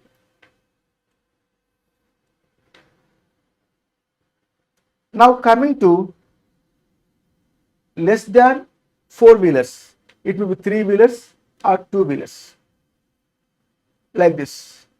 This type of motor vehicle, 2-wheelers, whose cc, cubic centimeters, more than 25 cc, obviously. In that case, required to register a motor vehicle act. Therefore, motor vehicle. As long as motor vehicle, seating capacity, how much persons? Only 2. Person riding and sitting back, that's all. 3 or 4 sitting, as per Indian tradition, is different issue. That is not but you cannot accommodate here in these 2-wheelers more than 13. Possible? Not possible. And as per the registration certificate, it is a 2 persons vehicle only. Therefore, more than 25 cc. Are with GST paid, purchased by X Limited. Are they eligible to have input tax credit? They are telling we are using for in the course or furtherance of business. See, X Limited says I am a courier person. I purchase this motor vehicle to distribute the courier. In the course or furtherance of my taxable output supply of services only, I am using this motor vehicle. So what? Hey, Mr. Courier Vara, for you, this cubic capacity, maybe cubic centimeters, more than 25 cc, more than 25 cc motor vehicle required to register in Motor Vehicle Act, therefore is a motor vehicle, and whose seating capacity does not exceed 13, including driver. Therefore, in that case, this also be block credit not allowed to you. What about this one, sir? 2-wheelers, 2-wheeler less than 4-wheel. This motor vehicle cc less than or equal to 25 cc only. 2-wheeler less than 25 cubic centimeters. Capacity not exceeded 25 cc. This motor vehicle is required to register Motor Vehicle Act. I am asking. As per the Motor Vehicle Act, it is not a motor vehicle. Resultantly, not required to register under the Motor Vehicle Act. What is not as per the Motor Vehicle Act is not a motor vehicle, which is not a blocked credit under Section 17 SOP, Section 5 Class A is not a blocked credit. Resultantly, is a capital goods. Therefore, input tax credit allowed? Yes, well allowed. ITC మీకు ఇస్తారు, తీసుకోవచ్చు, நீங்க வாங்கலாம். ITC நீங்க claim பண்ணிக்கலாம். ITC is allowed here. Then what about a case of this?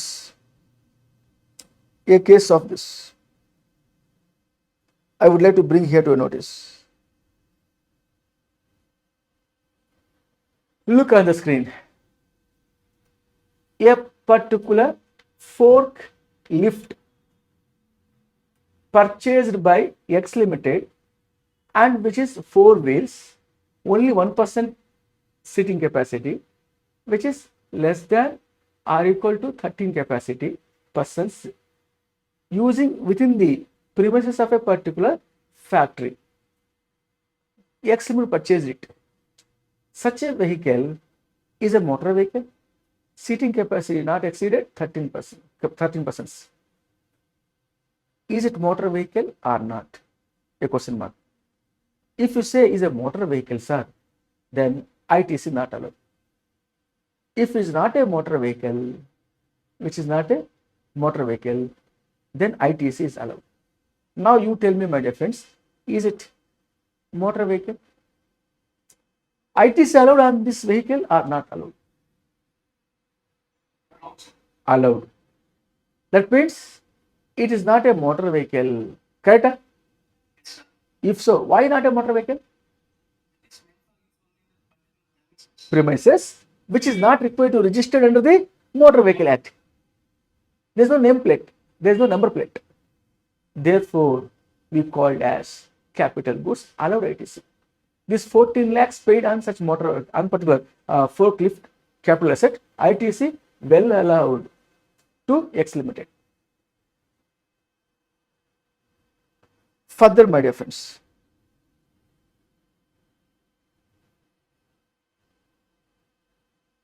come back. Here, we have exceptions. That is important to note. Motor vehicle undoubtedly is not eligible for ITC if the person's capacity less than equal to 13. But they said here, except means ITC not allowed cases, exceptions is none other than ITC allowed cases. When means when they are used, these motor vehicles, for making the following what? Following taxable supplies. What are the following taxable supplies here? There are A, B, C, which says for the supply of such motor vehicle, which is taxable supply, ITC is allowed. Or transportation of passengers purpose, you are using the motor vehicle, then your output supply is a taxable supply, then ITC allowed. Then point number C here, importing training on driving such motor vehicle. Importing training on driving such motor vehicle. In all these three cases, ITC is well allowed, provided these three output supplies should be a taxable output supply, which now I am presenting for a kind consideration. Hopefully you understand this.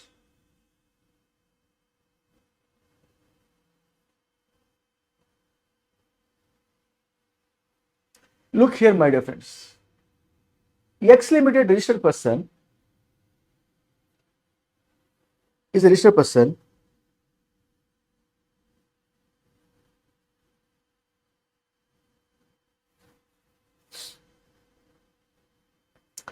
using for transportation of passengers purpose. For example, I will bring to a notice now.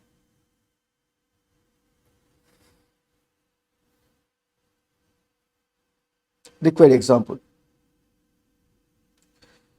Live example I am bringing notice here, referring for kind consideration. Let us say Mrs. Sundar and Company, registered person under GST law and located in Chennai.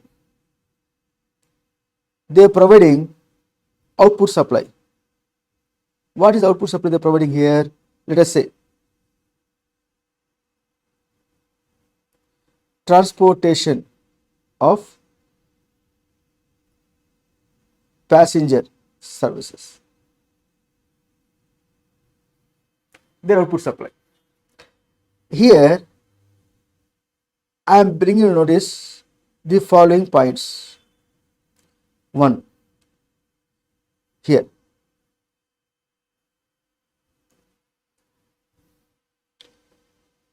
let us say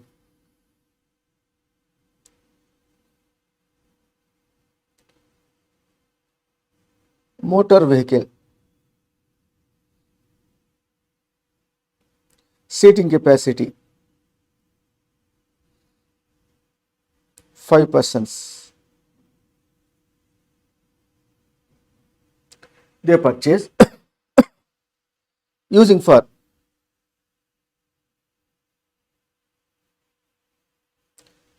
transportation of persons paying at the rate of GST 12%. Now you tell me the given case, motor vehicle seating capacity how much, my dear?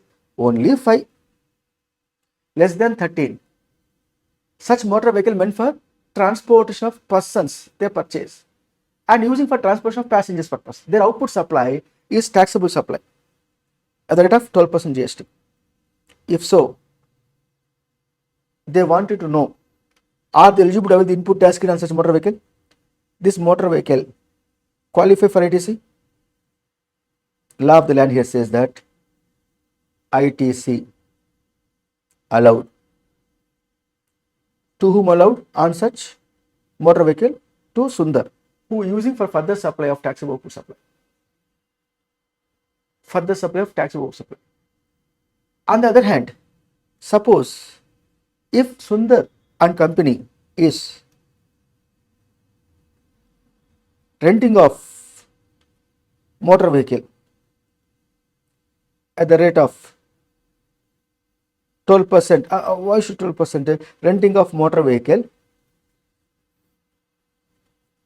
cost of fuel included. In that case, assume a scenario, RCM apply because they supplied to a body corporate. Therefore, RCM apply. The recipient going to pay the GST. You know, the reverse charge I referred to people. The renting of motor vehicle where the cost of fuel is included, where the supply is other than the body corporate, supply to a body corporate where it is under RCM. I said like that. I can show for a kind consideration the memory recall, which is important. Sir, why it is RCM, sir? When you said, sir, like that, there may be a possibility of getting the doubt, which now I'm clearing by showing that content of the RCM. RCM, what we have been understood already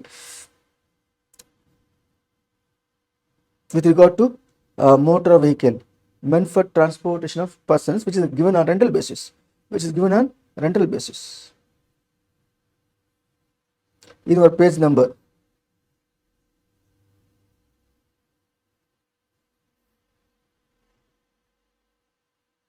136, renting of motor vehicle, passenger vehicle, seating capacity less than or equal 13, given on rental basis. Where RCM apply? When apply? When supplier is other than body corporate. Cost of fuel is included in the consideration and supplier not paying GST at 12%. Recipient is a body corporate located in the tax category, then recipient being a body corporate liable to pay GST. So in that context, I referred in the given case, Sundar and company purchase such motor vehicle using for renting purpose. Cost of fuel is included. Of course, driver also providing. That is the meaning of it. In that case, the recipient is a body corporate. Who liable to pay GST? Recipient being a body corporate liable to pay GST. So supplier is not going to pay GST. Supplier not paying GST is equal to what? In the hands of supplier, it is exempted supply. But liable to pay GST and RCM by recipient. But is exempt supply in the hands of supplier. In that case, the law of the land very clearly says that in the given case, hey Mr. Sundar, you are not paying the GST, you are a supplier, RCM, recipient paying the GST. If so, in that case, such motor vehicle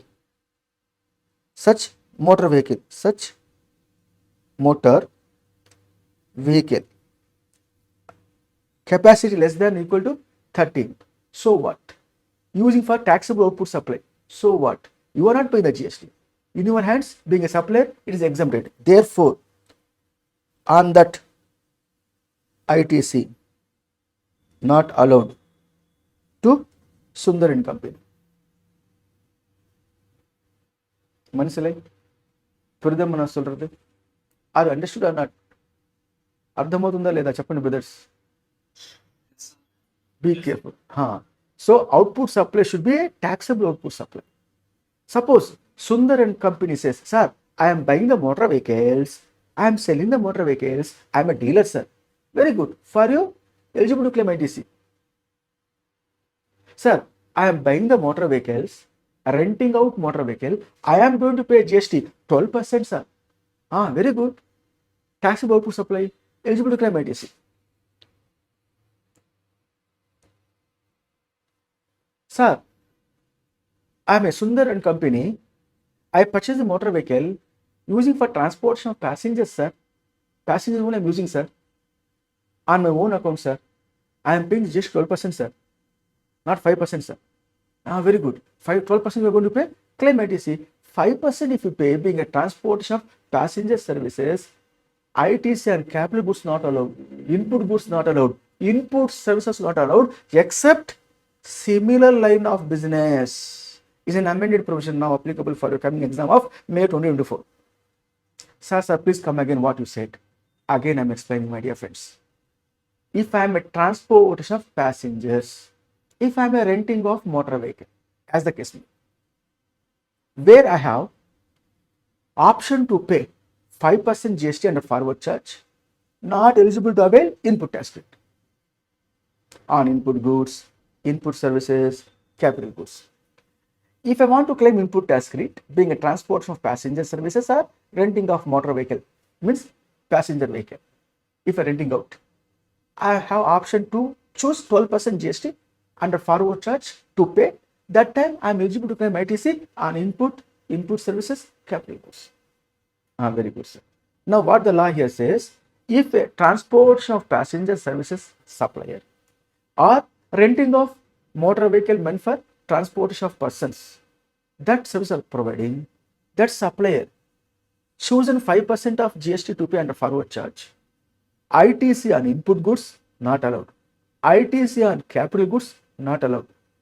ITC on input services also not allowed, except that input services received from similar line of business, meaning thereby transportation of passenger services wala or transportation of the renting of vehicle meant for persons transportation service provider chosen the 5% of payment of GST.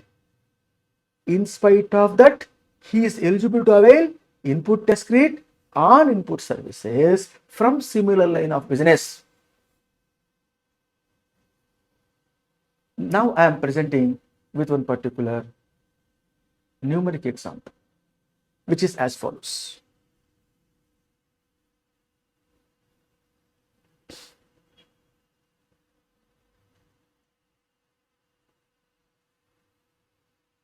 There in the material and also there in the workbook.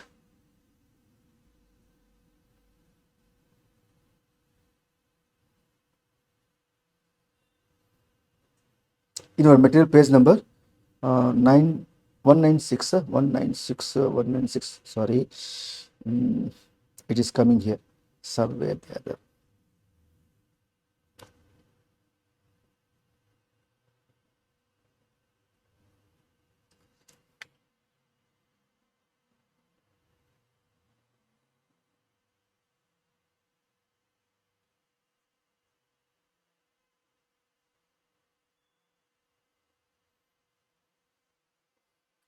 One minute. Right now, trace that. There in the material, I hope so I mentioned.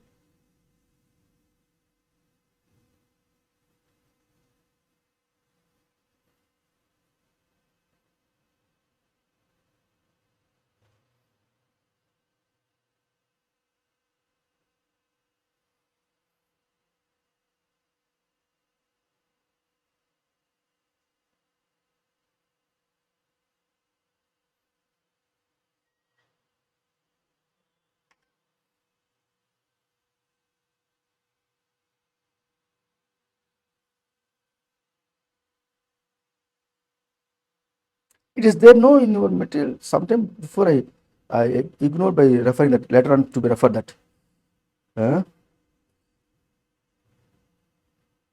Here is there, Amma. Input task credit.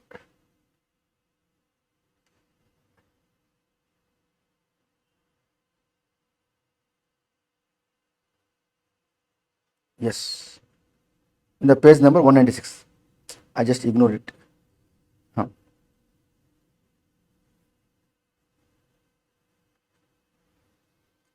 This is an amended provision, my dear friends, from your with effect from 20th October 2023. What is this amended provision talks about? Transportation of passengers by any motor vehicle designed to carry passengers, where the cost of fuel is included in the consideration charged from the service recipient, is taxable at 5%, on the condition that ITC other than ITC or input services in the same line of business has not been taken. That means not allowed. The said supply of services is taxable 12% then with availability of full ITC.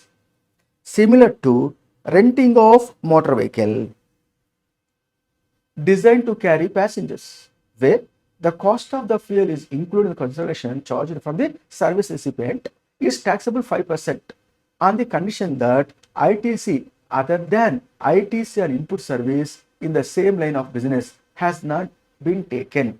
Means credit not allowed except ITC from the similar line of business. If you pay 12%, ITC in all the input goods, input services, capital goods is allowed. Here, important point,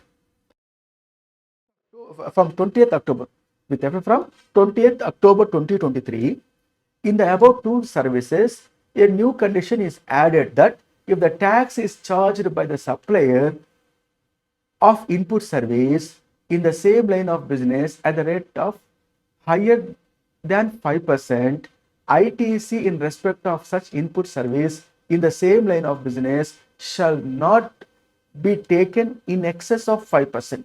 What is it is? First of all, what do you mean by similar line of business? Whether the same line of business in case of passenger transport services and renting of motor vehicle includes leasing of motor vehicle without operator? Sorry, leasing is different. Renting is different.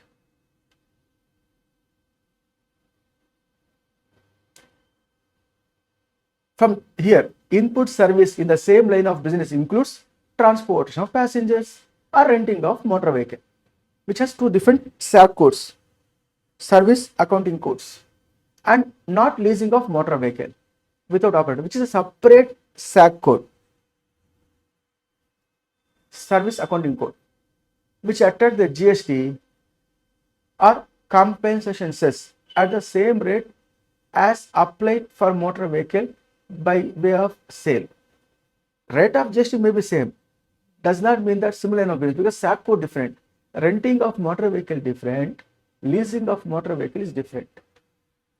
Leasing of motor vehicle, even what we can call without operator, means what? You can go and get a Toyota Fortuner hybrid on lease basis. Sir, I will drive, sir, for 5 days, sir. How much fees? 5 days, sir, you pay 1.2 lakhs. Okay, sir. So 5 days I using. I may use, I may not use. The lease now I am going to be paid. Separate set. Renting of motor vehicle. If you use, if I rent out, today rent. You want from here to there? Okay, from here to there, I provide services. Thereafter, next day, no. Again, you want book for the vehicle. I am providing my vehicle with my driver. I am renting it. So it's a different SAC code. So leasing of motor vehicle cannot be considered as a renting of motor vehicle as a similar line of business. Both are not one and same. Further, having this conceptual understanding, there is an illustrative example I brought to your notice. Hopefully you understand this. A engages B for transport from Delhi to Jaipur in a motor cab for rupees 1000. Is a renting of motor vehicle. B, for supplying the said service, hires a motor cab with operator from C for rupees 800. C charges to B 12% of CGST SGST, 6% each, 12%. If B charges to A only 5% is CGST 2.5%, HGST 2.5%, he shall be entitled to the input tax rate on the input service in the same line of business supplied by C only to the extent of 5%, namely 40 rupees, not the 96 rupees. How should I understand this furthermore effectively? I am now bringing to a notice in my workbook a simplified numeric problem, which is an RTP problem. One way or the other is an RTP problem.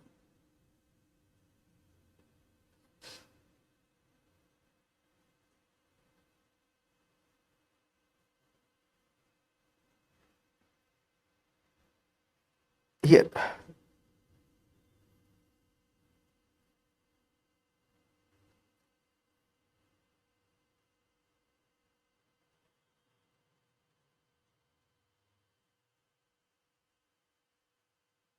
right now I'm going to bring down this.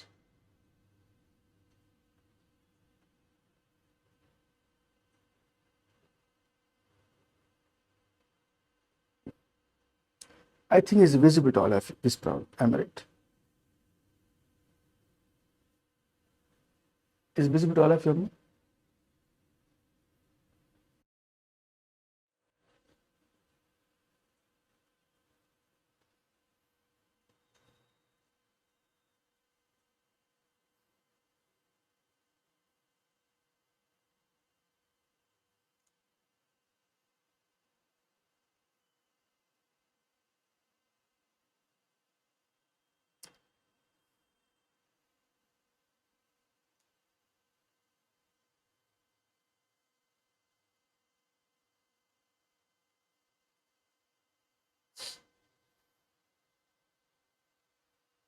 One can expect in the examination this type of problems. My experience speaks. That's why I'm taking the step of this from the workbook. I think visible to all of you. This question I'm referring, my dear friends, for your kind consideration. XY Travels Private Limited, located in New Delhi, is engaged in providing services of transportation of passengers and discharge its GST liability by availing 5% tax rate. Value of services rendered by the company during the month of October is 5,50,000. The company has subcontracted part of its services to YZ Cab Private Limited, which is also engaged in the transportation of passenger services. The total value of such subcontracted services is 1 lakh and the GST charged by the subcontractor to provide the transportation of passenger services 12%. Determine the GST net liability to pay by XY Travels Private Limited to be paid in cash for the month of October. How much to pay by electronic cash ledger by XY? XY output supply how much in the given case? 5,50,000. Take the calculator, all of you. Take the calculator, all of you. 5,50,000 taxable output supply, transportation of passenger services, on which they are going to pay how much percentage? 5% GST. 5,50,000, 5% GST. How much?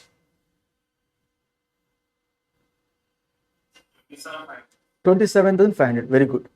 Keep in your hand. Is my XY Travels output liability 27,500. I have received the input services from similar line of business. ITC allowed. Even though 5% I am going to pay on output supply. Only similar line of business will allow ITC. What is a similar line of business? YZ Cabs. How much the value? 1 lakh. On which how much GST? 12%, namely 12,000. The entire 12,000 rupees credit not allowed to me because I am paying my output supply. What rate of GST? 5%. Then how can you expect 12% of similar line of business input tax credit? That is restricted to 5% only. So on 1 lakh, 5% is only allowed ITC. From similar line of business, when you are going to pay the GST on output supply, 5%. In that case, 5% on 1 lakh, 5,000. That only qualify ITC. Over and above 5,000, what is there in the 12,000, namely 7,000, ITC not allowed, which is form part of the cost of my input services. Now 27,500 less ITC allowed. Restricted to how much? 5,000. The balance amount how much to pay? Return cash ledger. Yes, 22,500. The answer is here. With effect from 20th October 2023, ITC restricted to 5%.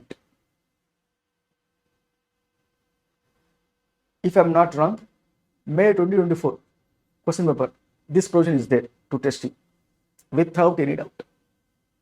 Be careful, leasing different from renting, two different SAC codes. Therefore, leasing of motor vehicle cannot be called as same line of business for renting of motor vehicle. That is clarification of CBS. Got the clarity, my dear friends? With this, please come back. Actually, where we are? We are in the blocked credit concept, where section 17, subsection 5, class A we are referring. We are here, my dear. In that, we have some exceptions. Further supply of such vehicle, taxable supply, further supply of such vehicle for taxable output supply, or transportation of passenger services, or renting of training, or imparting training on motor, on driving such motor vehicle, means driving school services by driving school. If Maruti Driving School Private Limited purchase the, let us say, Tata Nexon seating capacity 5, if so, using the Tata Nexon to provide driving skill to the customers, their further output supply, they are liable to pay GST. What rate? 18%. Are they eligible to claim ITC on Tata Nexon? Yes or no? Yes, because here point number C, imparting training on driving such motor vehicle, which is allowed in the hands of Maruti Driving School or any driving school for the sake of discussion. You are a practicing chartered accountant. You open a particular office in Chennai. Chennai based chartered accountant, you are full-time practice. You are clients outskirts of Chennai, Ambattur, Tambaram, like that. You very often want to travel to the client location to provide your output supply of services. Therefore, you purchase Tata Punch.ev, Tata Punch.ev, a new model vehicle, electrical vehicle. Seating capacity hardly 4, if not 5. That's all. Are you eligible to have an input tax credit? You are using the course or furtherance of business only. Are you eligible? You have to speak out, my dear. You are not speaking with me. I will get dilute here. My battery will be slow down. My battery won't charge. Means I won't be effective. For me, you are the strength. You are my strength. Speak out. Right or wrong, shout slowly. I am your friend now. Tell me, brother. Allowed for you? This Tata Punch EV motor vehicle. Allowed? Not allowed. Reason? Here, further supply of such vehicles, not there. Are you using the vehicle to provide output supply? You are a chartered accountant. For you, this vehicle immaterial, irrelevant. No, sir. Unless I go in a vehicle, I can't provide output supply for my tax. That is not allowed.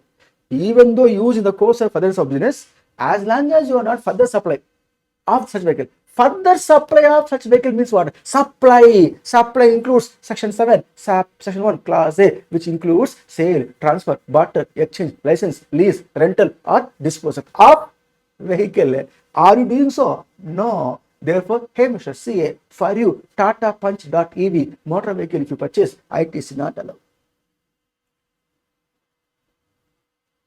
Rightly you said. Very happy to note.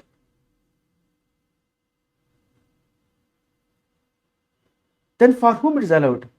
For further supply of taxable supplies. Means what? Supply includes 8 points we refer. No.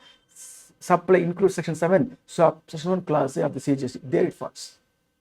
It may be sale, it may be transfer, it may be barter, it may be exchange, it may be license, it may be lease or rental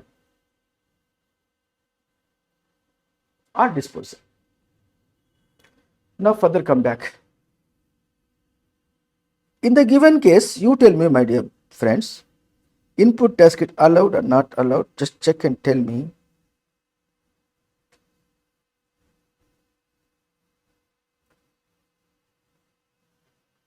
In the given case, my dear,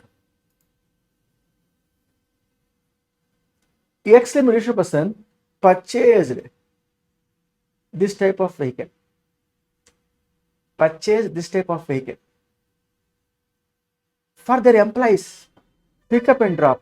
Seating capacity more than 13 motor vehicle. GST paid 14 lakhs on that vehicle. GST 14 lakhs. ITC allowed or not allowed? Allowed, sir. Well allowed, because which is not a blocked credit. If so, as long as what is not a blocked credit, so long you use in the course or furtherance of your taxable output supply, that is well allowed input tax, like a plant and machinery. ITC is allowed. Excellent. Questions are going to come in the exam like this. This is the example question. I brought your notice in a simplified diagrammatic manner. Further, my dear. Now please come back. So section 17, subsection 5, clause A. Clause A we have covered. I will also write here for information. Section 17, subsection 5, clause A we covered. Now clause AA. Clause AA of what? Again here, section 17, 5, clause AA. In the case of a vessel and aircraft, also blocked credit. Vessel and aircraft, blocked credit. Except when it is used for making the following taxable supplies, namely for the supply of such vessel or aircraft. Supply includes sale, transfer, barter, exchange, license, lease, rental, disposal, and all will come. For the supply of taxable supply of vehicle, this particular motor, this particular aircraft or vessel you are using for further taxable output supply, then it is allowed. Second case, transportation of passengers using the aircraft or vessel, transportation of passengers, ITC is allowed. Using the vessel and aircraft for imparting training on navigating such vessel, in case of vessel, imparting training on flying such aircraft, in case of aircraft, or otherwise the vessel or aircraft you are using for transportation of goods, ITC allowed. ITC allowed. Transportation of goods vehicle which you used in the course or furtherance of your taxable output supply, ITC is allowed. Even you take, I am Mr. Rafi, a registered person GST law, Rafi Academy. I am a faculty in Rafi Academy Indirect Taxes. Now, one institute from from Cochin, from Kerala, Malabar region, IMA, one institute, IMA, called Rafi sir, you please come and take for classes of CA final in our place. How many days I asked? Sir, 30 days, sir, please you stay here and take the classes. Very good. Then I am going there to take the classes where I want my all infrastructure instruments, my 27 inches television I want, I mean to say the screen I want, recording system I want, camera I want, my laptop, my iPad, that and this, my chair, that and this, I have to carry. Therefore, Rafi Academy purchased a goods carriage vehicle. All are loaded inside of the vehicle. These are all the instruments. Rafi also sitting next to the driver in the vehicle. Rafi said, start, go to IMIA Ernakulam, I mean to the Malabar region, Kerala. Then I went there. I provide the commercial training and coaching to budding CS, CMS, and I am charging to them for 1 month 2 lakh rupees, for example. And 2 lakh rupees output supply, Rafi Academy liable to pay GST 18%? Yes.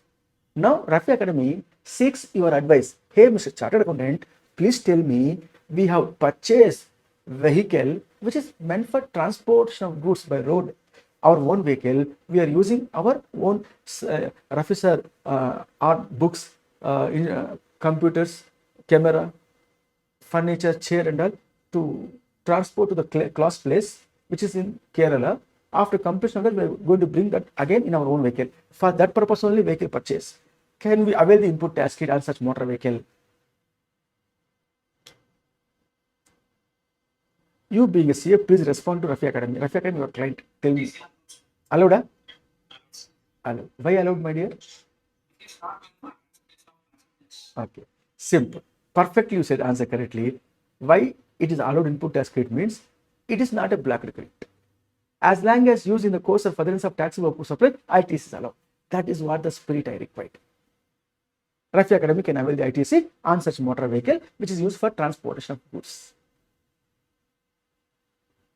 At the same time, Rafi said, hey, why should I come in the goods carriers vehicle? Hey, Mr. Driver, you go. I am coming next to you in a BMW car. Rafi Academy purchase a BMW car. Example only I am telling you. I have not purchased a car for the past 80 or 10 years. Long back that time, 10 years before was purchased car, now only using. Sound will come. But anyhow, Rafi Academy purchase BMW car for Mr. Rafi. Sir, you please go in the BMW car. Don't go in the particular goods carriers vehicle. Very good. Goods carriers vehicle gone away. Rafi Academy coming to the same place of Malabar region to take classes in IMA for budding CS in a particular passenger vehicle. Namely, person's seating capacity hardly 6 or 7 only. ITC allowed on such motor vehicle to Rafi Academy? No, sir. Not at all, because specifically blocked credit it is. Now please come back. Somebody putting further more doubts to me. One should ask, sir, if Rafi sir going to out of station to take classes, for which Rafi Academy purchased caravan, caravan. Caravan purchaser. Caravan, then ITC allowed a question mark. Again, here also, caravan seating capacity how much? Sir, seating capacity caravan is only less than or equal to 13, sir, which we made as a bed type, sir. Then it is not allowed. If the caravan seating capacity is more than 13, sir, then even though it made as a bed type for 4 passengers to travel, it is allowed. Sir, how can you come to know seating capacity of the caravan? There is a RC, registration certificate. There is mentioned very clearly seating capacity persons. 1 means driver plus how many? That gives the clarification to avail the ATC, not avail the ATC.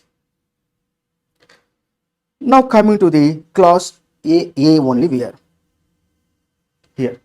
Vessel aircraft, ITC not allowed.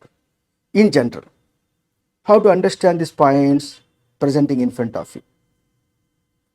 Look here, my dear sir. Aircraft, ITC not allowed. Vessel, ITC not allowed. As such. However, ITC allowed when? When means further supply of such vessel or aircraft or transportation of passengers, imparting training on navigating such vessel or imparting training on flying such aircraft or transportation of goods purpose of use, ITC is well allowed. ITC is well allowed. Got the clarity, my dear friends? Is the way in which you can able to understand the syllabus. I mean to say the topic of block credit in regard to motor vehicles. Furthermore, from here, once you understand this concept, vessel and aircraft, further moving. Clause AB. What is clause AB? Section 17, subsection 5, clause AB. What is clause AB? Very interesting and important point it is. It says, hey Mr. Taxpayer, for you, motor vehicle is a block credit? Yes, sir.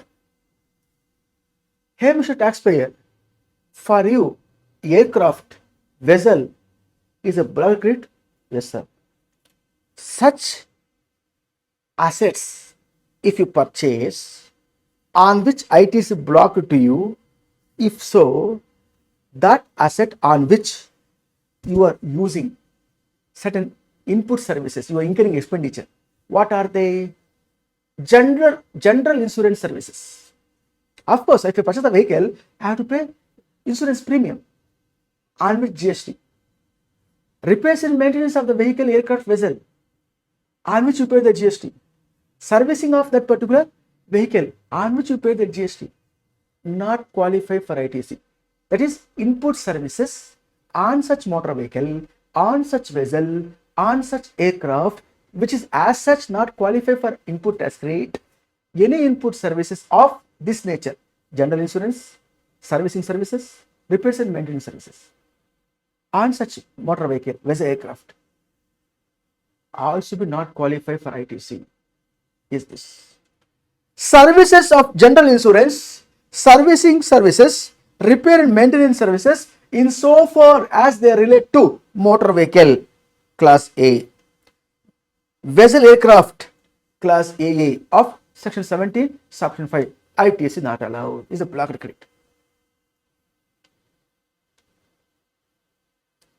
However, ITC is allowed when means provided that the input tax credit in respect of such services shall be available where the motor vehicle, vessel or aircraft referred to in class A, class AA are used for the purposes specified therein. What do you mean that? For further supply of taxable output supply, transportation of passenger of taxable output supply, or imparting training on driving motor skills or flying skills, navigating skills, or transportation of a passenger by aircraft vessel, or further supply of transportation of a vessel aircraft. For that purpose you are using, for that case you are eligible to claim ITC on such motor vehicle vessel aircraft. If so, on such motor vehicle vessel aircraft, if you incur the general insurance, servicing services, repairs and maintenance by payment of GST, also qualify for ITC.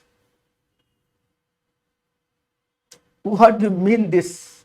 How to understand this? Up to this.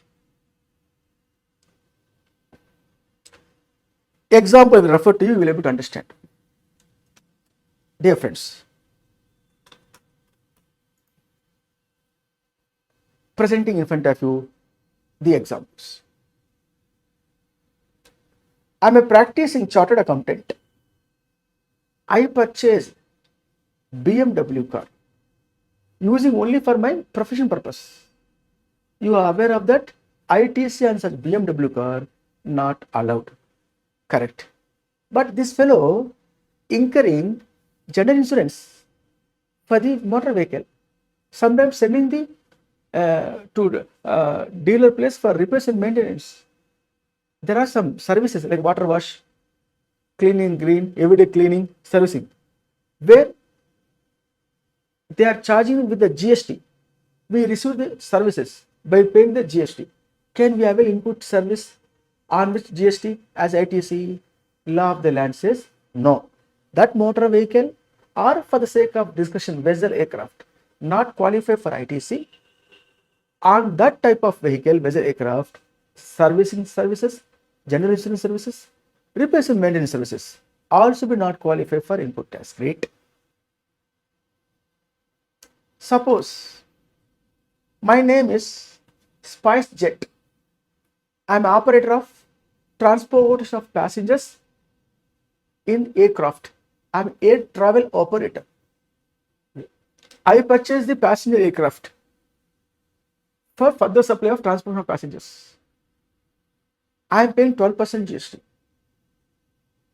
If so, am I eligible to avail input tax credit on such vehicle, on such motor, such aircraft? Yes. I have incurred repairs and maintenance to that aircraft. I have incurred servicing services to that aircraft. I have incurred general insurance by paying the premium with the GST on such aircraft. Can I avail ITC? Yes, allowed to avail ITC.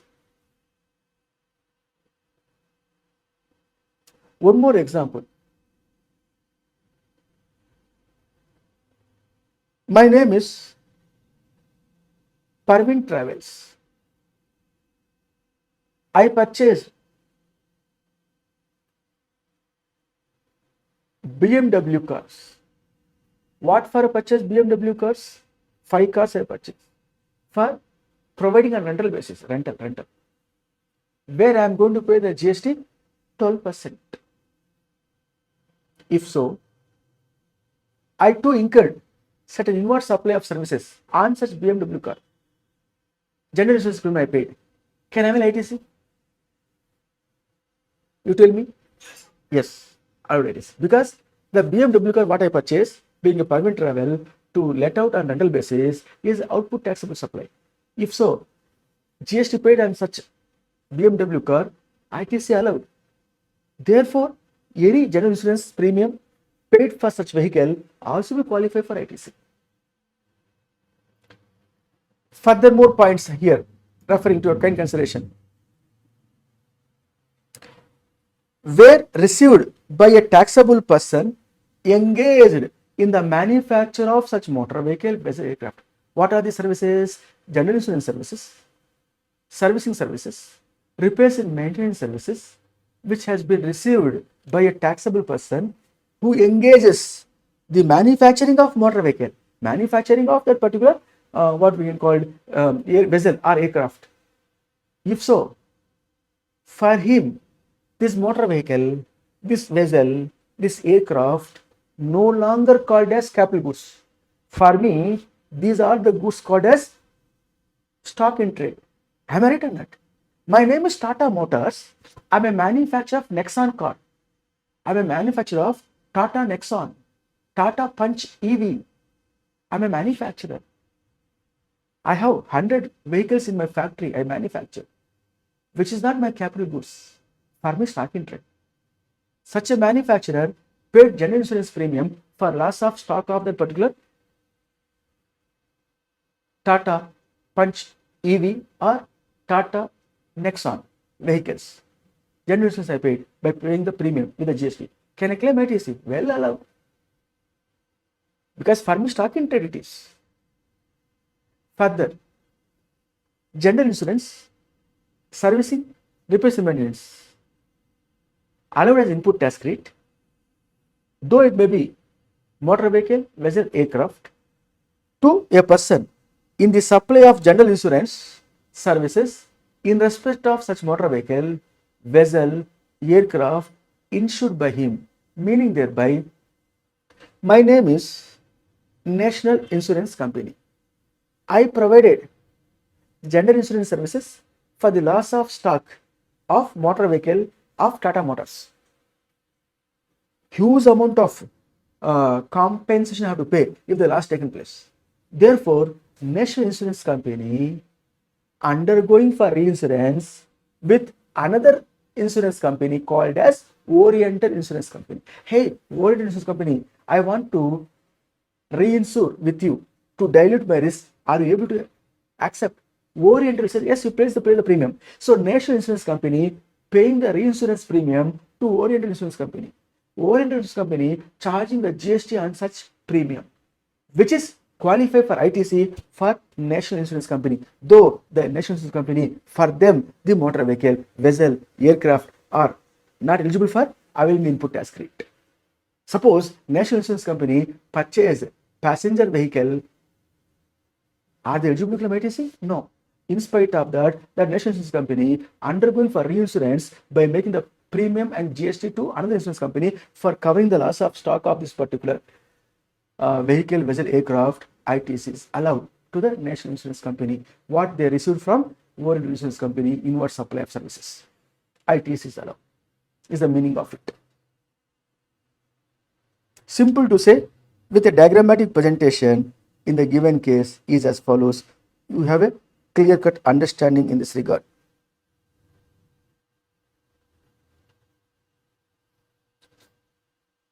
Look here. B Limited Insurance Company, owner of the goods here with this vehicle, vessel, aircraft. The vehicle, vessel, aircraft to the owner of the goods is blocked credit. If so, Y Limited received insurance services from A Limited to cover the loss of the stock particular motor vehicle, aircraft, vessel. ITC allowed for Y Limited? Not allowed, because this all the goods are blocked credit to Y Limited. If so, A limited output supply of insurance to Y limited, ITC not allowed. ITC not allowed. ITC not allowed on general insurance premium. Now, A limited undergoing reinsurance with B limited, and B limited charging the premium with the GST. Is ITC allowed to A limited? Because A limited given the insurance coverage loss of stock to Y limited, huge amount of loss of stock coverage. To dilute the risk, A limited undergoing the reinsurance of B limited. If so, B limited output supply to A limited insurance company, ITC allowed. Suppose A limited being insurance company purchased this vehicle. If they purchase this vehicle, are they eligible to claim ITC? No. On such insurance, B limited given to A limited, ITC allowed? No. You get my point here? A limited insurance company, brother, they have purchased the passenger vehicle. Are they eligible to claim ITC? No. But they have to pay insurance premium, no, with other insurance company. Other insurance company, B limited giving the insurance coverage and paying the premium to GST. ITC allowed to A limited? No. Because it is not a reinsurance premium with regard to motor vehicle. Understand? Got the clarity? Powerful topic, it is what I referred. Difficult to understand by reading from the provisions. With this, I can say that, my dear sir, we have covered section 17, subsection 5, class A, class AA, class AB. What is block recruit and what is not a block recruit. Section 17, subsection 5, the clause B, section 17, subsection 5, clause B, where the following items are also be block recruit. ITC not allowed. 1. Food and beverages, ITC not allowed. Outdoor catering services, ITC not allowed. Beauty treatment services, health services, cosmetic and plastic surgery services, input tax credit not allowed. Here be careful. Leasing, renting or hiring of motor vehicle, vessel or aircraft referred to in class A or class AA, except when used for the purposes specified therein. Up to this, my dear friends, up to this I can say. Very, very, very important to note. This one very important to note. I will show you here a diagrammatic presentation in this regard. X limited, a registered person, taken hire basis, certain motor vehicles, person's seating capacity less than or equal to 13, not purchased, taken on hire basis and paying the hire charges. X limited want to avail the ITC of rupees, that particular 9 lakh rupees ITC they want to avail. That 9 lakh rupees ITC they want to avail. Eligible to avail? Question mark. The law says the motor vehicle which covered under section 17, subsection 5, class A. What type of motor vehicle it is? It is block credit. If X limited purchased it, is a block credit. ITC not allowed. But instead of buying it, they taken on hire basis. In that case also, ITC not allowed. In the given case, as such, ITC not allowed. But exception, sir, I am what we can call it for further supply, sir. Further supply of what? Such motor vehicles, sir. I am taking hire basis and also providing on hire basis, sir. Leasing, sir. Renting, sir. Oh, you are dealing with that. Yes, sir. I have no money to purchase these vehicles taken on rental basis. Using the vehicle, I am providing transportation of passengers, sir. Using this vehicle and taking hire basis, I am providing driving of motor skills, sir. Riding, how to ride on the road. Driving skills I am providing, sir. In that case, there are three exceptions I said, na? Transportation of passengers, two, the further supply, three, the motor skill, driving in motor skills.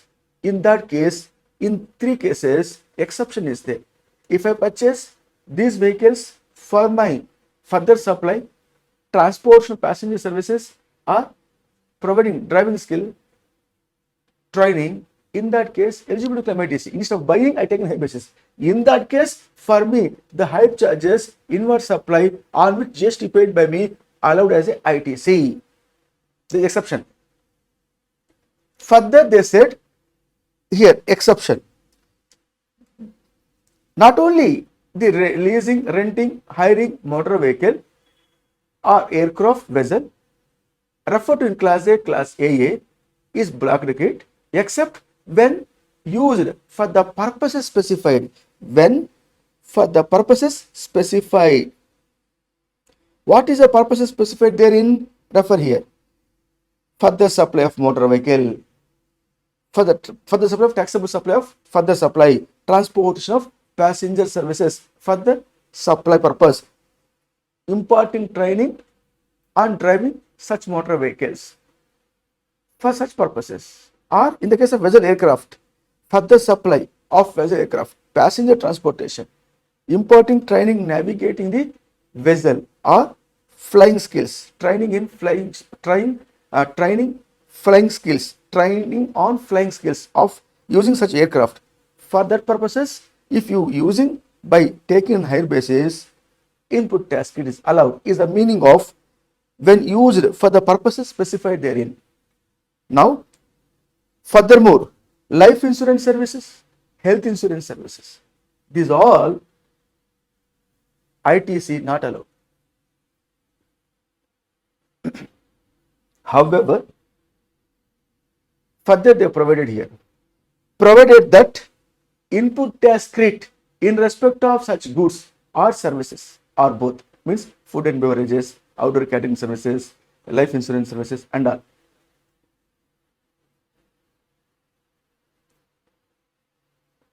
They give the proviso, provided that input tax in respect of such goods or services or both shall be available where an inward supply of such goods or inward supply of such services or both is used by a registered person for making an outward supply of taxable supply of the same category of goods or services or both as an element of taxable or a composite supply, ITC is allowed. What do you mean this? How to understand this? I will tell you with one example. They said here, same line of business, same category of supply of goods or services or both are as an element of a composite supply or as an element of a mixed supply. In that case, ITC is allowed. I will tell you here, you will be able to understand a case where like this, my dear friends. A case where like this.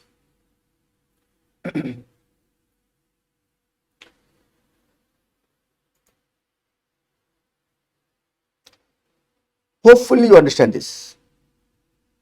My name is Mrs. Taj Hotel, providing short-term accommodation services. Here, I am charging per day, per room, rupees 6,000 to my customers. Now, it includes, I am saying it includes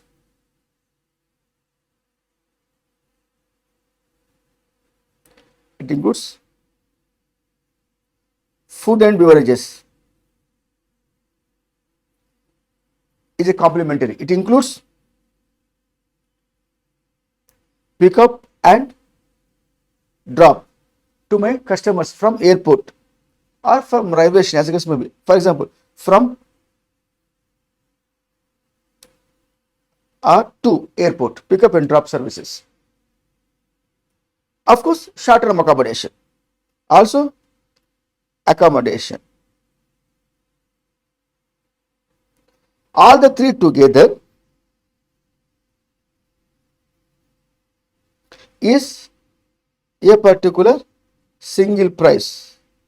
I can say that here it is a single price.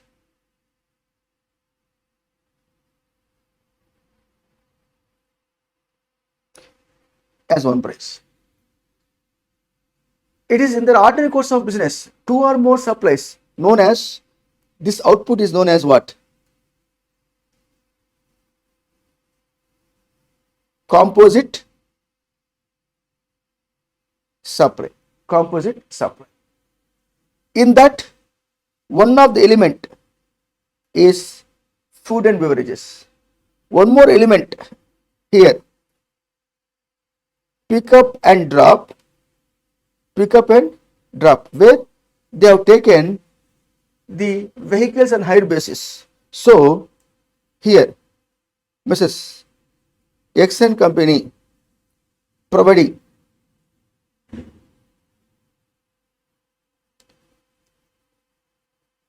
renting of vehicle and somebody providing, let us say, Anna Catering providing food and beverages. Food and beverages. Now they are charging the charges 10,000, GST 1,200. Here, value of supply 1 lakh, GST 12,000.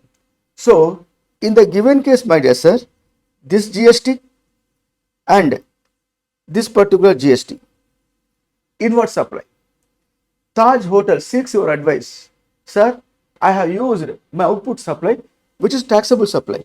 This 6,000 is taxable, my dear,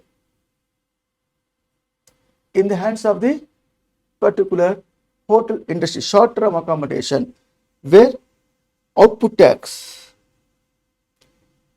which is at the rate of 12% in the given case, and 6,000 rupees per day per room hotel output after GST. How much comes? 6%. Quickly, fast, tell me, my defense. Quickly, you have to keep your calculator with you. Quickly, fast. That only gives me clarity. 720. So, my output tax, output supply is taxable supply. To provide the taxable output supply, I have utilized inward supplies, which is renting of motor vehicle as well as food and beverages. These two are blocked credit, but there is a proviso. If supplier using this two, renting of motor vehicle, food and beverages, to provide the output supply, which is a composite supply, in that composite supply, if food and beverages, for example, in the given case, renting of motor vehicle is element of composite supply, in that case, those element of composite supply is going to be taxed under the head composite supply. As a result, those inward supplies are with GST, ITC is allowed. Meaning thereby, in the given case, my dear sir, I can say that this rupees 12,000 to Taj ITC allowed. This 1,200, sorry to say, this 12,000 to ITC, Taj ITC allowed.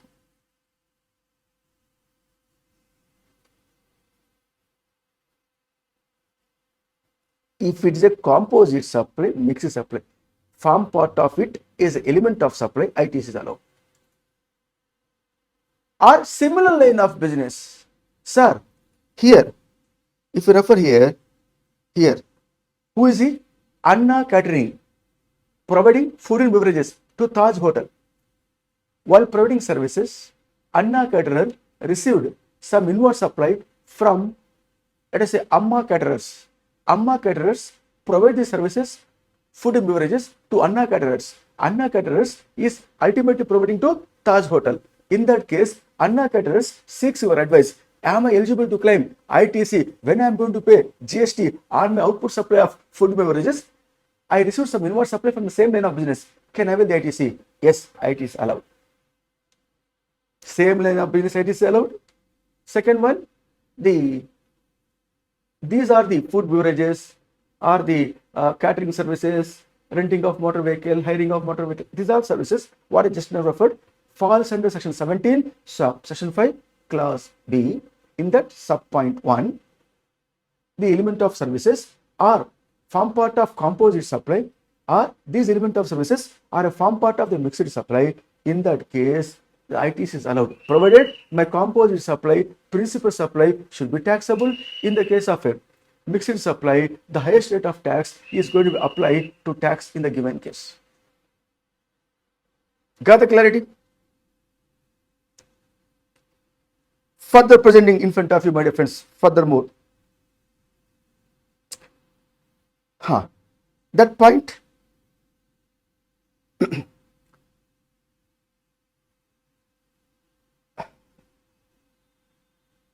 yes, in the given case, we understood the points here.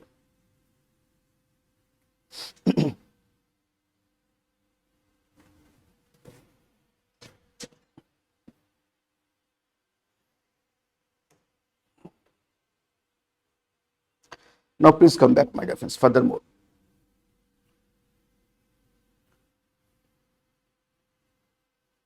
Section 17, subsection 5, class B. There is subclass 2, I can say. Membership of a club, health and fitness services. ITC not allowed. Travel benefits, which is extended. Travel benefits, which is extended to employees on vacation, such as leave or home travel occasions, on which GST issued by the company, not eligible to claim input tax credit. So, section 17, subsection 5, class B, subclass 1, subclass 2, subclass 3. For these three subclasses, commonly they given a provision here. Further, it says, provided that input tax credit in respect of such goods or services or both shall be available, where it is obligatory under any law for the time being in force. What do you mean by obligatory? Here, food and beverages, outdoor catering services, beauty treatment services, health services, cosmetic and plastic surgery services, leasing, renting or hiring of motor vehicle, whether are aircraft services, life insurance services, health insurance services. Further, membership of a club or membership of health and fitness services, travel benefits extended to employees on vacation. These all are obligatory for an employer to provide to an employee under particular statutory obligation, under a notification of the government. In such case, because of to complete that obligation, I am providing the food and beverages. I am providing leave travel benefits. I am providing membership of a club. My employees working very so hard, dedicated manner, almost all Monday to Friday. Saturday, Sunday, I am giving the leave. At the same time, I am encouraging by giving the membership of a club. Gymkhana club membership I took by payment of GST. And the membership the employer is given to their employees to go and enjoy. What is that? Go to their particular the club. There is sports events are there, play it. There's a what you can the what you can online gamings are there. You play it, enjoy it, and you are so enjoy it if that is you like, but not good for the health. So what I'm trying to say here is for relaxation purpose. Are they eligible to claim input tax credit on the membership, the employer? No. As such, no. But providing membership to the employees is a mandatory for the employer as an obligatory under the law. State government of Tamil Nadu issued the notification saying that all software industries, software companies should provide to their employees club membership facilities. Otherwise, we will leave the fine per day, 100 rupees fine. So in that case, under the obligation, the employer providing the membership of a particular club by paying the GST to the club. That inward supply, ITC is allowed? Yes, allowed. Is the meaning of it. It is applicable to subclass 1, subclass 2, subclass 3 of class B of section 17, subsection 5. Further referred to, my dear friends. What do you mean this? Works contract service, section 17, subsection 5, class C. Works contract services. When supplied for construction of an immovable property, construction of an immovable property, other than plant and machinery, except where it is an input service for further supply of works contract service. What a beautifully drafted this provision.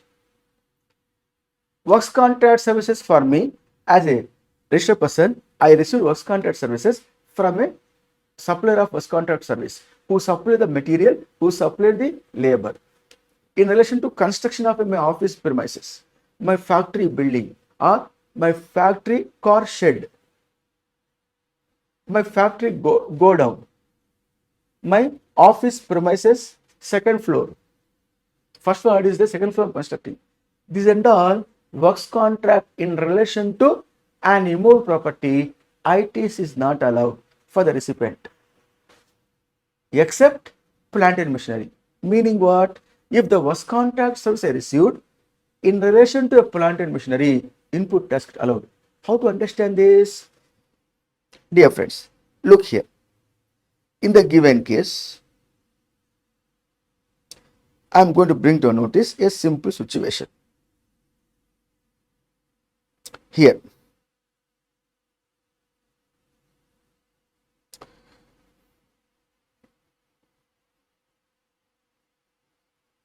actually, I want to install in my factory premises this machine. This machine I want to install.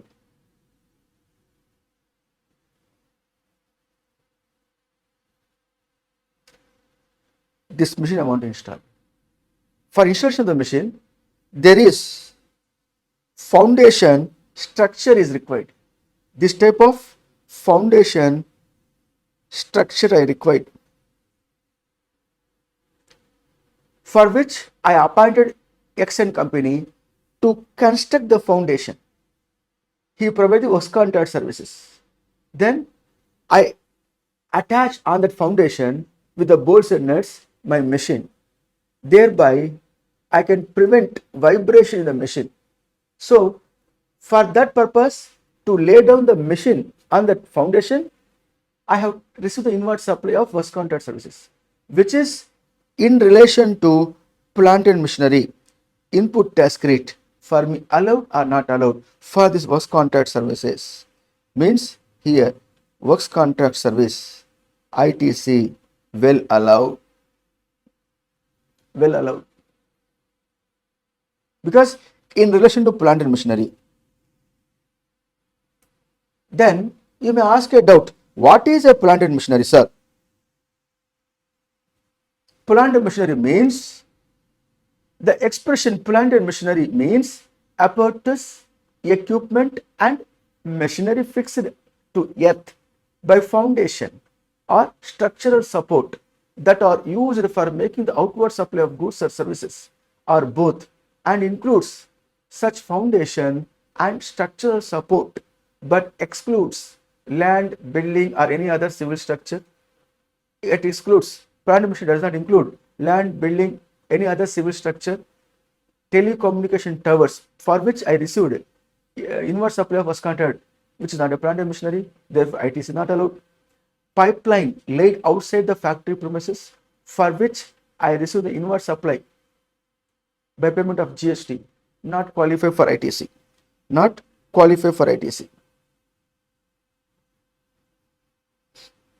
If it is relating to immovable property, land, building, civil structures. For example, look here.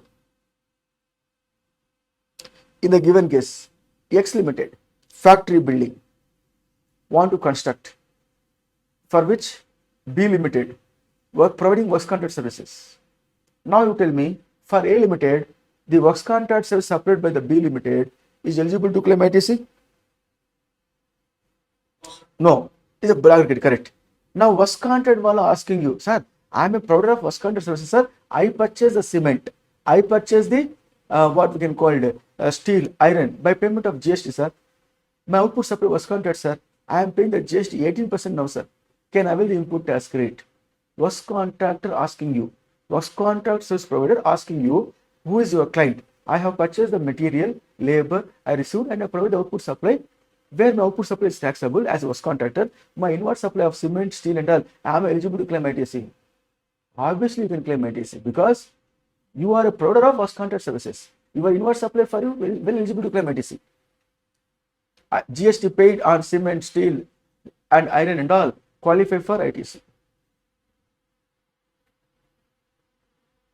Further, they said, if I am a works contractor, while providing works contract output services, I received from another works contractor some inward supply. I am eligible to claim ITC. In the given case, as you rightly told, B Limited provide the services to A factory for construction of particular land, particular factory building, which is not a plant and machinery. ITC is not allowed to A Limited factory, which we are aware of that. Now, B Limited being works contractor receiving the input services of another works contractor because he subcontracted to somebody else. Subcontractor, C Limited, subcontractor supplied works contract services to B Limited. Now, B Limited seeks your advice. Can I avail GST charged by my C Limited who provide to me works contract services? Am I eligible to claim ITC? B Limited asking. Can you permit the B Limited to claim the input tax credit of the works contract? Yes, well allowed, great, you are. This was the last says. B Limited being main contractor received works contract service from subcontractor by paying the GST which is allowed as ITC to the main contractor, namely works contractor. But the main contractor B Limited provided works contract services to A Limited, not eligible to claim input tax credit. Further, here I have a doubt. My doubt is this. Hopefully my beloved friends will answer this because my doubts are nothing but examiner questions only. Exam question only will ask the doubt. November 2023, they ask a particular question. In the question, one of the part. One example I would like to bring here. Here, Mrs. Raj Private Limited, being a registered person, they already own existing building, their factory. They own the factory building.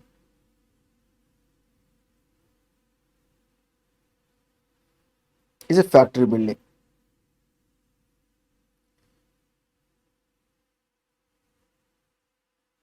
Owned by Raj and Company. Now, here, let us say,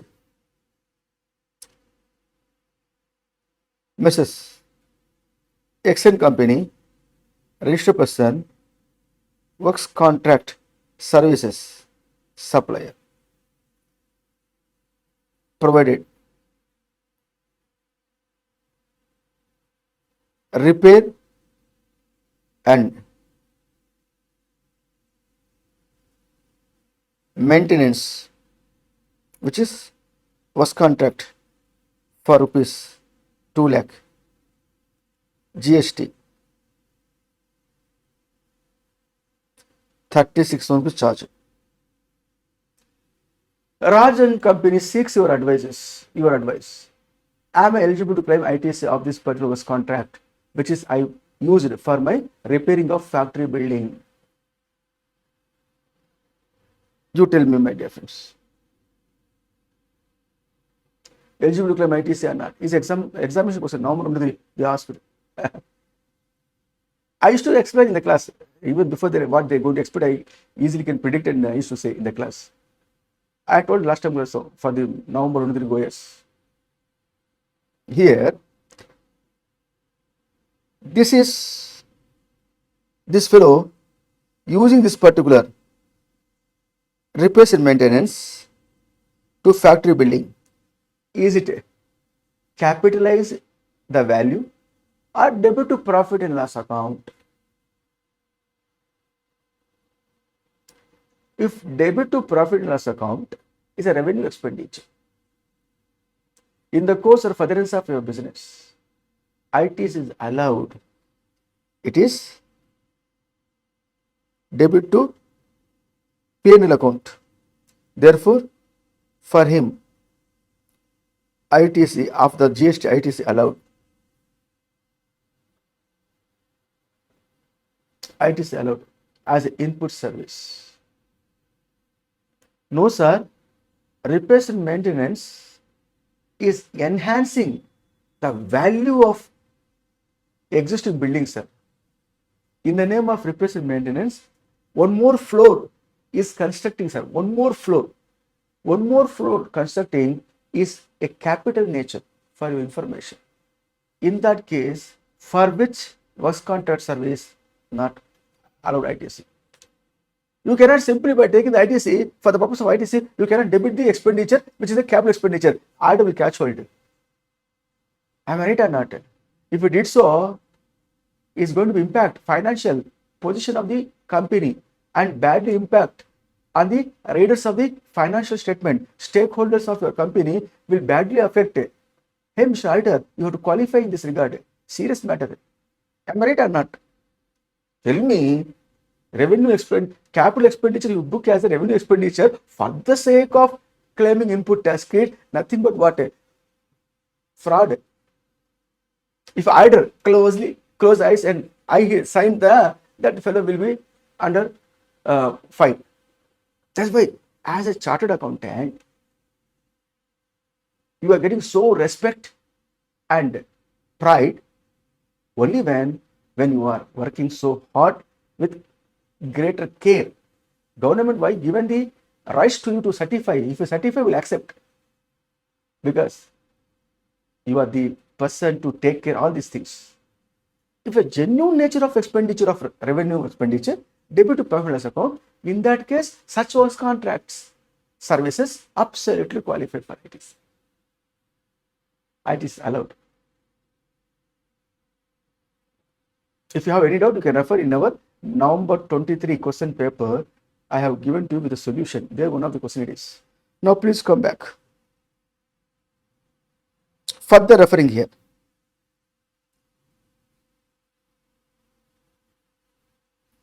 Section 17, subsection 5, class D. Our Indians are too intelligent, not in general, undoubtedly I can say, Indians are too intelligent.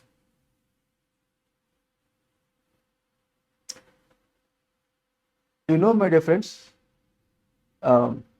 Apple company used to say Apple iPhone and all, so premium phone. I too, Mr. Rafi, using the Apple phone and all. It's an old version, Apple 11, not new version. People are crazy to buy new versions. Now it is 15 going on iOS. Apple and their laptops are so expensive. 14 inches laptop, 2 lakh rupees and all. Here, Apple companies, Apple Silicon, USA, where they have, when they prepared this particular touch iPhone, see, touch iPhone with AI, it is AI. See, if I see my face will recognize and it will open. See, it will open. By seeing the face, it will open. Face recognition is one of the AI technology. The mastermind behind it to bring this type of excellent, perfect technology is none other than our Indian. There are so many Indians are working there, called as brain drain. You know, brain drain. What is a brain drain?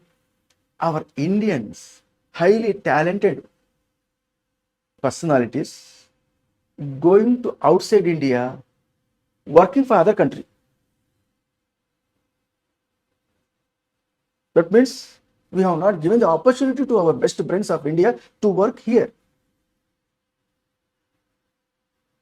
Therefore, such a type of activity is to call technically brain drain.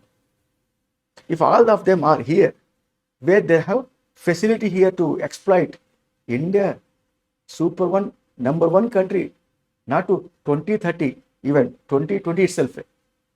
But we are not providing infrastructure and facilities. But anyhow, maybe down the line, we are the superpower country, undoubtedly. The way in which India is functioning, made in India concept, going to bring. But for the time being, here, as an Indian, what I did is, if I receive the works contract service, then the works contract service is not eligible for input tax credit for my construction of a factory building, for example, because not a plant and machinery, therefore it is not allowed. Okay. Works contract means what? If I receive from a supplier of service, material and labor both goes hand in hand in relation to an immovable property works contract. Okay. Now this fellow says, hey Mr. Works Contractor, you please provide to me only labor, no material. I will take care, man. I will purchase the sand, cement, steel, iron, whatnot from my own source. I will make available to you all these goods. You send manpower only, labor, and construct a factory building. You supply the manpower for which it is not a works contract service. Manpower supply services. Raise the bill. I will make the payment of bill with the GST. That GST not works contract. I am eligible to claim ITC. In that given case, hey Mr. Indian, you are intelligent just because of Indian. Government of India much more than intelligent than that of you. Government of India said, hey Mr.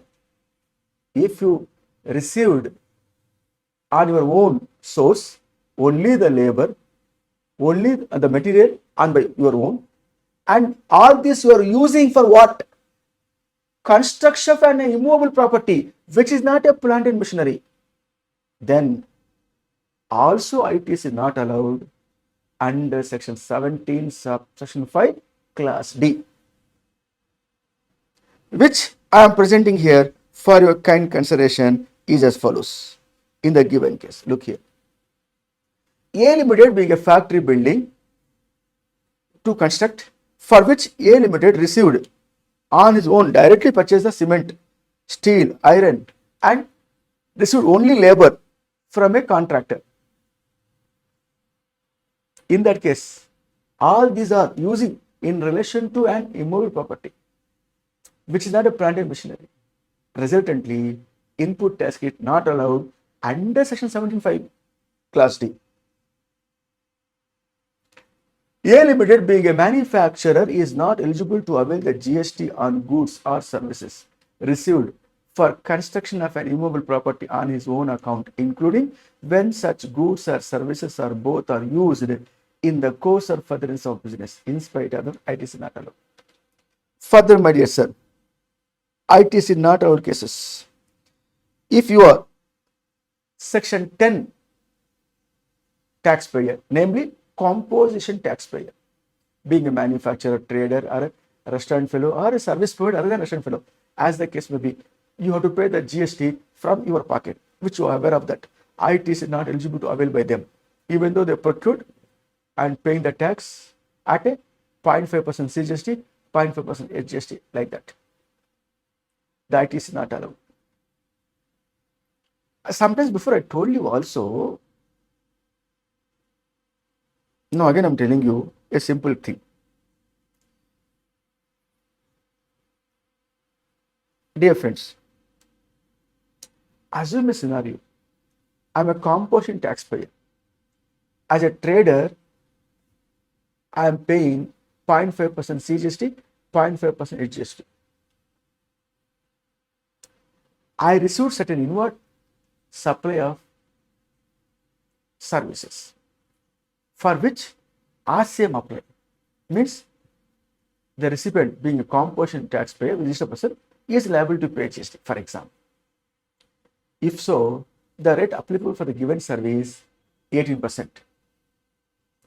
Now, if I receive inward supply where I am liable to pay under RCM 18%, I am a basically composition taxpayer.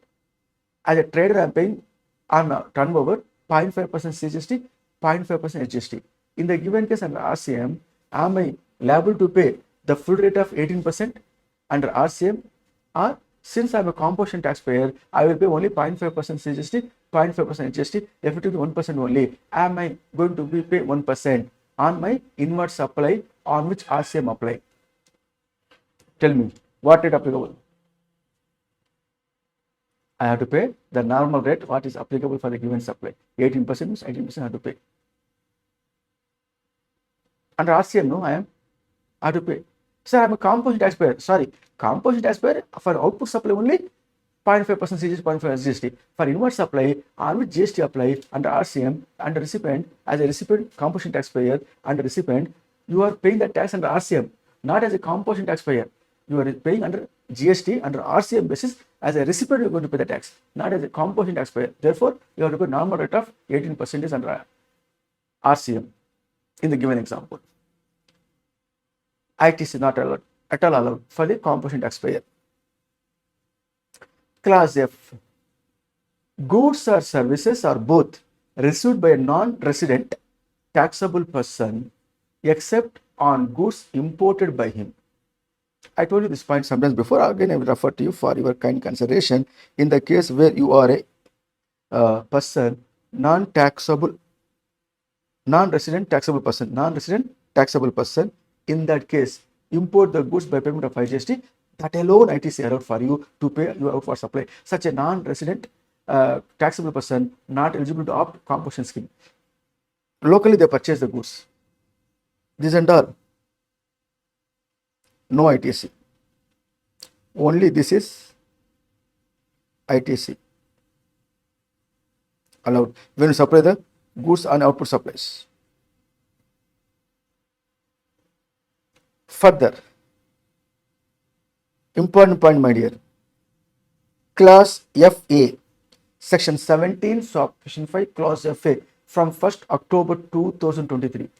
Goods or services are both received by a taxable person which are used or intended to be used for activities relating to his obligations under the corporate social responsibility referred to in Section 135 of the Companies Act 2013. ITC not allowed. What is this, sir? I am going to be honor corporate social responsibility statutory provision. Hey, mister, you have to incur the expenditure to meet CSR. That expenditure on which GST you paid, IT is not allowed. Sir, as you are aware of that, one example I will bring to your notice here. Practical example here. Look here.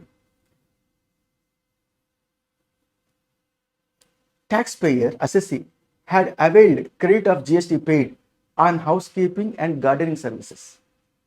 Gardening services housekeeping services or gardening services, where one of the requirement of CSR to comply. Then I have reserved my fund, 2% of my profit has been transferred to the fund, CSR fund. From that fund, I incurred for garden maintenance. Eco-friendly atmosphere required in my factory premises. Therefore, incurred this. However, revenue, namely department, dissolved the credit and also imposed penalty on the ground that the assessee was not eligible to avail the input tax credit of the services. Assessee arguing in the following manner: the environmental law expects the employer to keep the factory without contrabanding of those laws. That apart, now the concept of corporate social responsibility is also relevant for me. Under the CSR policy, the company has contributed at least 2% of its net profit earned during the last 3 financial years. I did so. The majority of the CSR fund is utilized on contribution towards the environment protection. Under the environment protection, I maintained housekeeping as well as gardening in my factory premises. It is to discharge a statutory obligation towards the environment protection. It is to discharge a statutory obligation when the employer spends money to maintain their factory premises in an eco-friendly manner. Certainly, the tax paid on such services would form part of my cost of output supply. Therefore, please allow me, cascading is there. To eliminate cascading, to claim ITC. Department said ITC not allowed. Who is right? Department is right from 1st October 2023. Prior to 1st October 2023, taxpayer is right. Now from 1st October 2023, since Section 17, Subsection 5, Class FA has been introduced to block the credit for that type of nature of expenditure which you incurred expenditure out of the CSR fund, which you created and incurred from that fund. Expenditure on with GST, IT is not allowed. Resultantly, from 1st October 2023, for this housekeeping and gardening services, which is as an environmental protection purpose, incur the expenditure from where? From the CSR fund. Therefore, input tax credit not allowed. Sir, God promise, I have not touched my CSR fund. I incurred from a company, we maintaining the gardening, we maintain housekeeping. It is not out of my CSR fund, sir. In that case, it is allowed. Understand? What is required here is to block the credit. If you create a CSR fund, corporate social responsibility, from that fund, if you incur the expenditure, don't expect input tax credit on that. Is the point. Be careful. One expect in the examination of May 2024, definitely there is a question from this nature. Section 17, Section 5, Class FA. They create a story, like I created a story. So much of story I created. Everything is good. Environmental protection, statutory obligation, this entire work. But if you use the fund of CSR to meet this particular environmental protection purpose, ITC matter. Block credit from 1st October 2023, one definitely will expect in the exam of May 2024. Take it to granted. If I am not wrong, if you sit in the question paper, you recollect my words. Rafi has said in the class, see, appeared in the examination. Section 17.5, Class FA, block credit. Further, my dear sir. Class G. Goods or services are both used for personal consumption. No cascading, no ITC. Class H. Goods lost, stolen, destroyed, written off or disposed of by way of gift or free sample. If you give as a gift free sample, IT is not allowed. The goods got get in the file. You cleaning that area, no ITC under inward supplies. Written off in the books of accounts, no ITC.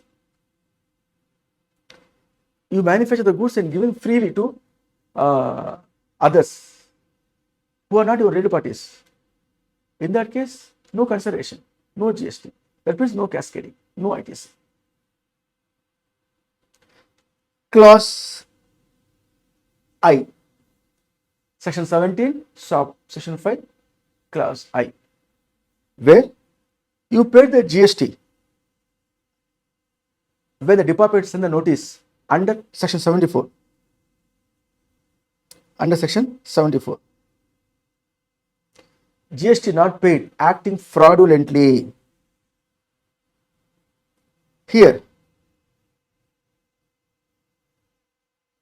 detention seizure, section 129, goods has been detained, seized. Then you are paying the tax to release that goods and all. To honor the notice, you are paying the tax. Or goods has been confiscated, section 130.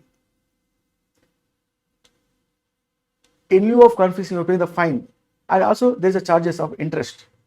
There is a tax payment. So, as a whole, my dear, in the case of fraudulently not paid by you, the tax, now you are paying the tax because notice has been issued under section 74.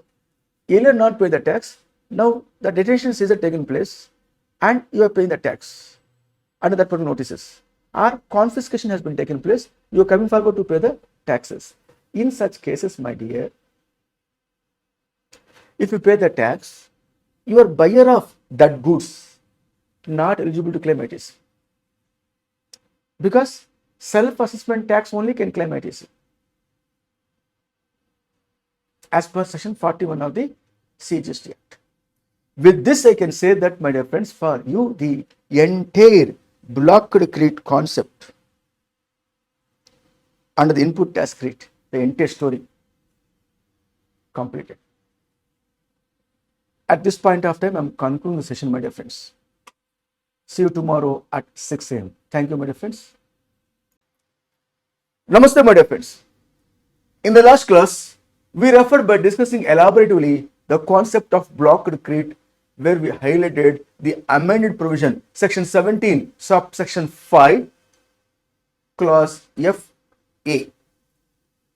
If you, being a taxpayer, received inward supply of goods or services by incurring expenditure out of your CSR, corporate social responsibility fund, then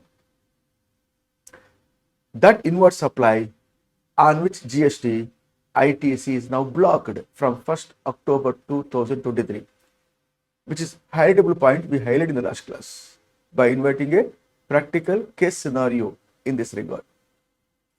Now I am going to take up, my dear friends, special circumstances for availing the input tax credit. Special circumstances for availing the input tax credit. Special circumstances. Here we have section 18, subsection 1 to subsection 6. There are 6 subsections are there, very important, one can expect in the examination of it. How to understand furthermore this particular section 18? Dear friends, a special case where section 18, subsection 1, class A, person got registered within 30 days from date need arises. What do you mean this? Section 22, subsection 1. My turnover now only crossed the threshold limit of 40 lakhs because I am in the state of Tamil Nadu. I am providing and supplying only taxable goods. Now only my turnover crossed the 40 lakhs. Then registration required. Today what? 29th of February 2024. If so, within 30 days, count record from next day, from 1st of March 2024 to 30th of March 2024, I should have been applied for the want of registration. If that person who wants to avail the input tax credit on those purchases which he procured prior to liable for registration, can he avail the input tax credit? Section 18, subsection 1, clause A says, Yes, you can avail the input tax credit only on inputs, not on input services, not on capital goods credit. Those you procured with immediately preceding the date of liable for registration. So, I am liable for registration 1st of March. Immediately preceding the date means 29th of February 2024. What is the inputs in input format? Inputs lying in the work in progress format. Inputs lying in the finished goods. How much inputs are there? Those inputs qualify for input tax credit, but not input services and capital goods. These two are not allowed to claim input tax credit.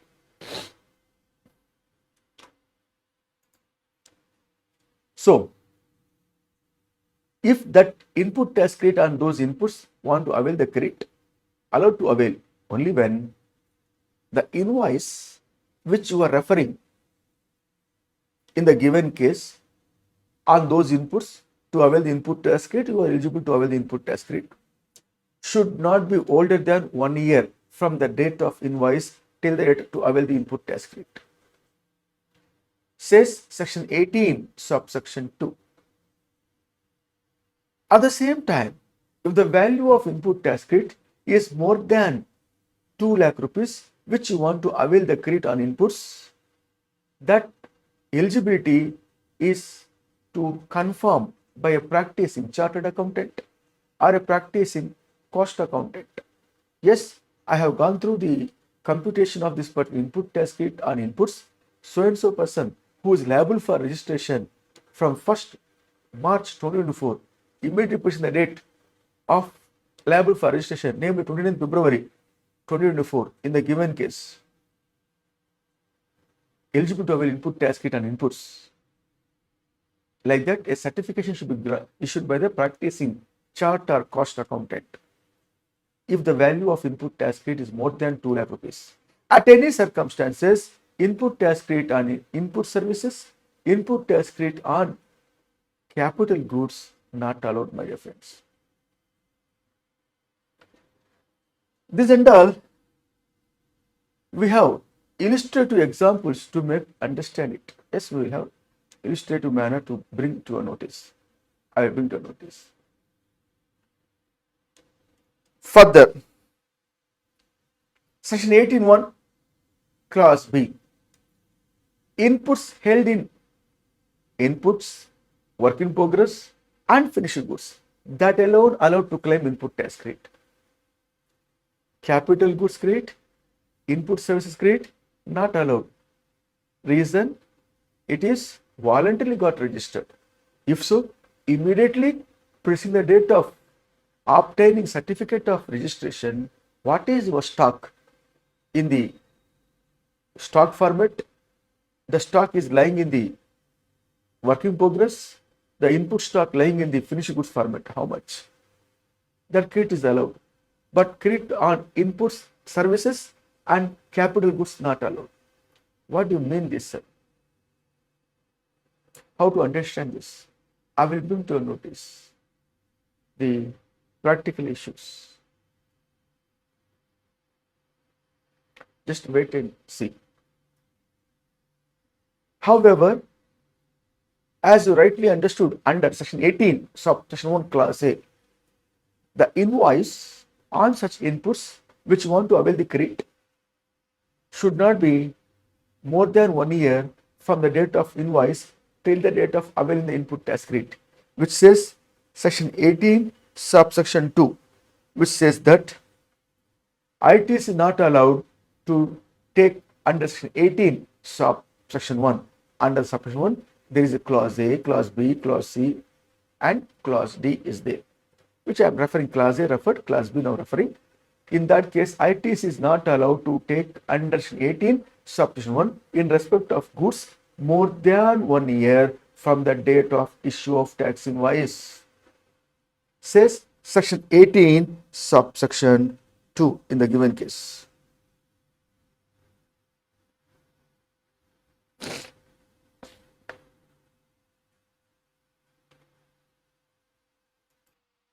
So, we understood here section 18, subsection 1, clause A,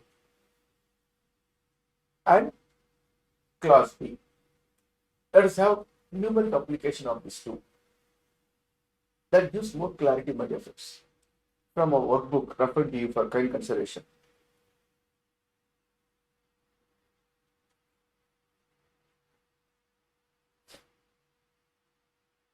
Example. Mrs. X Limited becomes liable to pay tax on 1st December and has obtained registration 15th December. The GST paid goods lying in the premises of X Limited on as on 30th November are as follows. Raw material values and GST given, capital goods, raw material lying in the work in progress, raw material lying in the finished goods also given the value corresponding GST thereon. You are required to answer the following. Eligible amount of input tax rate, time limit to submit a declaration on common portal. That is very important. See, one more new point came here. Whether any certification required while availing the credit, if so, from whom? Now, let us first concentrate on this.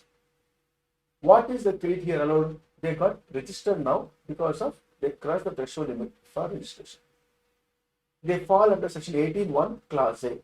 If so, only inputs lying in the inputs format, work in progress format, finished goods format only credit allowed.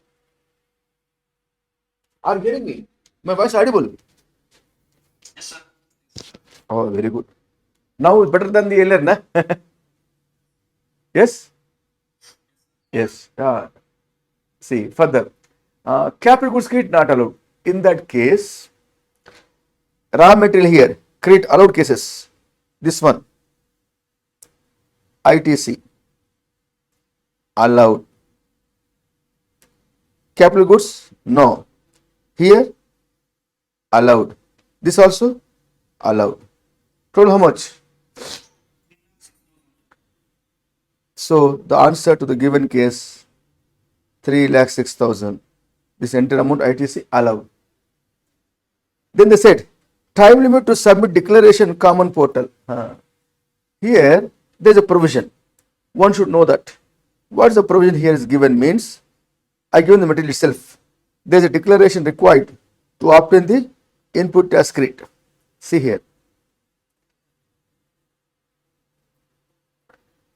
As per rule number 40, sub 1 clause B, the registered person shall within a period of 30 days from the date of his becoming eligible to avail the input tax credit under subsection 1 of section 18 shall make a declaration electronically on the common portal in the form GST ITC 01, form GST ITC 01 to avail the credit to the effect that he is eligible to avail the input tax credit as aforesaid. What do you mean that? From which date he is eligible? In the given case, if you refer, from which date he is eligible to avail the input tax credit means from the date on which he obtained the certificate of registration.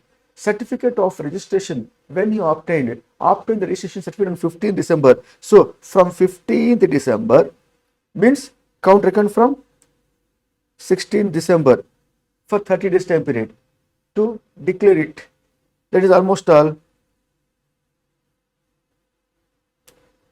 15th January or 14th January.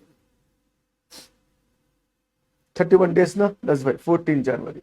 So time limit up to 14th January is there to submit the particular declaration ITC 01, which is to avail the input tax credit. Further, certificate required from a chartered accountant or cost accountant in the given case because the value exceeds 2 lakh rupees. Here also we have a provision. If you refer here, you understand this. This particular provision says, as per rule number 40, sub 1 clause D, the details furnished in the declaration shall be duly certified by a practicing chartered accountant or cost accountant if the aggregate value of claim on account of central tax, state tax, or total tax exceeds 2 lakh rupees. So same applicable here also. See, the solution is there on the screen. Eligible input tax credit and declaration form ITC 01 by 14th of January to avail the credit, means within 1 month from the date of obtaining certificate of registration is the meaning of it. And declaration from a CR, CMA is required since the amount of credit exceeds 2 lakh rupees. Now, I too refer for information section 18 subsection 1 class B. Section 18 subsection 1 class B I refer. Inputs held in stock, work in progress or finished goods only ITC allowed as on the day immediately preceding the date of grant of registration where you have applied for the grant of registration voluntarily. Voluntarily if you opt in the registration, for you, my dear sir, the input tax credit only on inputs which you have been procured immediately preceding the date of obtain the certificate of registration, credit is allowed. If that inputs may be on input format, finished goods format, or in the work in progress format, as the case may be, ITC is allowed, provided the inputs on which you are claiming the credit, there must be documentary evidences. That is none other than the tax invoice. If the tax invoice is definitely provided, if so, that should not be older than 1 year from the date of purchase till the date of availing the input tax credit. It should not be more than 1 year. Exact difference between the 18.1a and 18.1b is difference only. 18.1a says that immediately preceding the date liable for registration stock, whereas 18.1b says immediately preceding the date of obtaining certificate of registration. These two are major differences, 18.1a, 18.1b. Otherwise, both are says to claim credit only on inputs, credit on capital goods, credit on input services not allowed. How to understand this also? 18.1b with one simplified example from our workbook. This one. Mr. A applies for voluntary registration on 22nd November and obtain the registration on 25th November. Mr. A has stock on the following 2 dates. 21st November, opening balance, purchases and sold, number of units given. On 24th November, Mr. A purchased 5,000 units and sold 15,000 units. On 24th November, Mr. A is also purchased plant and machinery for 2 lakh rupees plus GST, there are 28%. Mr. A purchased goods at uniform rate throughout the year at the rate of 100 rupees per unit plus GST paid 18%. You are required to find the eligible input tax credit to Mr. A. Now, Mr. A voluntarily got registered. If that is the case, my dear friends, the law of the land says that immediately preceding the date of registration, certificate when they obtained, when certificate of registration obtained, 25th. That means immediately preceding the date means what? As on 24th November. That is important. As on 24th November stock I want. Here if you see, there are stock has been spreaded in different dates. Now, here opening balance 21st plus purchases minus sold. Closing balance how much comes? 24,000 as on 21st. Then opening balance 24th November, opening balance 24,000 plus they made purchases of 5,000 and sold 15,000. Therefore, stock available. Stock 14,000 rupees coming, 14,000 units, sir? Yes, 14,000. This 14,000 units, which is lying as on 24th November as a closing stock, only on inputs ITC allowed. Multiply by rupees 100, 14,000 units, multiply by on which rate of GST, which is 18%. How much comes? 2 lakh 22, 2 lakh 52,000 is the input tax credit allowed. From 25th of November onwards, you can claim ITC. But The invoices of this particular 2,52,000 credit corresponding invoices should not be older than 1 year from the date of purchase till the date of availing the input tax credit. Got the clarity? Yes. 2,52,000.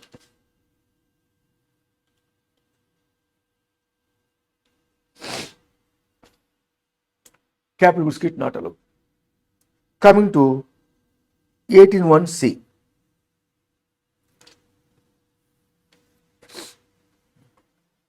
Dear friends, 18(1)(c) talks about what? Persons who ceases to pay composition tax. What do you mean this? Composition tax means what?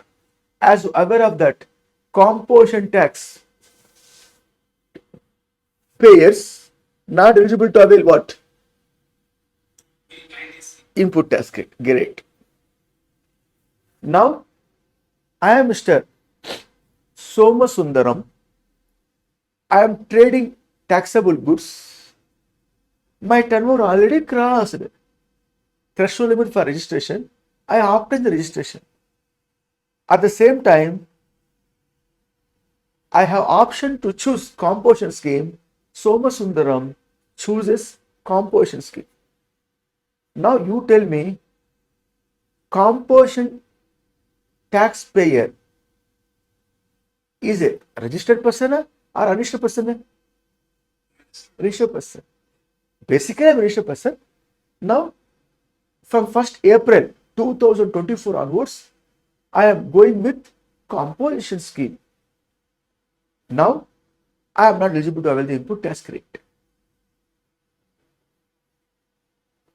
After the April 2024, what happened? I came to know that Somasundaram turnover exceeded threshold limit more than 150 lakhs. Where, with immediate effect, Mr. Somasundaram should convert into, switch over to normal scheme. Normal scheme. With immediate effect, April 1st, 2024, chooses the composition scheme. Credit not allowed. Okay, not availed.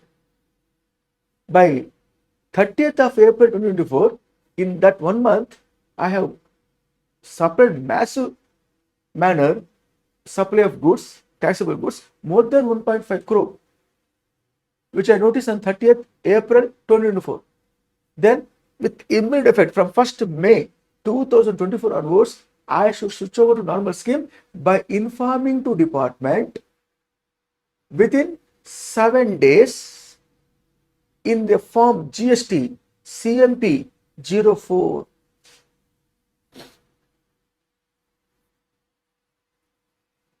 Inform, sir.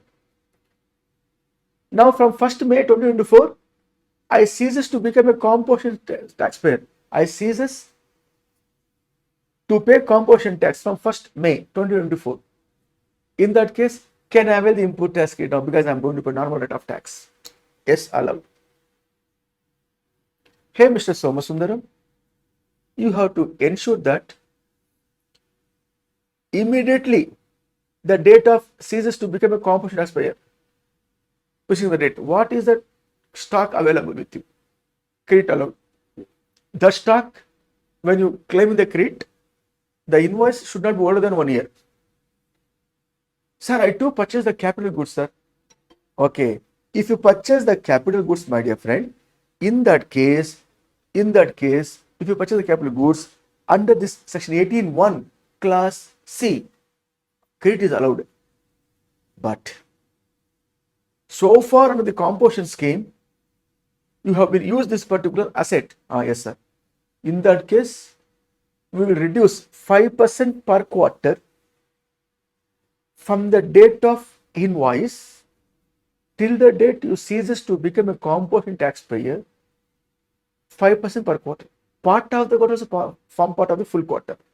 Straight line method will reduce the balance credit of the capital goods. ITC is allowed, but ensure that the capital goods credit which you wanted to avail based on a tax invoice should not be older than 1 year. That ensuring that only you have to go ahead. And that overall credit is more than 2 lakh rupees, get a certificate from a CA or a CMA. Sir, here this particular credit on input services, they want to claim ITC not allowed. Only inputs and capital goods credit only allowed.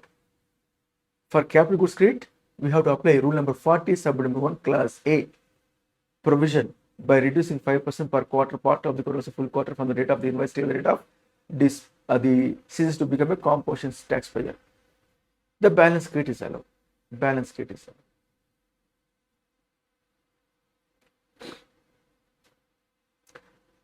Further, how to understand this? Sir, I want to avail the input tax credit from 1st of May 2024.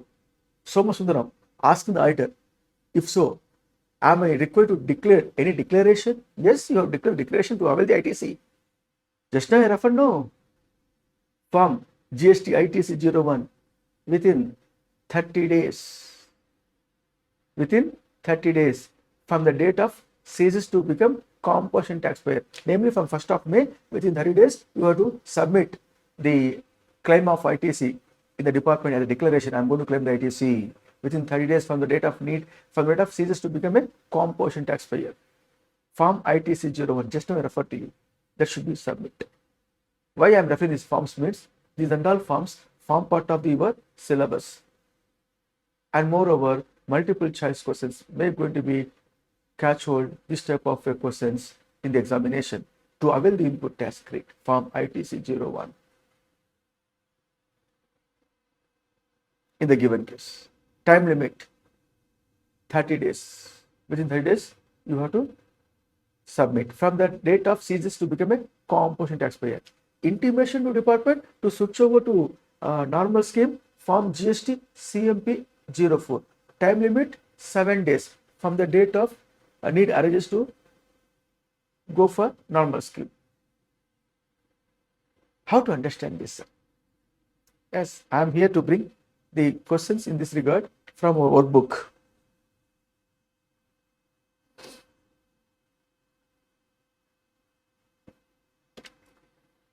A problem referring here. Mr. C, a registered taxable person, was paying tax at composition scheme up to 30th July. However, from 31st July, Mr. C becomes liable to pay the tax under the regular scheme. Other information input as on 30th July for 3,54,000, including the GST paid at the rate of 18%. Capital goods purchase for 5 lakhs, invoice date 22nd April, 18% GST paid. Find the eligible input tax credit to Mr. C. C. Not availed depreciation on the GST portion paid on capital goods. Excellent. If there's a case, inputs, as you are aware of that, inputs. Can I get the credit inputs? Inputs is 3,54,000. If so, on inputs, we have 3,54,000. Inclusive of just 18%. So, 18% divided by 118. As on which date inputs have to refer? As on the immediately preceding the date ceases to become a composition taxpayer. Immediately preceding the date of ceases to become a composition taxpayer. So here they given as on 31st July onwards ceases to become a composition taxpayer. Immediately preceding the date 30th of July. So 3,54,000 inclusive of GST 18%. So how much comes? 54,000. Yeah, 54,000. Great. This 54,000 ITC allowed. When you come to capital goods, it is not so. Capital goods are considered. We have the rule to be followed. Because so far you use the capital asset for under the composition scheme, na, to that extent some reduction is required. See here, 5 lakh rupees on which GST 18%, which is 90,000 rupees. Am I right? Yes.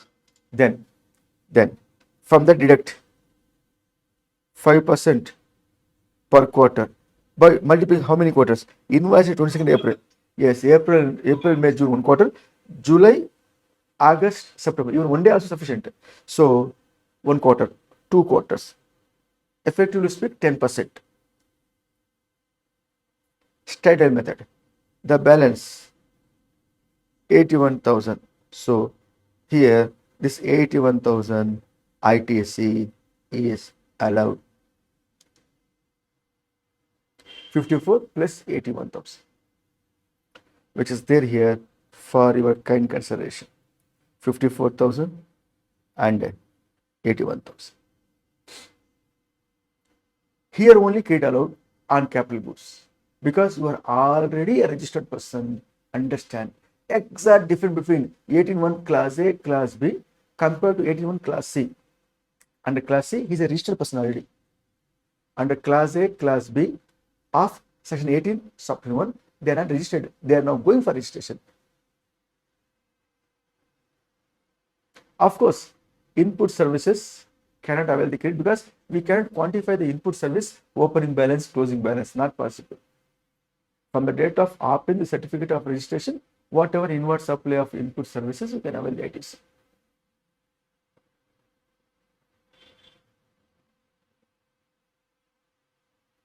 Further, my dear friends,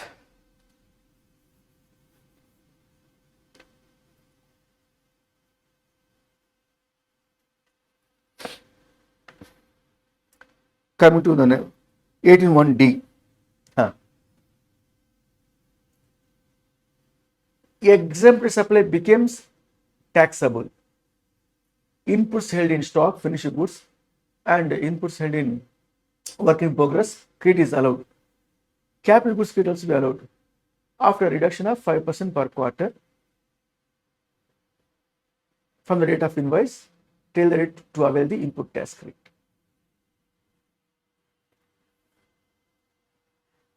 Here there is a basic understanding is required.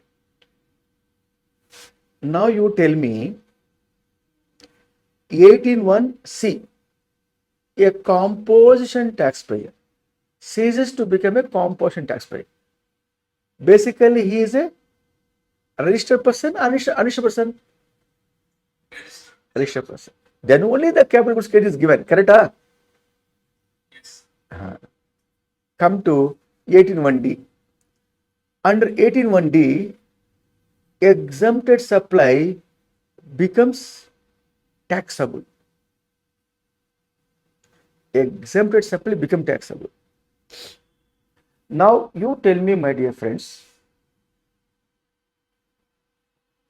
so far my supplies wholly exempted. My supply wholly exempted, irrespective of the turnover, I am not liable for registration. Reason I am not liable to pay any tax. Why should go for registration?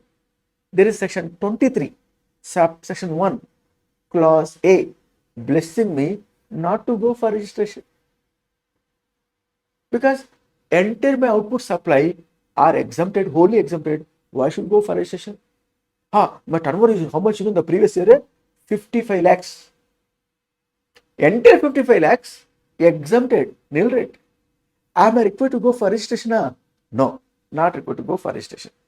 Now, in the current year, today I came to know that exemption was granted to my supply is withdrawn from today. Meaning thereby, from today, my supply fully taxable. That means exempted supply became taxable. Before paying the tax, I should get registered. Am I right? Not. My previous year turnover exceeded the threshold limit. Current year also exceeded the threshold limit. I have to go for registration because my exempt supply now became taxable. As a result, I have to go for registration. If that is the case, use your application use your the knowledge of indirect taxation, use your the subject knowledge as a semi-qualified chartered accountant or cost accountant. You please tell me now this gentleman whose supply so far exempted, therefore not registered. Now only he came to know that exemption has been withdrawn, therefore he is going for registration. If so, he is going to be fall under 18.1 class D or he is going to fall under 18.1 class A. That should know. 18.1 class A or 18.1 class D. 18.1 class A person got registered within 30 days for need arrears. Under that category, I am going to be go for registration, or ceases to become a exempted, exemptions withdrawn, therefore taxable. Under this 18.1D, namely person who ceases to pay, 18.1D, person namely who supply exempted from payment, now taxable. That means exempt supply became taxable. Exempt supply became taxable if you consider 18.1D. For me, I am eligible to claim ITC and capital goods also. If you claim, no, sir, you are under 18.1A only, sir, then I can claim only ITC on inputs, not on capital goods. Under which category I am going to fall?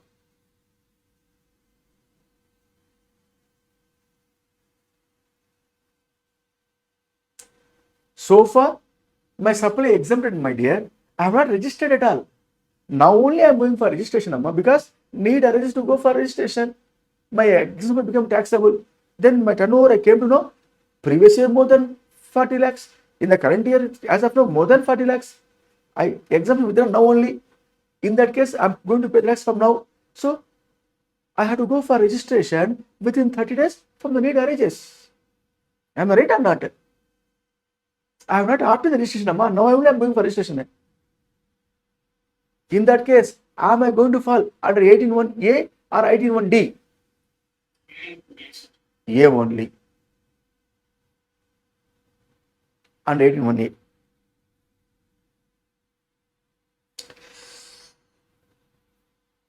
Unfortunate, unhappy to note. I am not criticizing. See, I am extremely highly thankful to the CA Institute, especially drafting the problems, case scenarios, admirable, acceptable. Pranam to that particular person who has been drafting it. But unfortunate, the Institute of CA considered this particular example, what I referred to you, under 18.1D. Exempted supply became taxable, therefore eligible to claim ITC and capital goods. Accordingly, a problem is there in the CA final paper number 5, indirect tax laws, new syllabus. Course material, because I used to watch for all the materials. All materials are my source of knowledge to produce output supply. Hours together I used to refer to provide for 3 hours lecture. I had to study hours together and revise it furthermore. And what is the correct application? If that comes in the picture, I will go into the what we can call yoga, means meditation. That this which one correct to search various websites I used to search. But anyhow, but this is a flaw of the examiner or the papers, the examination of that the course material preparer in the CA Institute paper number 5, indirect tax laws and practice. Wrongly they approached. It is under the 18.1D. Therefore, they said claim the input tax credit on capital goods also, which is absolutely incorrect. Now you question me, Mr. Rafi, are you having a like this to question and criticize the institute material? What backup you have to substantiate your evidence? I claiming na, I am claiming CA Institute study material problem has been drafted by considering wrongly 181D as applicable provision where the correct provision is 181A. If I say you are mistaken means three fingers are showing to me. What is your correctness? You are telling 181A. As you being a CA student, you are auditor. You have to analyze which is correct. Hey, Mr. Rafi, how can you say 181A is correct? 181A is correct because RTP problem of the CA Institute.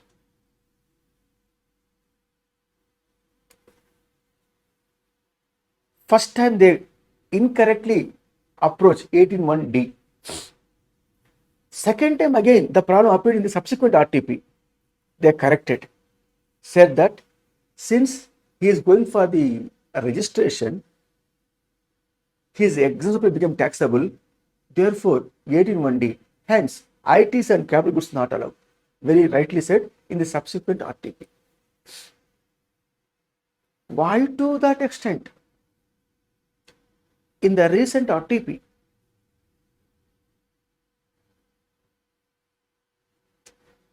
May 24 RTP, one problem I have come across based on this. May 24 or November 23. I will check right now. I will bring that to your notice. They very clearly said, while drafting itself, they taken the care. Assume if the supplier is a registered person whose supplies are exempted so far, now became taxable.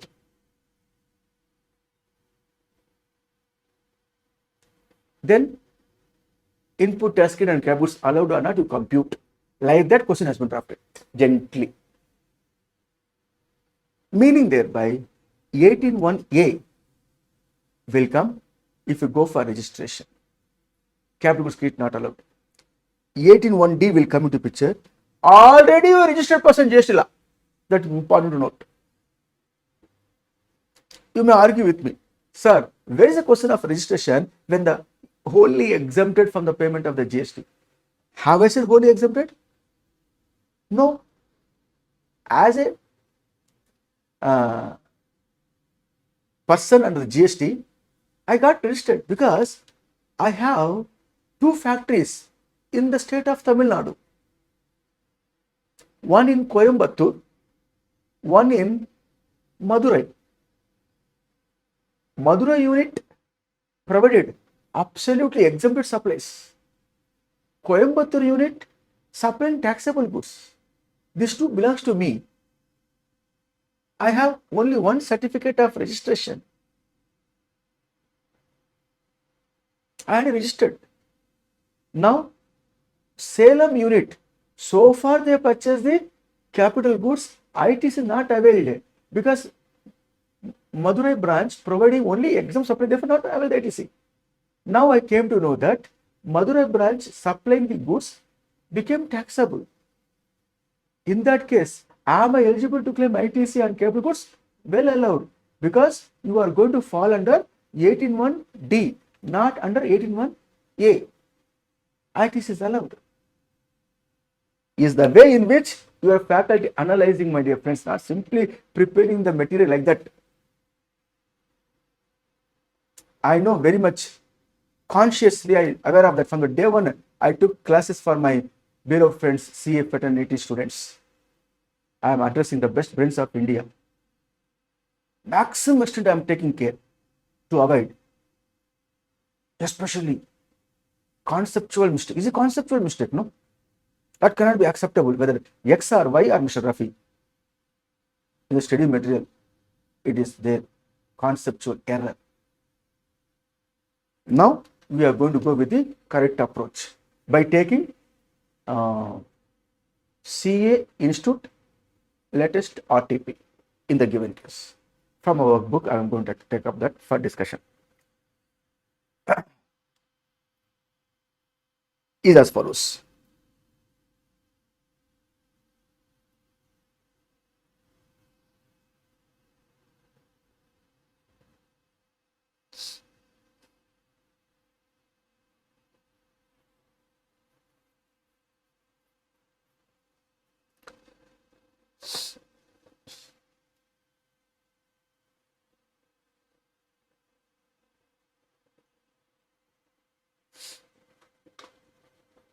I'm requesting you, someone please read this particular content, please.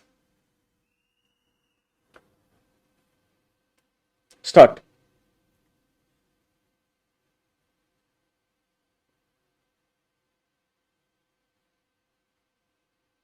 Reading? Anybody can read. Please. S&P Prime exclusively manufactures and sells products which is exempt from GST by notifications issued under GST legislation. The company sells is a only made in Tamil Nadu.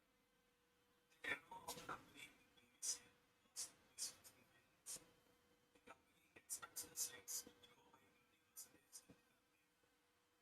Owing to the growing demand for the product, the company decided to increase its production capacity and purchased additional machinery for manufacturing design on 1st July. The purchase price post capital goods was rupees 20 lakhs exclusive of GST and investment. However, effective from 1st November, exemption available to this was withdrawn by the central government. GST at 8% was imposed by law. The turnover of the company for the half year ended on 30th September was rupees 40 lakhs. The board of directors of S&P Private Limited wants to know A, whether they have to register under GST, B, whether they can take input tax credit on machinery purchase. If yes, then how much credit can be available?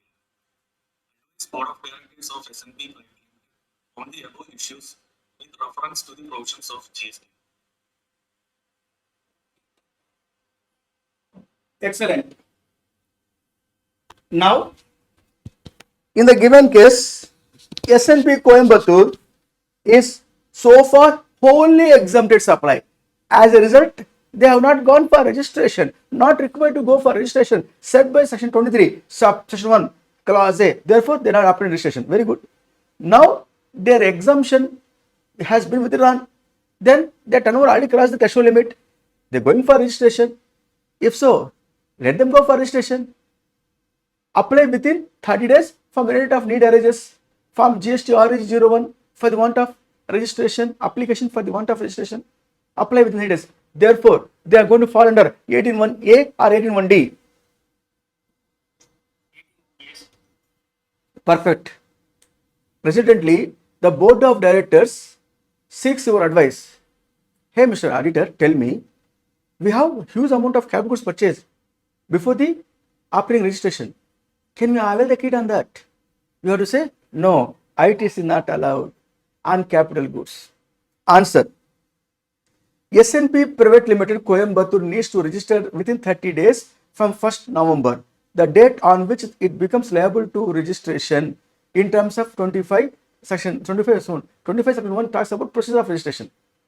Then point number B, 18.1A of the CGST provides that a person who has applied for registration within 30 days from the date of need arises become liable for registration and has been granted such registration shall be entitled to take the credit of input in respect of inputs held in stock, input work in progress, as well as finished goods only, which is immediately preceding the date of he becomes liable for registration. S&P Private Limited cannot avail credit for additional machinery purchase exclusively for manufacturing jet, as input tax credit of only inputs is allowed when a person gets registered for the first time. Now, this is the two RTPs I mentioned. RTP May 2018. Under that RTP May 2018, this answer they said 18.1D, capital goods kit allowed. Then the examiner is alert.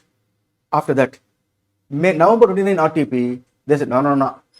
Answer is this. November 2019 RTP, this answer. Now, a problem has been recently drafted in the November 23 RTP, I think so. I'm going to take up that for your kind consideration on this problem. They compute the answer. Capital goods kit allowed. They said, assume if the person who already got registered and now his exempt supply became taxable. In that case 18 because you are basically a registered person. No? Understand? One more question I am referring here from RTP. It is November 2023 RTP question on the section 18 subsection 1 class A apply or class D apply. Gautam Private Limited, Coimbatore, Tamil Nadu, exclusively manufactures and sells product Alpha, which is exempted from the GST wide so and so notification. The company sells product Alpha only within the Tamil Nadu and it is not registered under GST. It is not registered under GST. Further, all the inward supplies of the company are taxable under the forward charge. The turnover of the company in the previous year was 55 lakh. The company expects the sales to grow by 15% in the current year.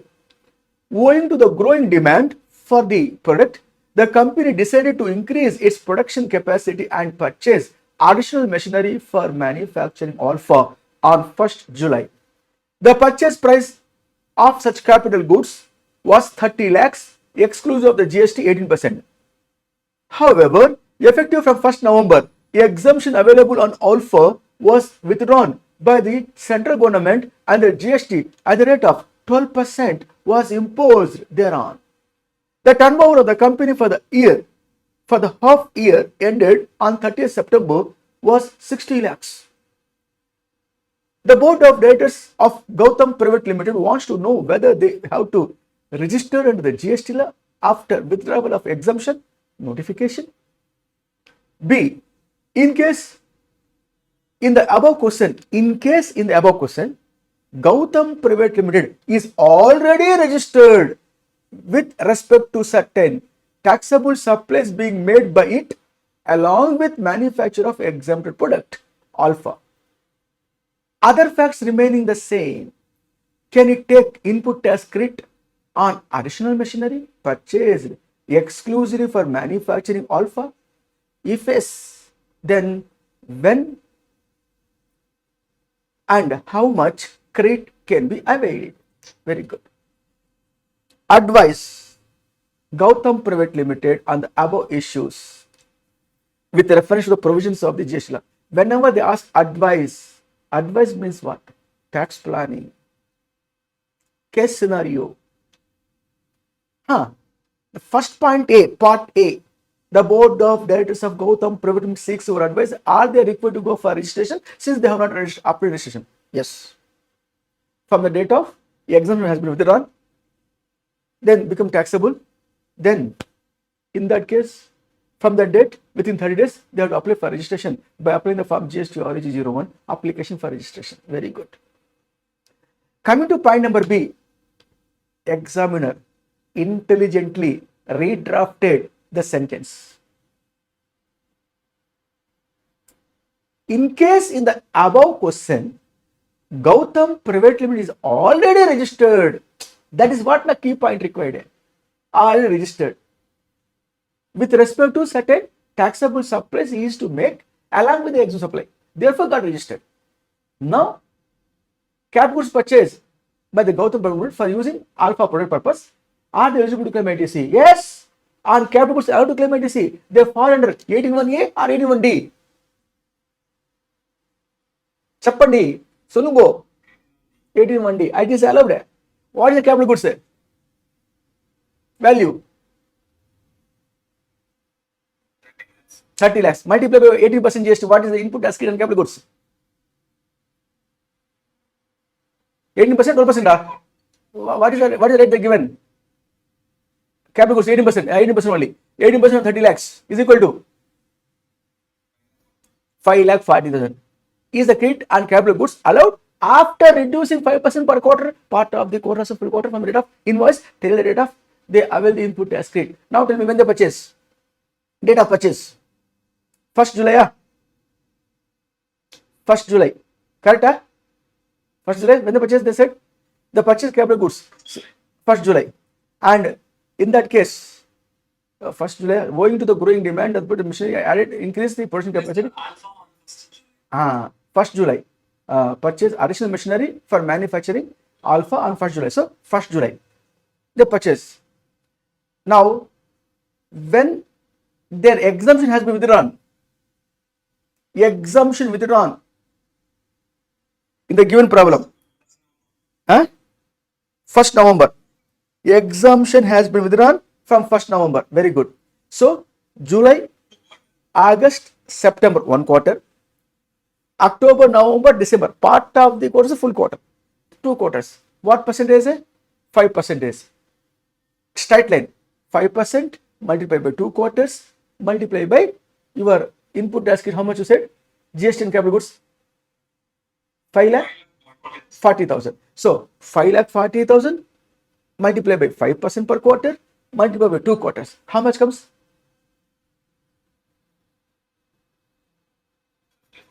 54,000 belongs to the period during which the exempted supply has been produced. That amount of proportionate credit of 54,000, ITC is not allowed. How much share credit? Total taxable and the GST and capital goods 5,40,000 less 54,000.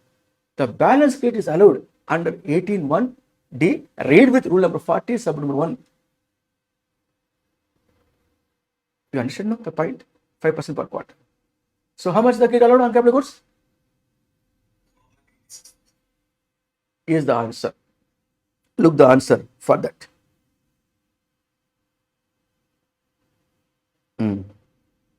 B. 18(1)(d) because the register person.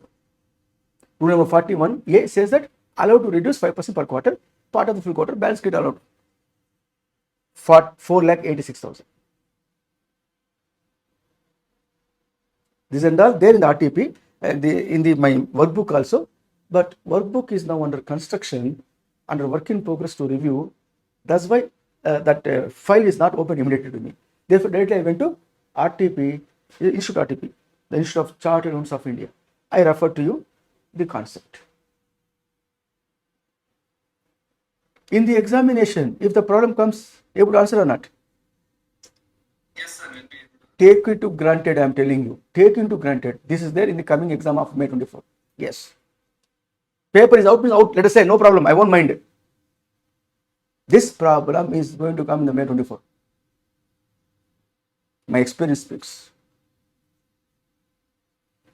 Please come back.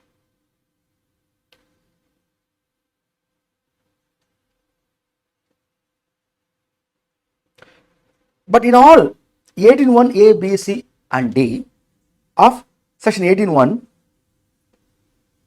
should be read with 18(2), where the invoice should not be older than 1 year from the date of invoice till the date of availing the input tax credit. It should be more than 1 year old. That is important to note.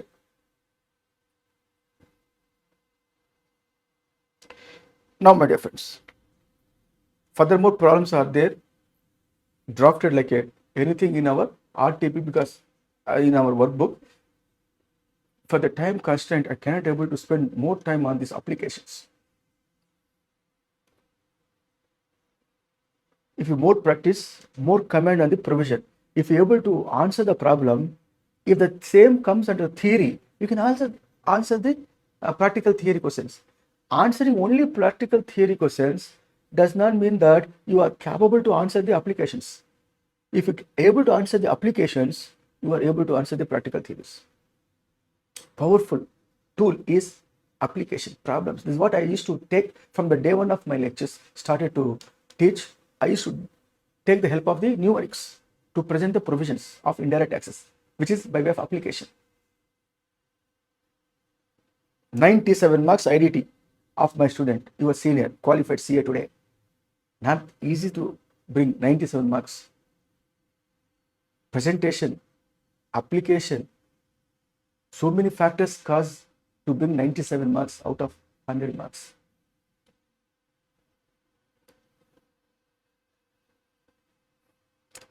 Now please come back, my dear friends.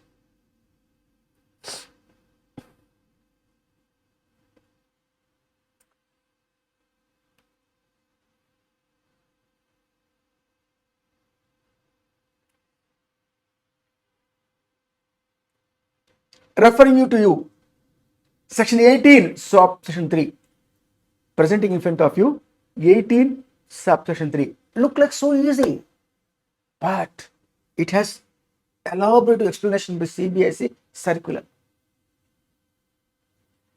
Change in constitution of a registered person on account of sale, merger, demerger, amalgamation, lease, or transfer of the business. In all these cases, going concern of the transferor is going to be continue in the name of the transferee. As a result, it is not supply of goods. It is not covered under the Schedule 2. Therefore, it is supply of services. Such a supply of services which are totally exempted supply of services under the GST law, under the notification number 12/2017 of the central tax. Exempted services it is. Transfer of business. For example, my dear, I am running Rafi Academy. Rafi Academy registered person. Is clear? Yes, sir. Rafi Academy. Now, Mr. Rafi want to go to, let us say, Thailand along with his family permanently to reside over there. Simply eating, drinking, soft drinks, and sleeping rest of the life, enjoying purpose. Therefore, Rafi Academy, registered person, selling to you, you are qualified CA, you approve, sir, I will take your academy, I will continue, sir. Okay, take it. Pay to me 2 crores. You said happily pay 2 crores. I take the money and gone away. In the given case, what happened, my dear? Rafi Academy, all assets and liabilities will also assets and liabilities of the particular newcomer into that particular premises. In that case, Rafi Academy registration number is going to be cancelled, and you, being a newcomer, mandatorily apply for the want of registration. Reason, sir, my turnover not exceed the threshold limit of 20 lakhs or 10 lakhs as the case may be, sir. Hey, mister, you purchase the business of Rafi Academy, who is a registered person? If so, for you, a registration mandatory irrespective of your turnover. From the date of acquisition of the business, within 30 days, apply for the want of registration and obtain separate registration by you. In that case, Rafi Academy, all assets and liabilities will become assets and liabilities of the transferee. Very good. In that case, such a supply from Rafi Academy to newcomer is not supply of goods. It is supply of services. As a result, exempted nature. Rafi Academy not liable to pay any GST. 2 crores is taken in Ghana. Be careful, my dear. Just I'm telling you, as a friend, as a professional friend, professionally I'm telling you, whenever you try to acquire the business of the other, be careful and go through the balance sheet. Be careful, go through the other allied obligations, whether they complete or not. Suppose Rafi Academy received a particular notice from the department, assume they evaded 5 crores of tax. For example, my entire turnover not exceed threshold limit for registration. For time being, I'm telling you, before Corona, I was registered person under the GST law, Rafi Academy. After that Corona, registration cancelled because we applied for cancellation of registration. Teaching only a couple of students, 10, 15. Whereas 300 plus students, my morning batch in particular hall in Mylapore. But does not mean that I am going to quit the profession and go to the other field. Many of them told me, hey Rafi, why you are struggling? Are you mad fellow or what? Go to this field, that field, you get more money. I laid down my life for the teaching.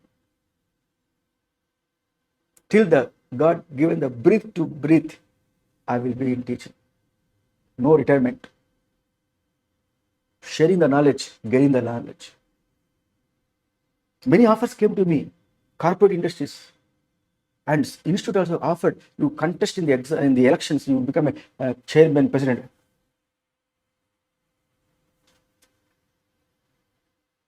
No, no, no. My field is my teaching.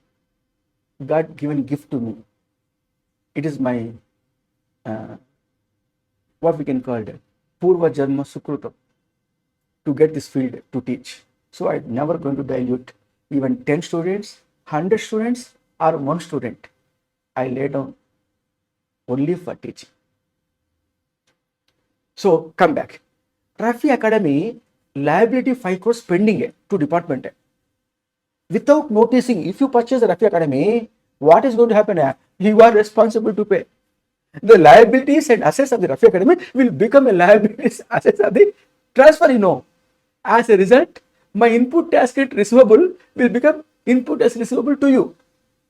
My liability to pay also liability of yours to pay. Be careful. That's what the couple of years before Vijay Mallya assets has been seized by the department and they came forward for sale. No one purchased. If there is hidden liabilities are there, that will be additional burden on the buyer of that particular business. That is very careful. Why I am telling you are a CA, you are a CMA addressing to various type of clients. From day to day, you are going to come across on day-to-day basis excellent clients who are cheaters. If you notice, ask them to get out from the office. Do not entertain. Because of somebody will come and motivate, sir, I will give 1 lakh rupees, 2 lakh rupees, take 10 lakh rupees, do for me. Don't do that mistakes. That is going to be bring down the characteristic. If the character goes, everything goes. You are chartered accountant, role model for the others. You should not even. What is the money? Money will come and go. Money is not a criteria at all for the profession. The respect is a service to the nation as well as to our public at large, to society. You are serving by tax planning, not by tax evasion. Why I am telling so much here means, in the given case of merger, amalgamation, transfer of business, demerger, this and all, supply of services. The liabilities of the transferor with the liabilities of the transferee. The assets of the transferor will become the assets of the transferee, which is supply of services, not taxable, in the hands of supplier. Coming to the next point. If the provision of section 18, subsection 3 is applicable for a recipient, the newcomer who acquired the business of the other, the credit what is available for the transferor will become a receivable credit for the buyer of that particular business, irrespective of that. Is it capital goods credit, input goods credit, or inputs is credit, immaterial? Whatever credit is available by the transferor is will be available to transferee. And one more point, section 18, subsection 2, the time limit to avail input tax credit, 1 year from the date of invoice till the date of avail input tax credit, not applicable, because 18 subsection 2 is only confined and its scope to 18.1, class A, class B, class C, and class D. It cannot go beyond that. 18.1 2 is only for 18.1 class A to class D series.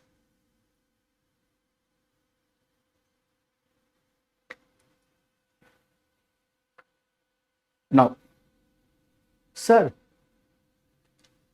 transferor assets liabilities will become the transferee assets and liabilities, resulting that input tax credit of the transferor will become input tax credit of the transferee. Very good, sir. But practically is somewhat different. In the case of especially demerger, you are very much aware of that. Demerger is not a sale of goods. Is a service demerger, which is exempt nature. One particular company, it's unit A, unit B, unit C. That company, unit A, unit B, merging together, forming a new company. The company which has A, B, and C units now continue with, after demerger with the B unit, with the C unit, A and B of that company will form as a new company, AB Limited, as a new company. Is a demerger. How to transfer the input tax credit? Because entire credit of the supplier, not a credit of the recipient, because entire credit of the entire business of the supplier not supplied to recipient. It is not acquisition. In the case of a demerger, part of a part is transferring to new part. In that case, how to be transfer the credit? What is the proportionate of basis of transferring the credit? Who has to be verify it? Who has to certify it? The transaction taking place correctly, and the person who wanted to transfer the credit, what form should be submit for transferring the credit, and the recipient, which form should be used to confirm his credit. This and all, a very big detailed study has been explained by the CBSE. One can expect in the examination. So far, from the day one of the circular issued, not appeared in the examination. Therefore, May 24 examination, that is highlightable point. I am presenting here. Look here, I given in the material itself, everything. I given here in the material. If you look this, don't study anything, just look and understand. R Limited, that is Ram Limited, Rahim Limited, Robert Limited. There are three companies who are basically registered persons. They form together a new company, RRR Limited. Means amalgamation taken place. Amalgamating company, Ram Limited, Rahim Limited, Robert Limited. Amalgamated company, RRR Limited. Now, assets and liabilities of Ram, Rahim, Robert will become assets and liabilities of RRR Limited. In that case, the transfer is supply of service exempted from the payment of GST, and RRR Limited is eligible to avail input tax credit of that credit available as a receivable in the current assets of Ram Limited, Rahim Limited, Robert Limited. Yes, it become a current asset of RRR Limited, which includes input tax credit receivable.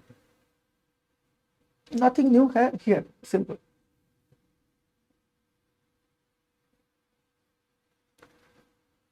Further, in the case of demerger only, the concept will come into picture. ITC apportioned in the ratio of value of asset. A new circular has been issued long back itself, 2020. 133, circular number 133/03/2020. Do the almost it is about to start the corona period, seems to be, or about before the corona.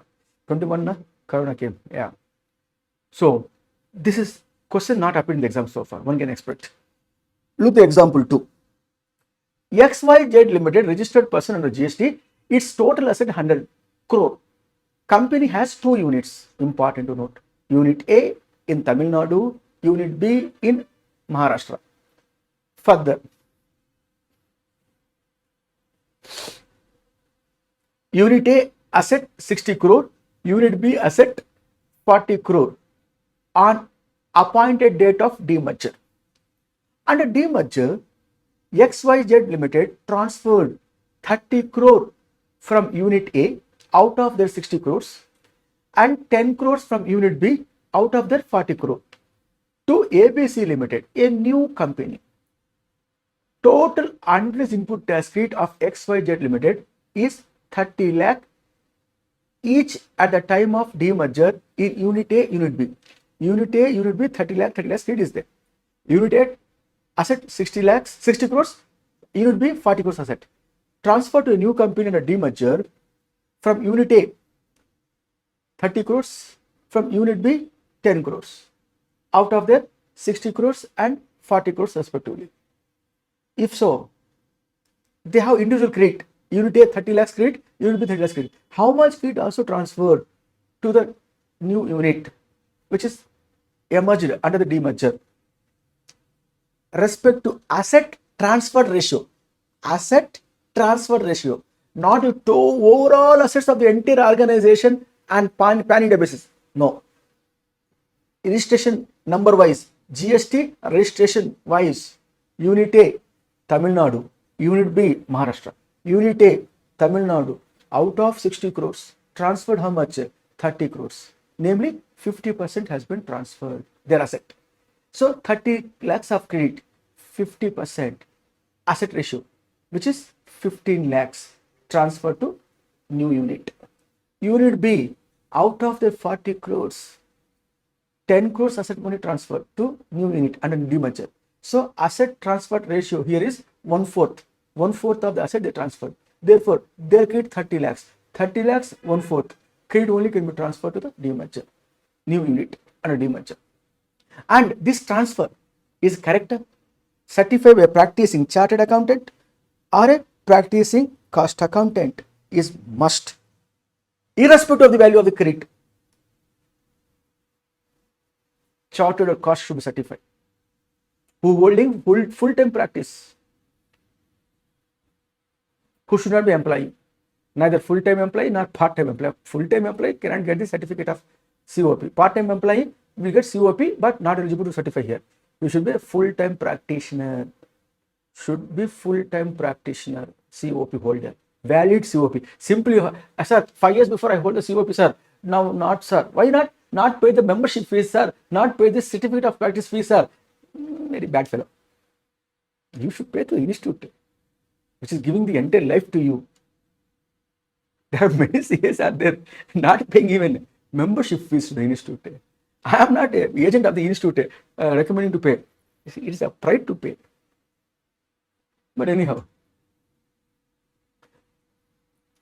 in my case, I am paying COP fees to CM institute. Even though I have not certified a single cash audit reports. Full-time practice teaching, I am not concentrating on that. Unless any client comes to my place with all relevant document evidences, finally they want certification, then I will go through that and I will certify. That's all. I am paying membership fees, paying practice COP fees also I am paying. There are two fees required to pay: membership fees as well as the COP fees every year with the GST, the letter GST. Now please come back. Once you understand this concept, that also same I presented here for your kind consideration in a particular tabular format. Documents required to submit. Is the transferor required to file form GST ITC 02 in all the states where it is registered? Here,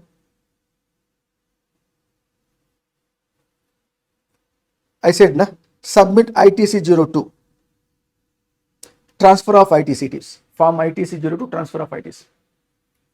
In all the states not required to submit. In one state submits, it deemed to submit in other states also, because online it is not required to submit either state, each state. Further,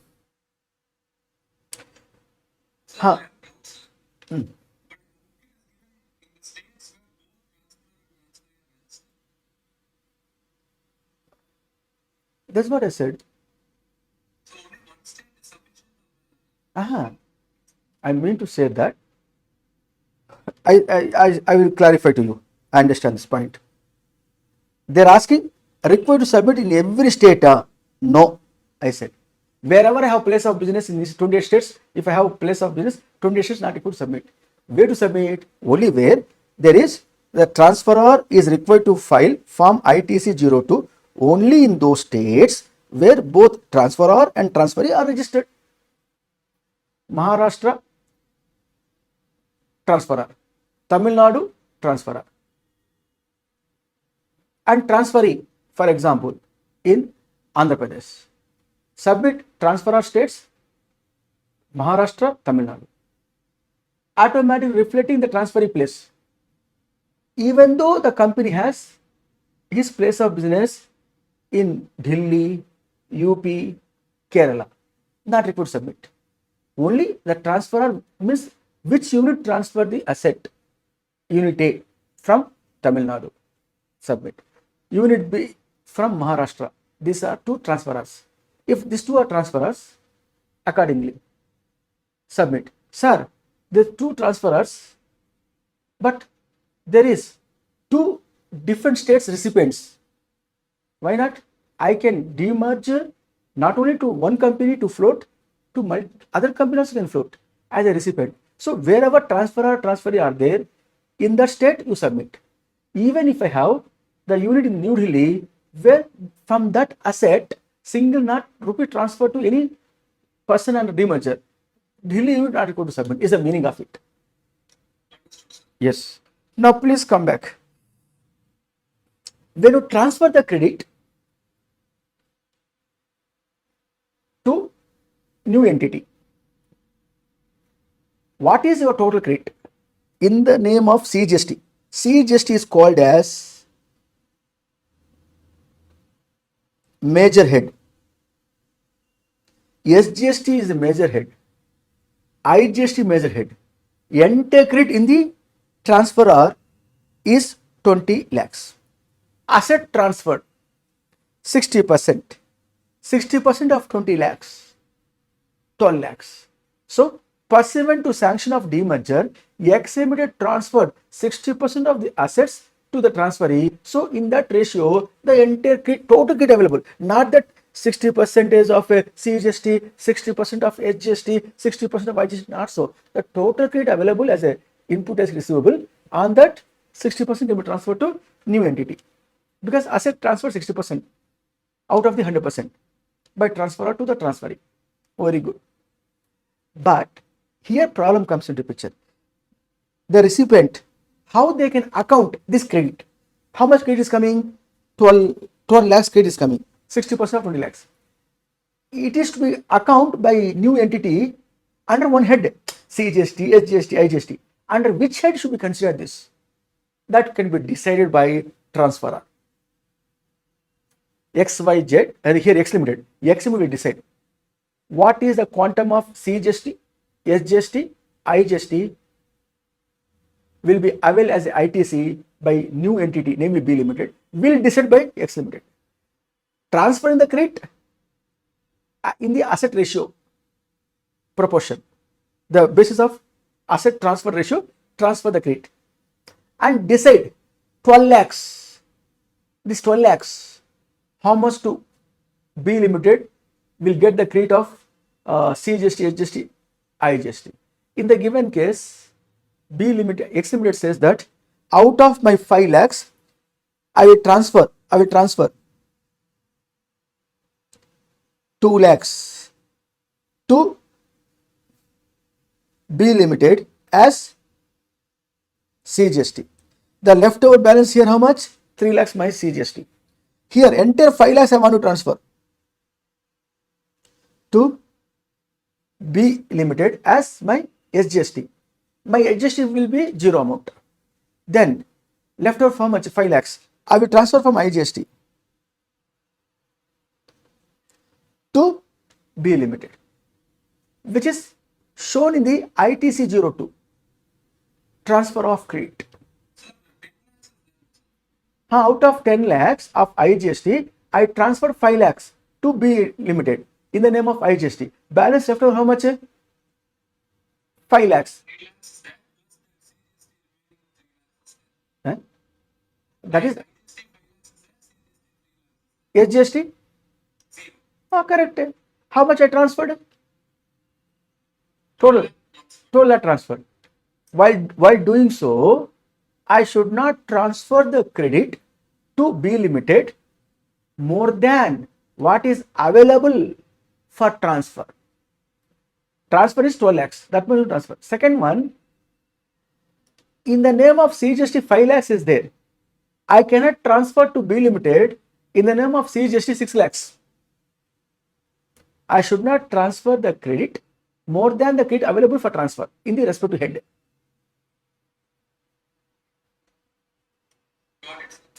This detailed study I made here. In the given statement, if you go through, you will understand this. Delhi part I will tell you, Delhi unit, Haryana unit to consider that. Delhi unit under demerger transfer to the new entity 70% of their asset. That means total credit available how much? 50 lakhs, 70%, 35 lakhs. 35 lakhs they transfer to the new unit. If so, they are deciding. It is up to the transferor to decide as per his tax planning. Out of 10 lakhs available, I am transferring 10 lakhs. Leftover with me CGST 0. Balance SGST I am utilizing 10 lakhs fully to transfer to new unit, therefore 0. So far I transfer 20 lakhs. The balance 15 lakhs I am transferring from IGST, therefore leftover IGST 15 lakhs after submission of the form ITC 02. And this transfer form ITC 02 certificate should be obtained from a C or CMA, similar to Haryana unit. So is the way in which the clarification given by the CBIC in this regard. And one more point I would like to bring here, which is important point, highlightable point required here. Transfer of ITC on obtaining separate registration for multiple place of business within the state. Actually, within the state, you are not required to register separately. One single registration sufficient. No, sir. For the want of my each individual unit performance to identify segmental reporting concept, you are aware of that in your accounting standard. Now you called what? Ind AS, correct? In Ind IS, there is segmental reporting concept. So I want to go with that individual unit performance. Therefore, I have 4 units in Tamil Nadu, sir. One in Chennai, 2 Salem, 3 Madurai, 4 Coimbatore. Chennai, Salem, Madurai, Coimbatore. Totally 4 units, sir. 4 separate registrations, sir. Have it. If you want, you can have it. Then we call you people district persons. Transfer between you people will be supply of goods or supply of services even without consideration because you cover under Schedule 1. Now, from one unit of Chennai, transferring to Madurai unit or Madurai to Coimbatore, Coimbatore to Salem. Like that you want to transfer the crate, you can do so. This is what allowed to transfer. Rule number 41A speaks. With this, I can simplify manner to say that here we referred no for your kind consideration. This particular 18 subsection 3 is thoroughly completed. Coming to the other part. 18.4. Persons opted to pay GST under section 10 means composition scheme they opted. From the day 1 of the opted composition scheme, not eligible to claim input tax credit. You are aware of that. Or the person who supplies wholly exempted from the payment of the GST. As a result, the unit which is got registered and wholly taxable supplies providing so far avail the input tax credit. But today onwards, that entire unit output is exempted and there is no taxable supplies are there. In that case, the credit on the stock available in the organization immediately presents the date of liable to pay GST, on which credit not allowed. Reverse the credit. If shortfall, pay the amount. No, sir. Even after reversal, I have excess credits are receivable. That will be lapse. Lapse, reversal. Both are two different concepts, but treatment remains same. Reversal means debit to profit account, credit to input tax receivable account. Lapse means debit to profit account and credit to input tax credit receivable account. Debit balance become credit balance become nullified. Lapse or reversal, but application of it two different concepts. As I told you, debit to profit account, revenue expenditure, deferred revenue expenditure. Both are two different. Just because of debit to profit account does not mean that is a revenue expenditure. There are deferred revenue expenditure also available. Now, is the way in which how should understand this concept rule section 18 subsection 4 application with the help of a numeric example. We will catch all this as follows.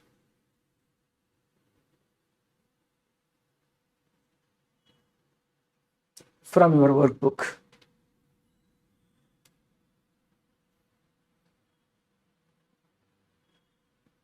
Example 4. The goods manufactured by Royal Limited have been exempted from the GST with effect from 15th November 2023. Earlier, these goods were liable to tax 18%. Its inputs were liable to GST 12%. following information is supplied on 15th November 2023. The inputs costing 1,44,720 are lying in the stock. The inputs costing 77,184 are in process, namely work in progress. The finished goods valuing 4,82,400 are in stock. The input cost is 50% of the value. Royal Limited also purchased capital goods for 2 lakh rupees by paying the GST 28%. Invoice dated 10th July 2023. The balance in the electronic credit ledger account shows credit balance of 2,79,104 as a receivable credit is. The department has asked Royal Limited to reverse the credit taken on input referred above. However, Royal Limited contends that credit once validly taken is indefeasible and not required to reverse. Decide. What would be your answer if the balance in electronic credit ledger receivable account as on 15 November 2023 were just only 29,104? An excellent problem it is.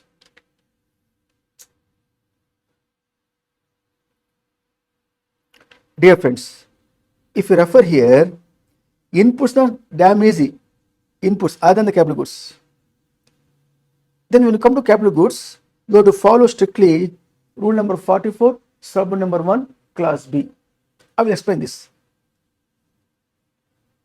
Now, let's work out inputs. You are not eligible to claim credit or inputs. Correct? Now, here 1,44,720 are lying in the stock.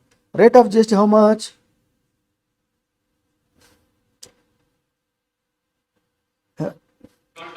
12%, because 18% their output supply now became exempted. But input supply tax 12% because manufacturer. Okay. So 12%. Ditto, no? Same rate. Therefore, why should I have to have inputs 1,44,720 plus 77,184 plus here 50%. They know the 50% only the stock. 50% how much comes from? 4,82,400. 50% is equal to 2,00,200. Total value of inputs.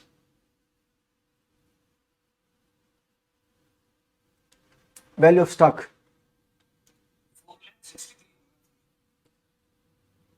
63,104.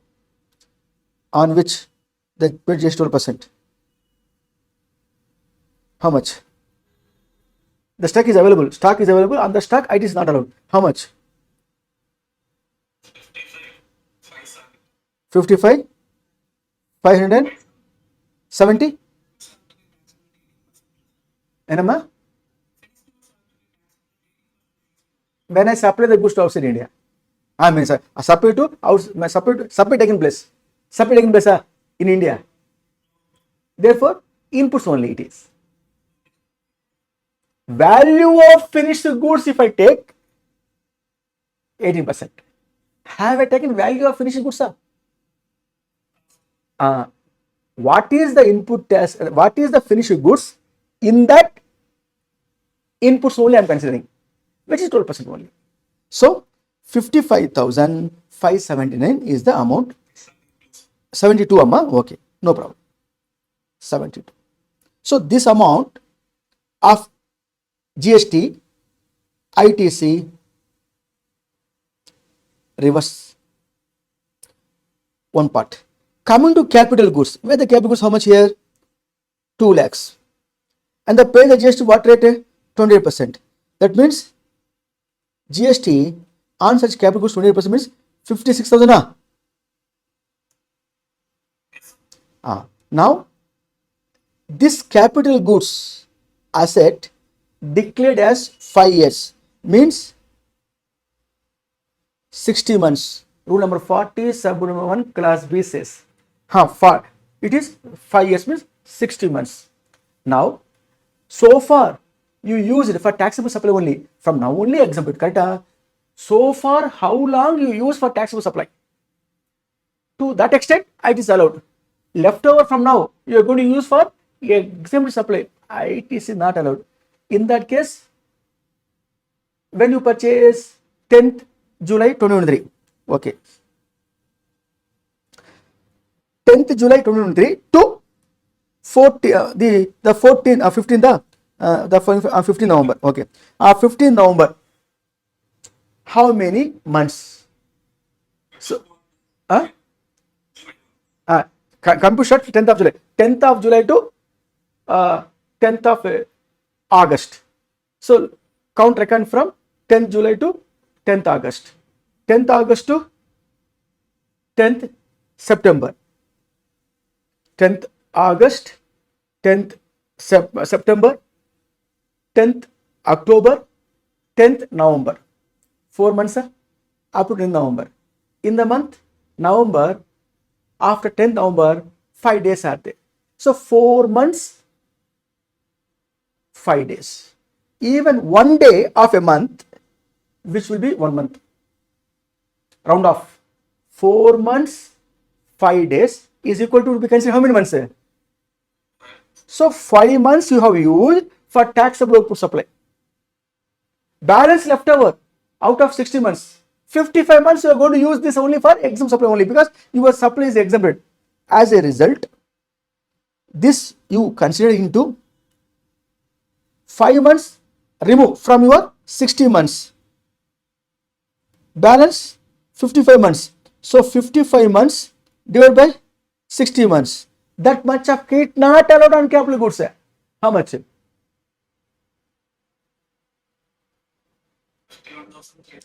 51,333 is the amount of ITC should be reversed.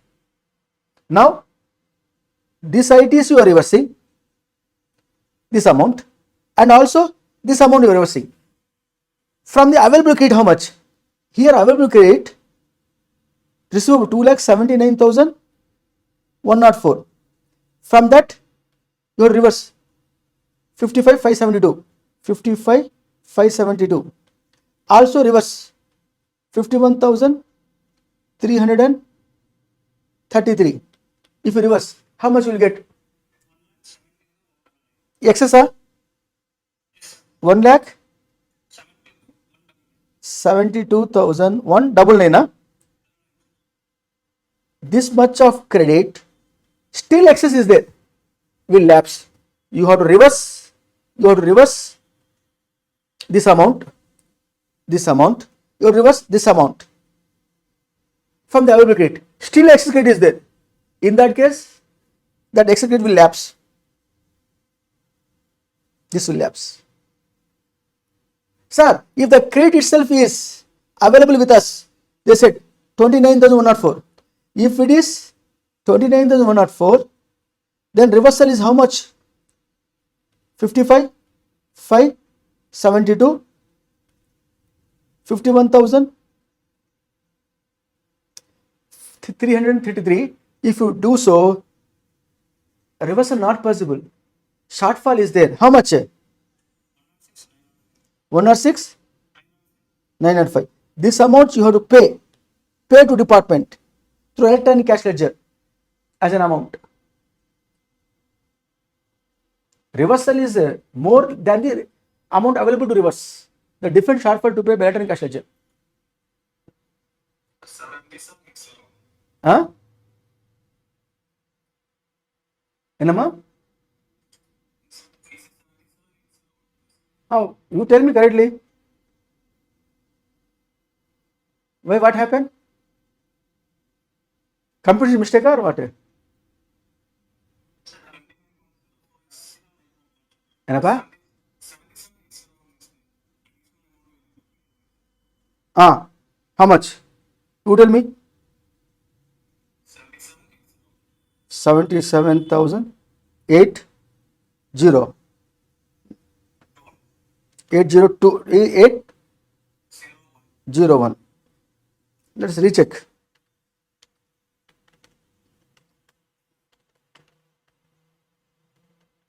Correct. 77,801 is the amount to pay. That what you said is the total, the excess of a amount reversible is 55,572 plus 51,333 is 1,06,905 to be reversed. Available to reverse is 29,104. Therefore, shortfall to pay to department 77,801 by electronic cash ledger is the right answer. Is the right answer. See, 1,72,199. You got here 1,72,199 lapse. Then 77,801 is to pay through electronic cash ledger. What a beautiful application. Unless you do that application, you can't able to calculate the provision. Now you can write easily provision. If they ask, are they required to reverse? Please advise reverse. Apply this application. But be careful. When 5% per quarter to reduce, when the asset of the life is declared as a 60 months and reduce the credit, be careful. You shouldn't misplace this too. Now please come back. Referring here, section 18, subsection 6 is altogether different. Where I am a taxable person, I am a registered person. I have received the capital goods used for my taxable output supply only. Now I wanted to sell off that existing capital goods as second-hand machinery because I wanted to have modernization of new technology owned machines. Now the machines are coming to manufacture my product with artificial intelligence. Robotic machines are available to manufacture the product with a zero defect, which is lesser cost. The machine what I have to use 10 manpower, 10 number manpower to use the machinery. If I purchase the AI robotic machine to manufacture my product, one person sufficient to take care, to look after the robo operations. Enough. Robo is going to produce excellent zero defective products. I want to sell off the second-hand machine, the existing machine as second-hand machinery. I want to upgrade new machinery. As a result, I am selling the goods, capital goods. If so, the credit availed on that goods by you? Yes, sir. Have you used for your manufacture of taxable output goods? Yes, sir. Now you are selling it? Yes, sir. In that case, the credit what you availed earlier, entire credit on that capital goods fully not allowed to you. You have to have proportionate credit only allowed. So for how long you used the asset for your supply of taxable goods, credit allowed. The balance, credit not allowed. How to understand this, sir? Simple. Rule number, section number 18, subsection 6 of the CGST refers, saying that ITC taken on capital goods less 5% per quarter or part of the quarter's full quarter from the date of invoice till the date of disposal of the particular asset, number of quarters, straight line method, you reduce the value, the balance value of input tax credit, you compare with GST payable on transaction value of the machinery which you are selling now. There the GST applicable is there, no. So GST payable and transaction value of the machinery, among the two values, whichever is higher, that value should pay as an amount to department or reverse the credit if you have excess credit. Why, sir? They are telling whichever is higher concept. Otherwise, what happened? No, if this part is not there, here 5% per quarter, part of the quarter is full quarter. If you use the asset for 5 years, 5 years now, how many quarters? Per year, 4 quarters. For 5 years now, 20 quarters. 20 quarters multiplied by 5% now. How much percent? 100%. So the balance our leftover will be 0. If you use the asset and selling as a second-hand machinery, then you are not eligible to avail the input tax credit. If so, how much to be reversed? 5% per quarter after deduction from the GST and capital goods. Balance compare with transaction value on which GST payable. Whichever is higher, the amount to be paid or reverse the credit.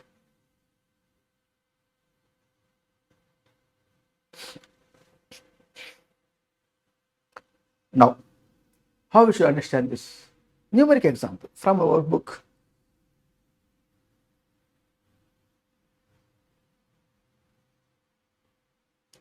Reading example here is workbook example. A Limited sold a plant and machinery after being used in the manufacture of taxable goods for 4 lakhs. On 1st November 2023, they sold for 4 lakh after using for manufacturing of taxable goods. GST is payable on a transaction value of the plant and machinery 18%. Means on 4 lakhs, 18% liable to pay. And on account of sale, A Limited was purchased this machine by invoice number so and so dated 22nd November 2023 for 5,50,000, 18% GST they paid. A Limited availed the credit on the said plant and machinery and find the amount payable by A Limited under 18(6) of the CGST Act. Simple. So, what is the GST on capital goods which you already availed the ITC? Here they said it is 5,50,000, 18%. How much comes? 91,000, huh? 99,000, 99,000. Okay. Less 5% per quarter. 5% per quarter. Multiply number of quarters. Be careful. 4 quarters are. Let us see here. Let us see. Quarter means April, May, June, August, September, October. July, August, September, October, November, December, April, May, June, January, February, March. Like that quarter. So how many quarters? Part of the quarter, full quarter. 2022. In which quarter they purchase? 2022 last quarter, October, November, December. 1 quarter. In the year 2022, 1 quarter. In the year 2023, 3 quarters and part. Also full quarter. Yeah, 4 quarters in 2023 plus 1 quarter. Totally 5 quarters. Straight line method. Multiply by 99,000. How much comes? How much comes? 24,750. This much of credit, what you availed only, because you so far use it for what purpose? For taxable output supply. Therefore, use it only. The balance, how much comes here? 74,250. This is ITC. Reverse or pay. If there is no credit balance available, you have to pay it. Got the clarity, my dear friends? See here, solution 74,250. I have been overlooked. You see, 74,250 is one part only. R is there, no ma? Or transaction value on which GST payable. What is the transaction value? 4 lakhs. GST payable is 18%. So here or 4 lakh 18% GST. How much comes here? Among the two, I said here, whichever is higher, which is 70,000 rupees, pay or reverse. But without comparing, you should not so. I have been conclude the answer before comparing. Sorry.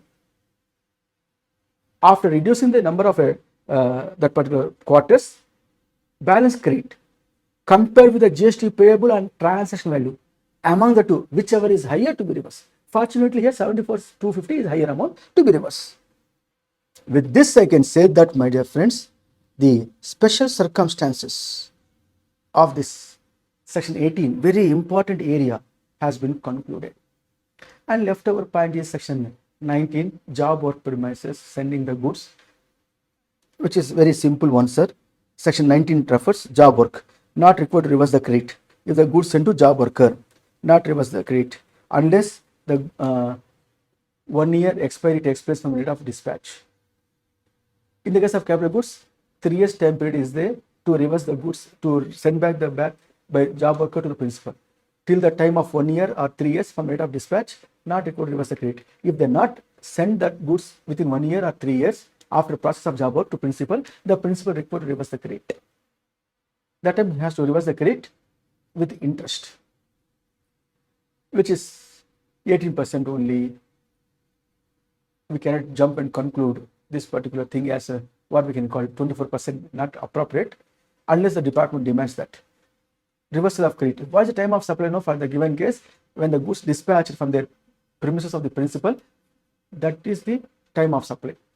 For which due date? From the due date to till the date of expiry of 1 year or 3 years, as the case may be, you have to pay interest also. In the case of goods sent by principal to job worker, section 143 of the CGC says supply of the goods by the job worker to job worker by the principal is not supply. Therefore, the credit availed by the principal on inputs and capital goods availed only, not required to reverse. After expiry of 1 year, still input goods not returned, then the principal should approach the commissioner for the want of the extension of the time limit. Just possible if the commissioner is feel it is appropriate to extend the time because this fellow send the goods to job worker.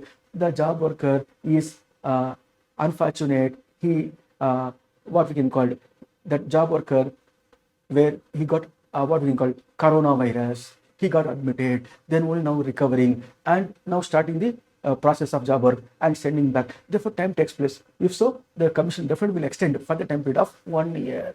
In the case of capital goods, if the goods not returned by the job worker to the principal within 3 years from the date of dispatch, in that case, the principal can approach the commissioner. Sir, please allow me for extension of time. Reason is this. Because fit reason, because the goods sent to the job worker locating at a place where there is a cantonment zone has been declared.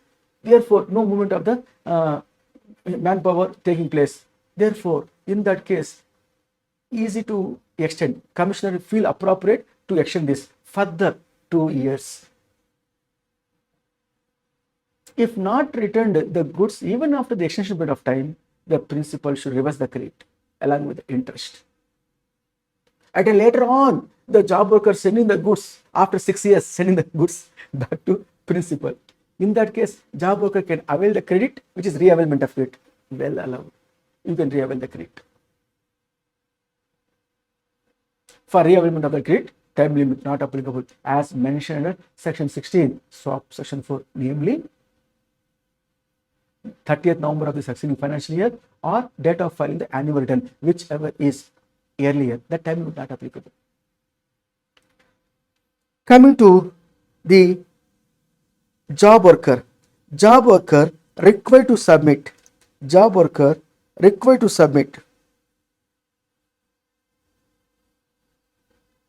GST ITC 04. Now it is not quarterly, it is yearly, if not half yearly. The principal turnover exceeded the 5 crore rupees in the previous year. Then he has to submit half yearly once form ITC 04. What is it is? The movement of the goods principal to job worker to principal, sometimes from the principal to job worker, from one job worker to a job worker, and from the job worker upon the direction of the principal, supplying the goods, selling the goods to somebody else. And somebody also asked me a doubt, sir, job worker is uninsured person, then principal liable to pay GST? Obviously, not a reverse charge. Job worker premises is called as extension of the premises of the principal if the job worker is a unregistered person. If the job worker is a registered person, job worker himself will pay the tax. Further, what ITC 04 contains? The movement of the goods principal to the job worker, one job worker to a job worker to the principal, or from the job worker to the buyer place upon the direction of the particular principal. The movement of the goods during the particular tax period for during half year, what they purchase, what the credit availed, what they transfer to job worker, and how much return back. As on the 30th September, half of the year, April to 30th September, by 20th October have to submit. From October to 31st of March, by 25th of April should be submit half yearly. whose aggregate turnover is more than 5 crores. Who required to submit? Principal required to submit the movement of the goods and balance as on the date of particular submission of returns. If the turnover in the previous year is less than equal to 5 crores, I require to submit being a principal yearly once, namely by 25th of April only for the entire data of 1 year. Department verify how much your credit available on these goods and how much goods you have transferred, and ensure that the goods are returned back within 1 year or not. If not, have obtained the permission for extension or not. So these and all they will refer. For that purpose, you being a supplier principal should submit GST ITC 04, either it may be half yearly once or yearly once, depends upon your turnover. These and all procedural aspects in the case of job work applicable to whom? To the principal, not to the job work. Even the principal says my supply of goods and the job work is wholly exempted. Wholly exempt goods you are supplying, then the procedure of job work not applicable. You are not required to file GST form GST ITC 04, not required to file, because job work procedure is applicable only in the case of taxable goods supply, not the exempt goods supply. Section 20 talks about input service distributor. Take this example, enough, you understand. X Limited head office also has 2 branch offices, Bangalore and Hyderabad. Head office Chennai.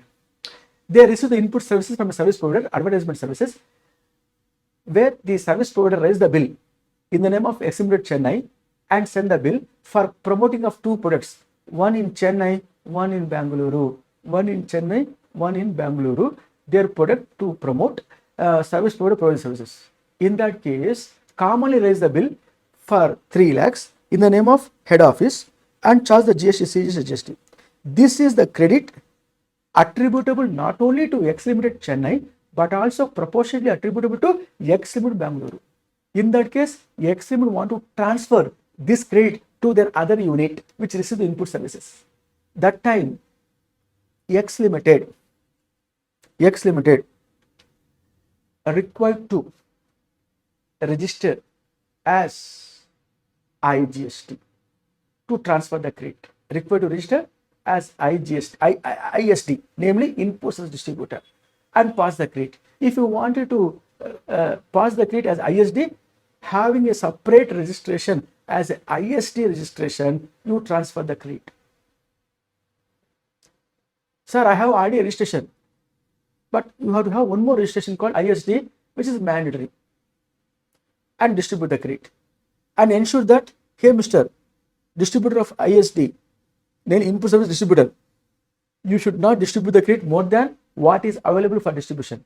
While distributing CGST credit, SGST credit, you distribute to other unit of other state as IGST.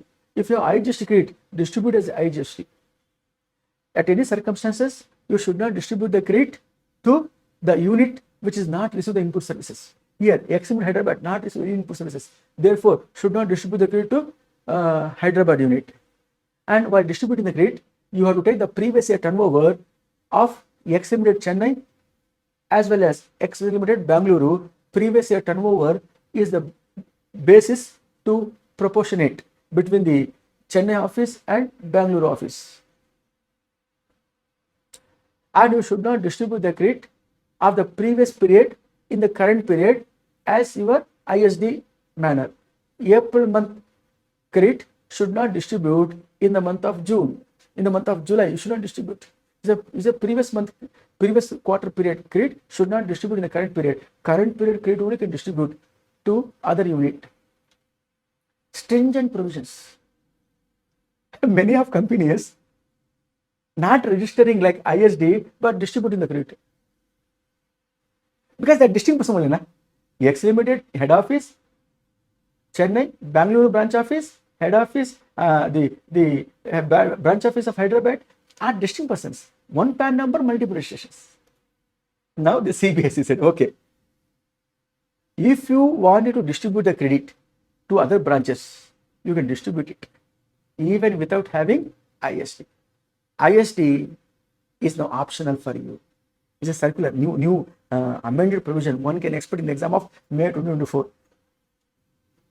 Yes, here there is a point. Clarification regarding taxability of services provided by an office of an organization in one state to the office of that organization in another state, both being distinct persons. Simple to say that the question here, one, whether head office can avail the input tax credit, here after referred as ITC, in respect of common input services procured by from a third person but attributable to both head office and branch office, or exclusively to one or more branch offices. Issue tax invoice under section 31 of the said of the CGST Act to the said branch office for the said input service, and the branch offices can then avail the ITC for the same, or whether it is mandatory for the head office to follow the input service distributor, namely ISD mechanism for distributing ITC in respect of common input services procured by them from a third person, but attributable to both head office and branch office, or exclusively to one or more branch offices. Simple to say, input service tax credit want to distribute to the distinct persons. The distributor of the ISD, the input tax credit, required to register as a ISD under the ISD mechanism and distribute a question mark. The law says not warranted. If you wanted to do so as ISD distributor, you distribute by following section 20, namely input service distributor concept, section 20. Or otherwise, you want to have without that as a registered person, distinct persons, you can transfer the credit. That time you have to issue the invoice, tax invoice. You know, rule number 28, sub number 1, proviso 1, proviso 2.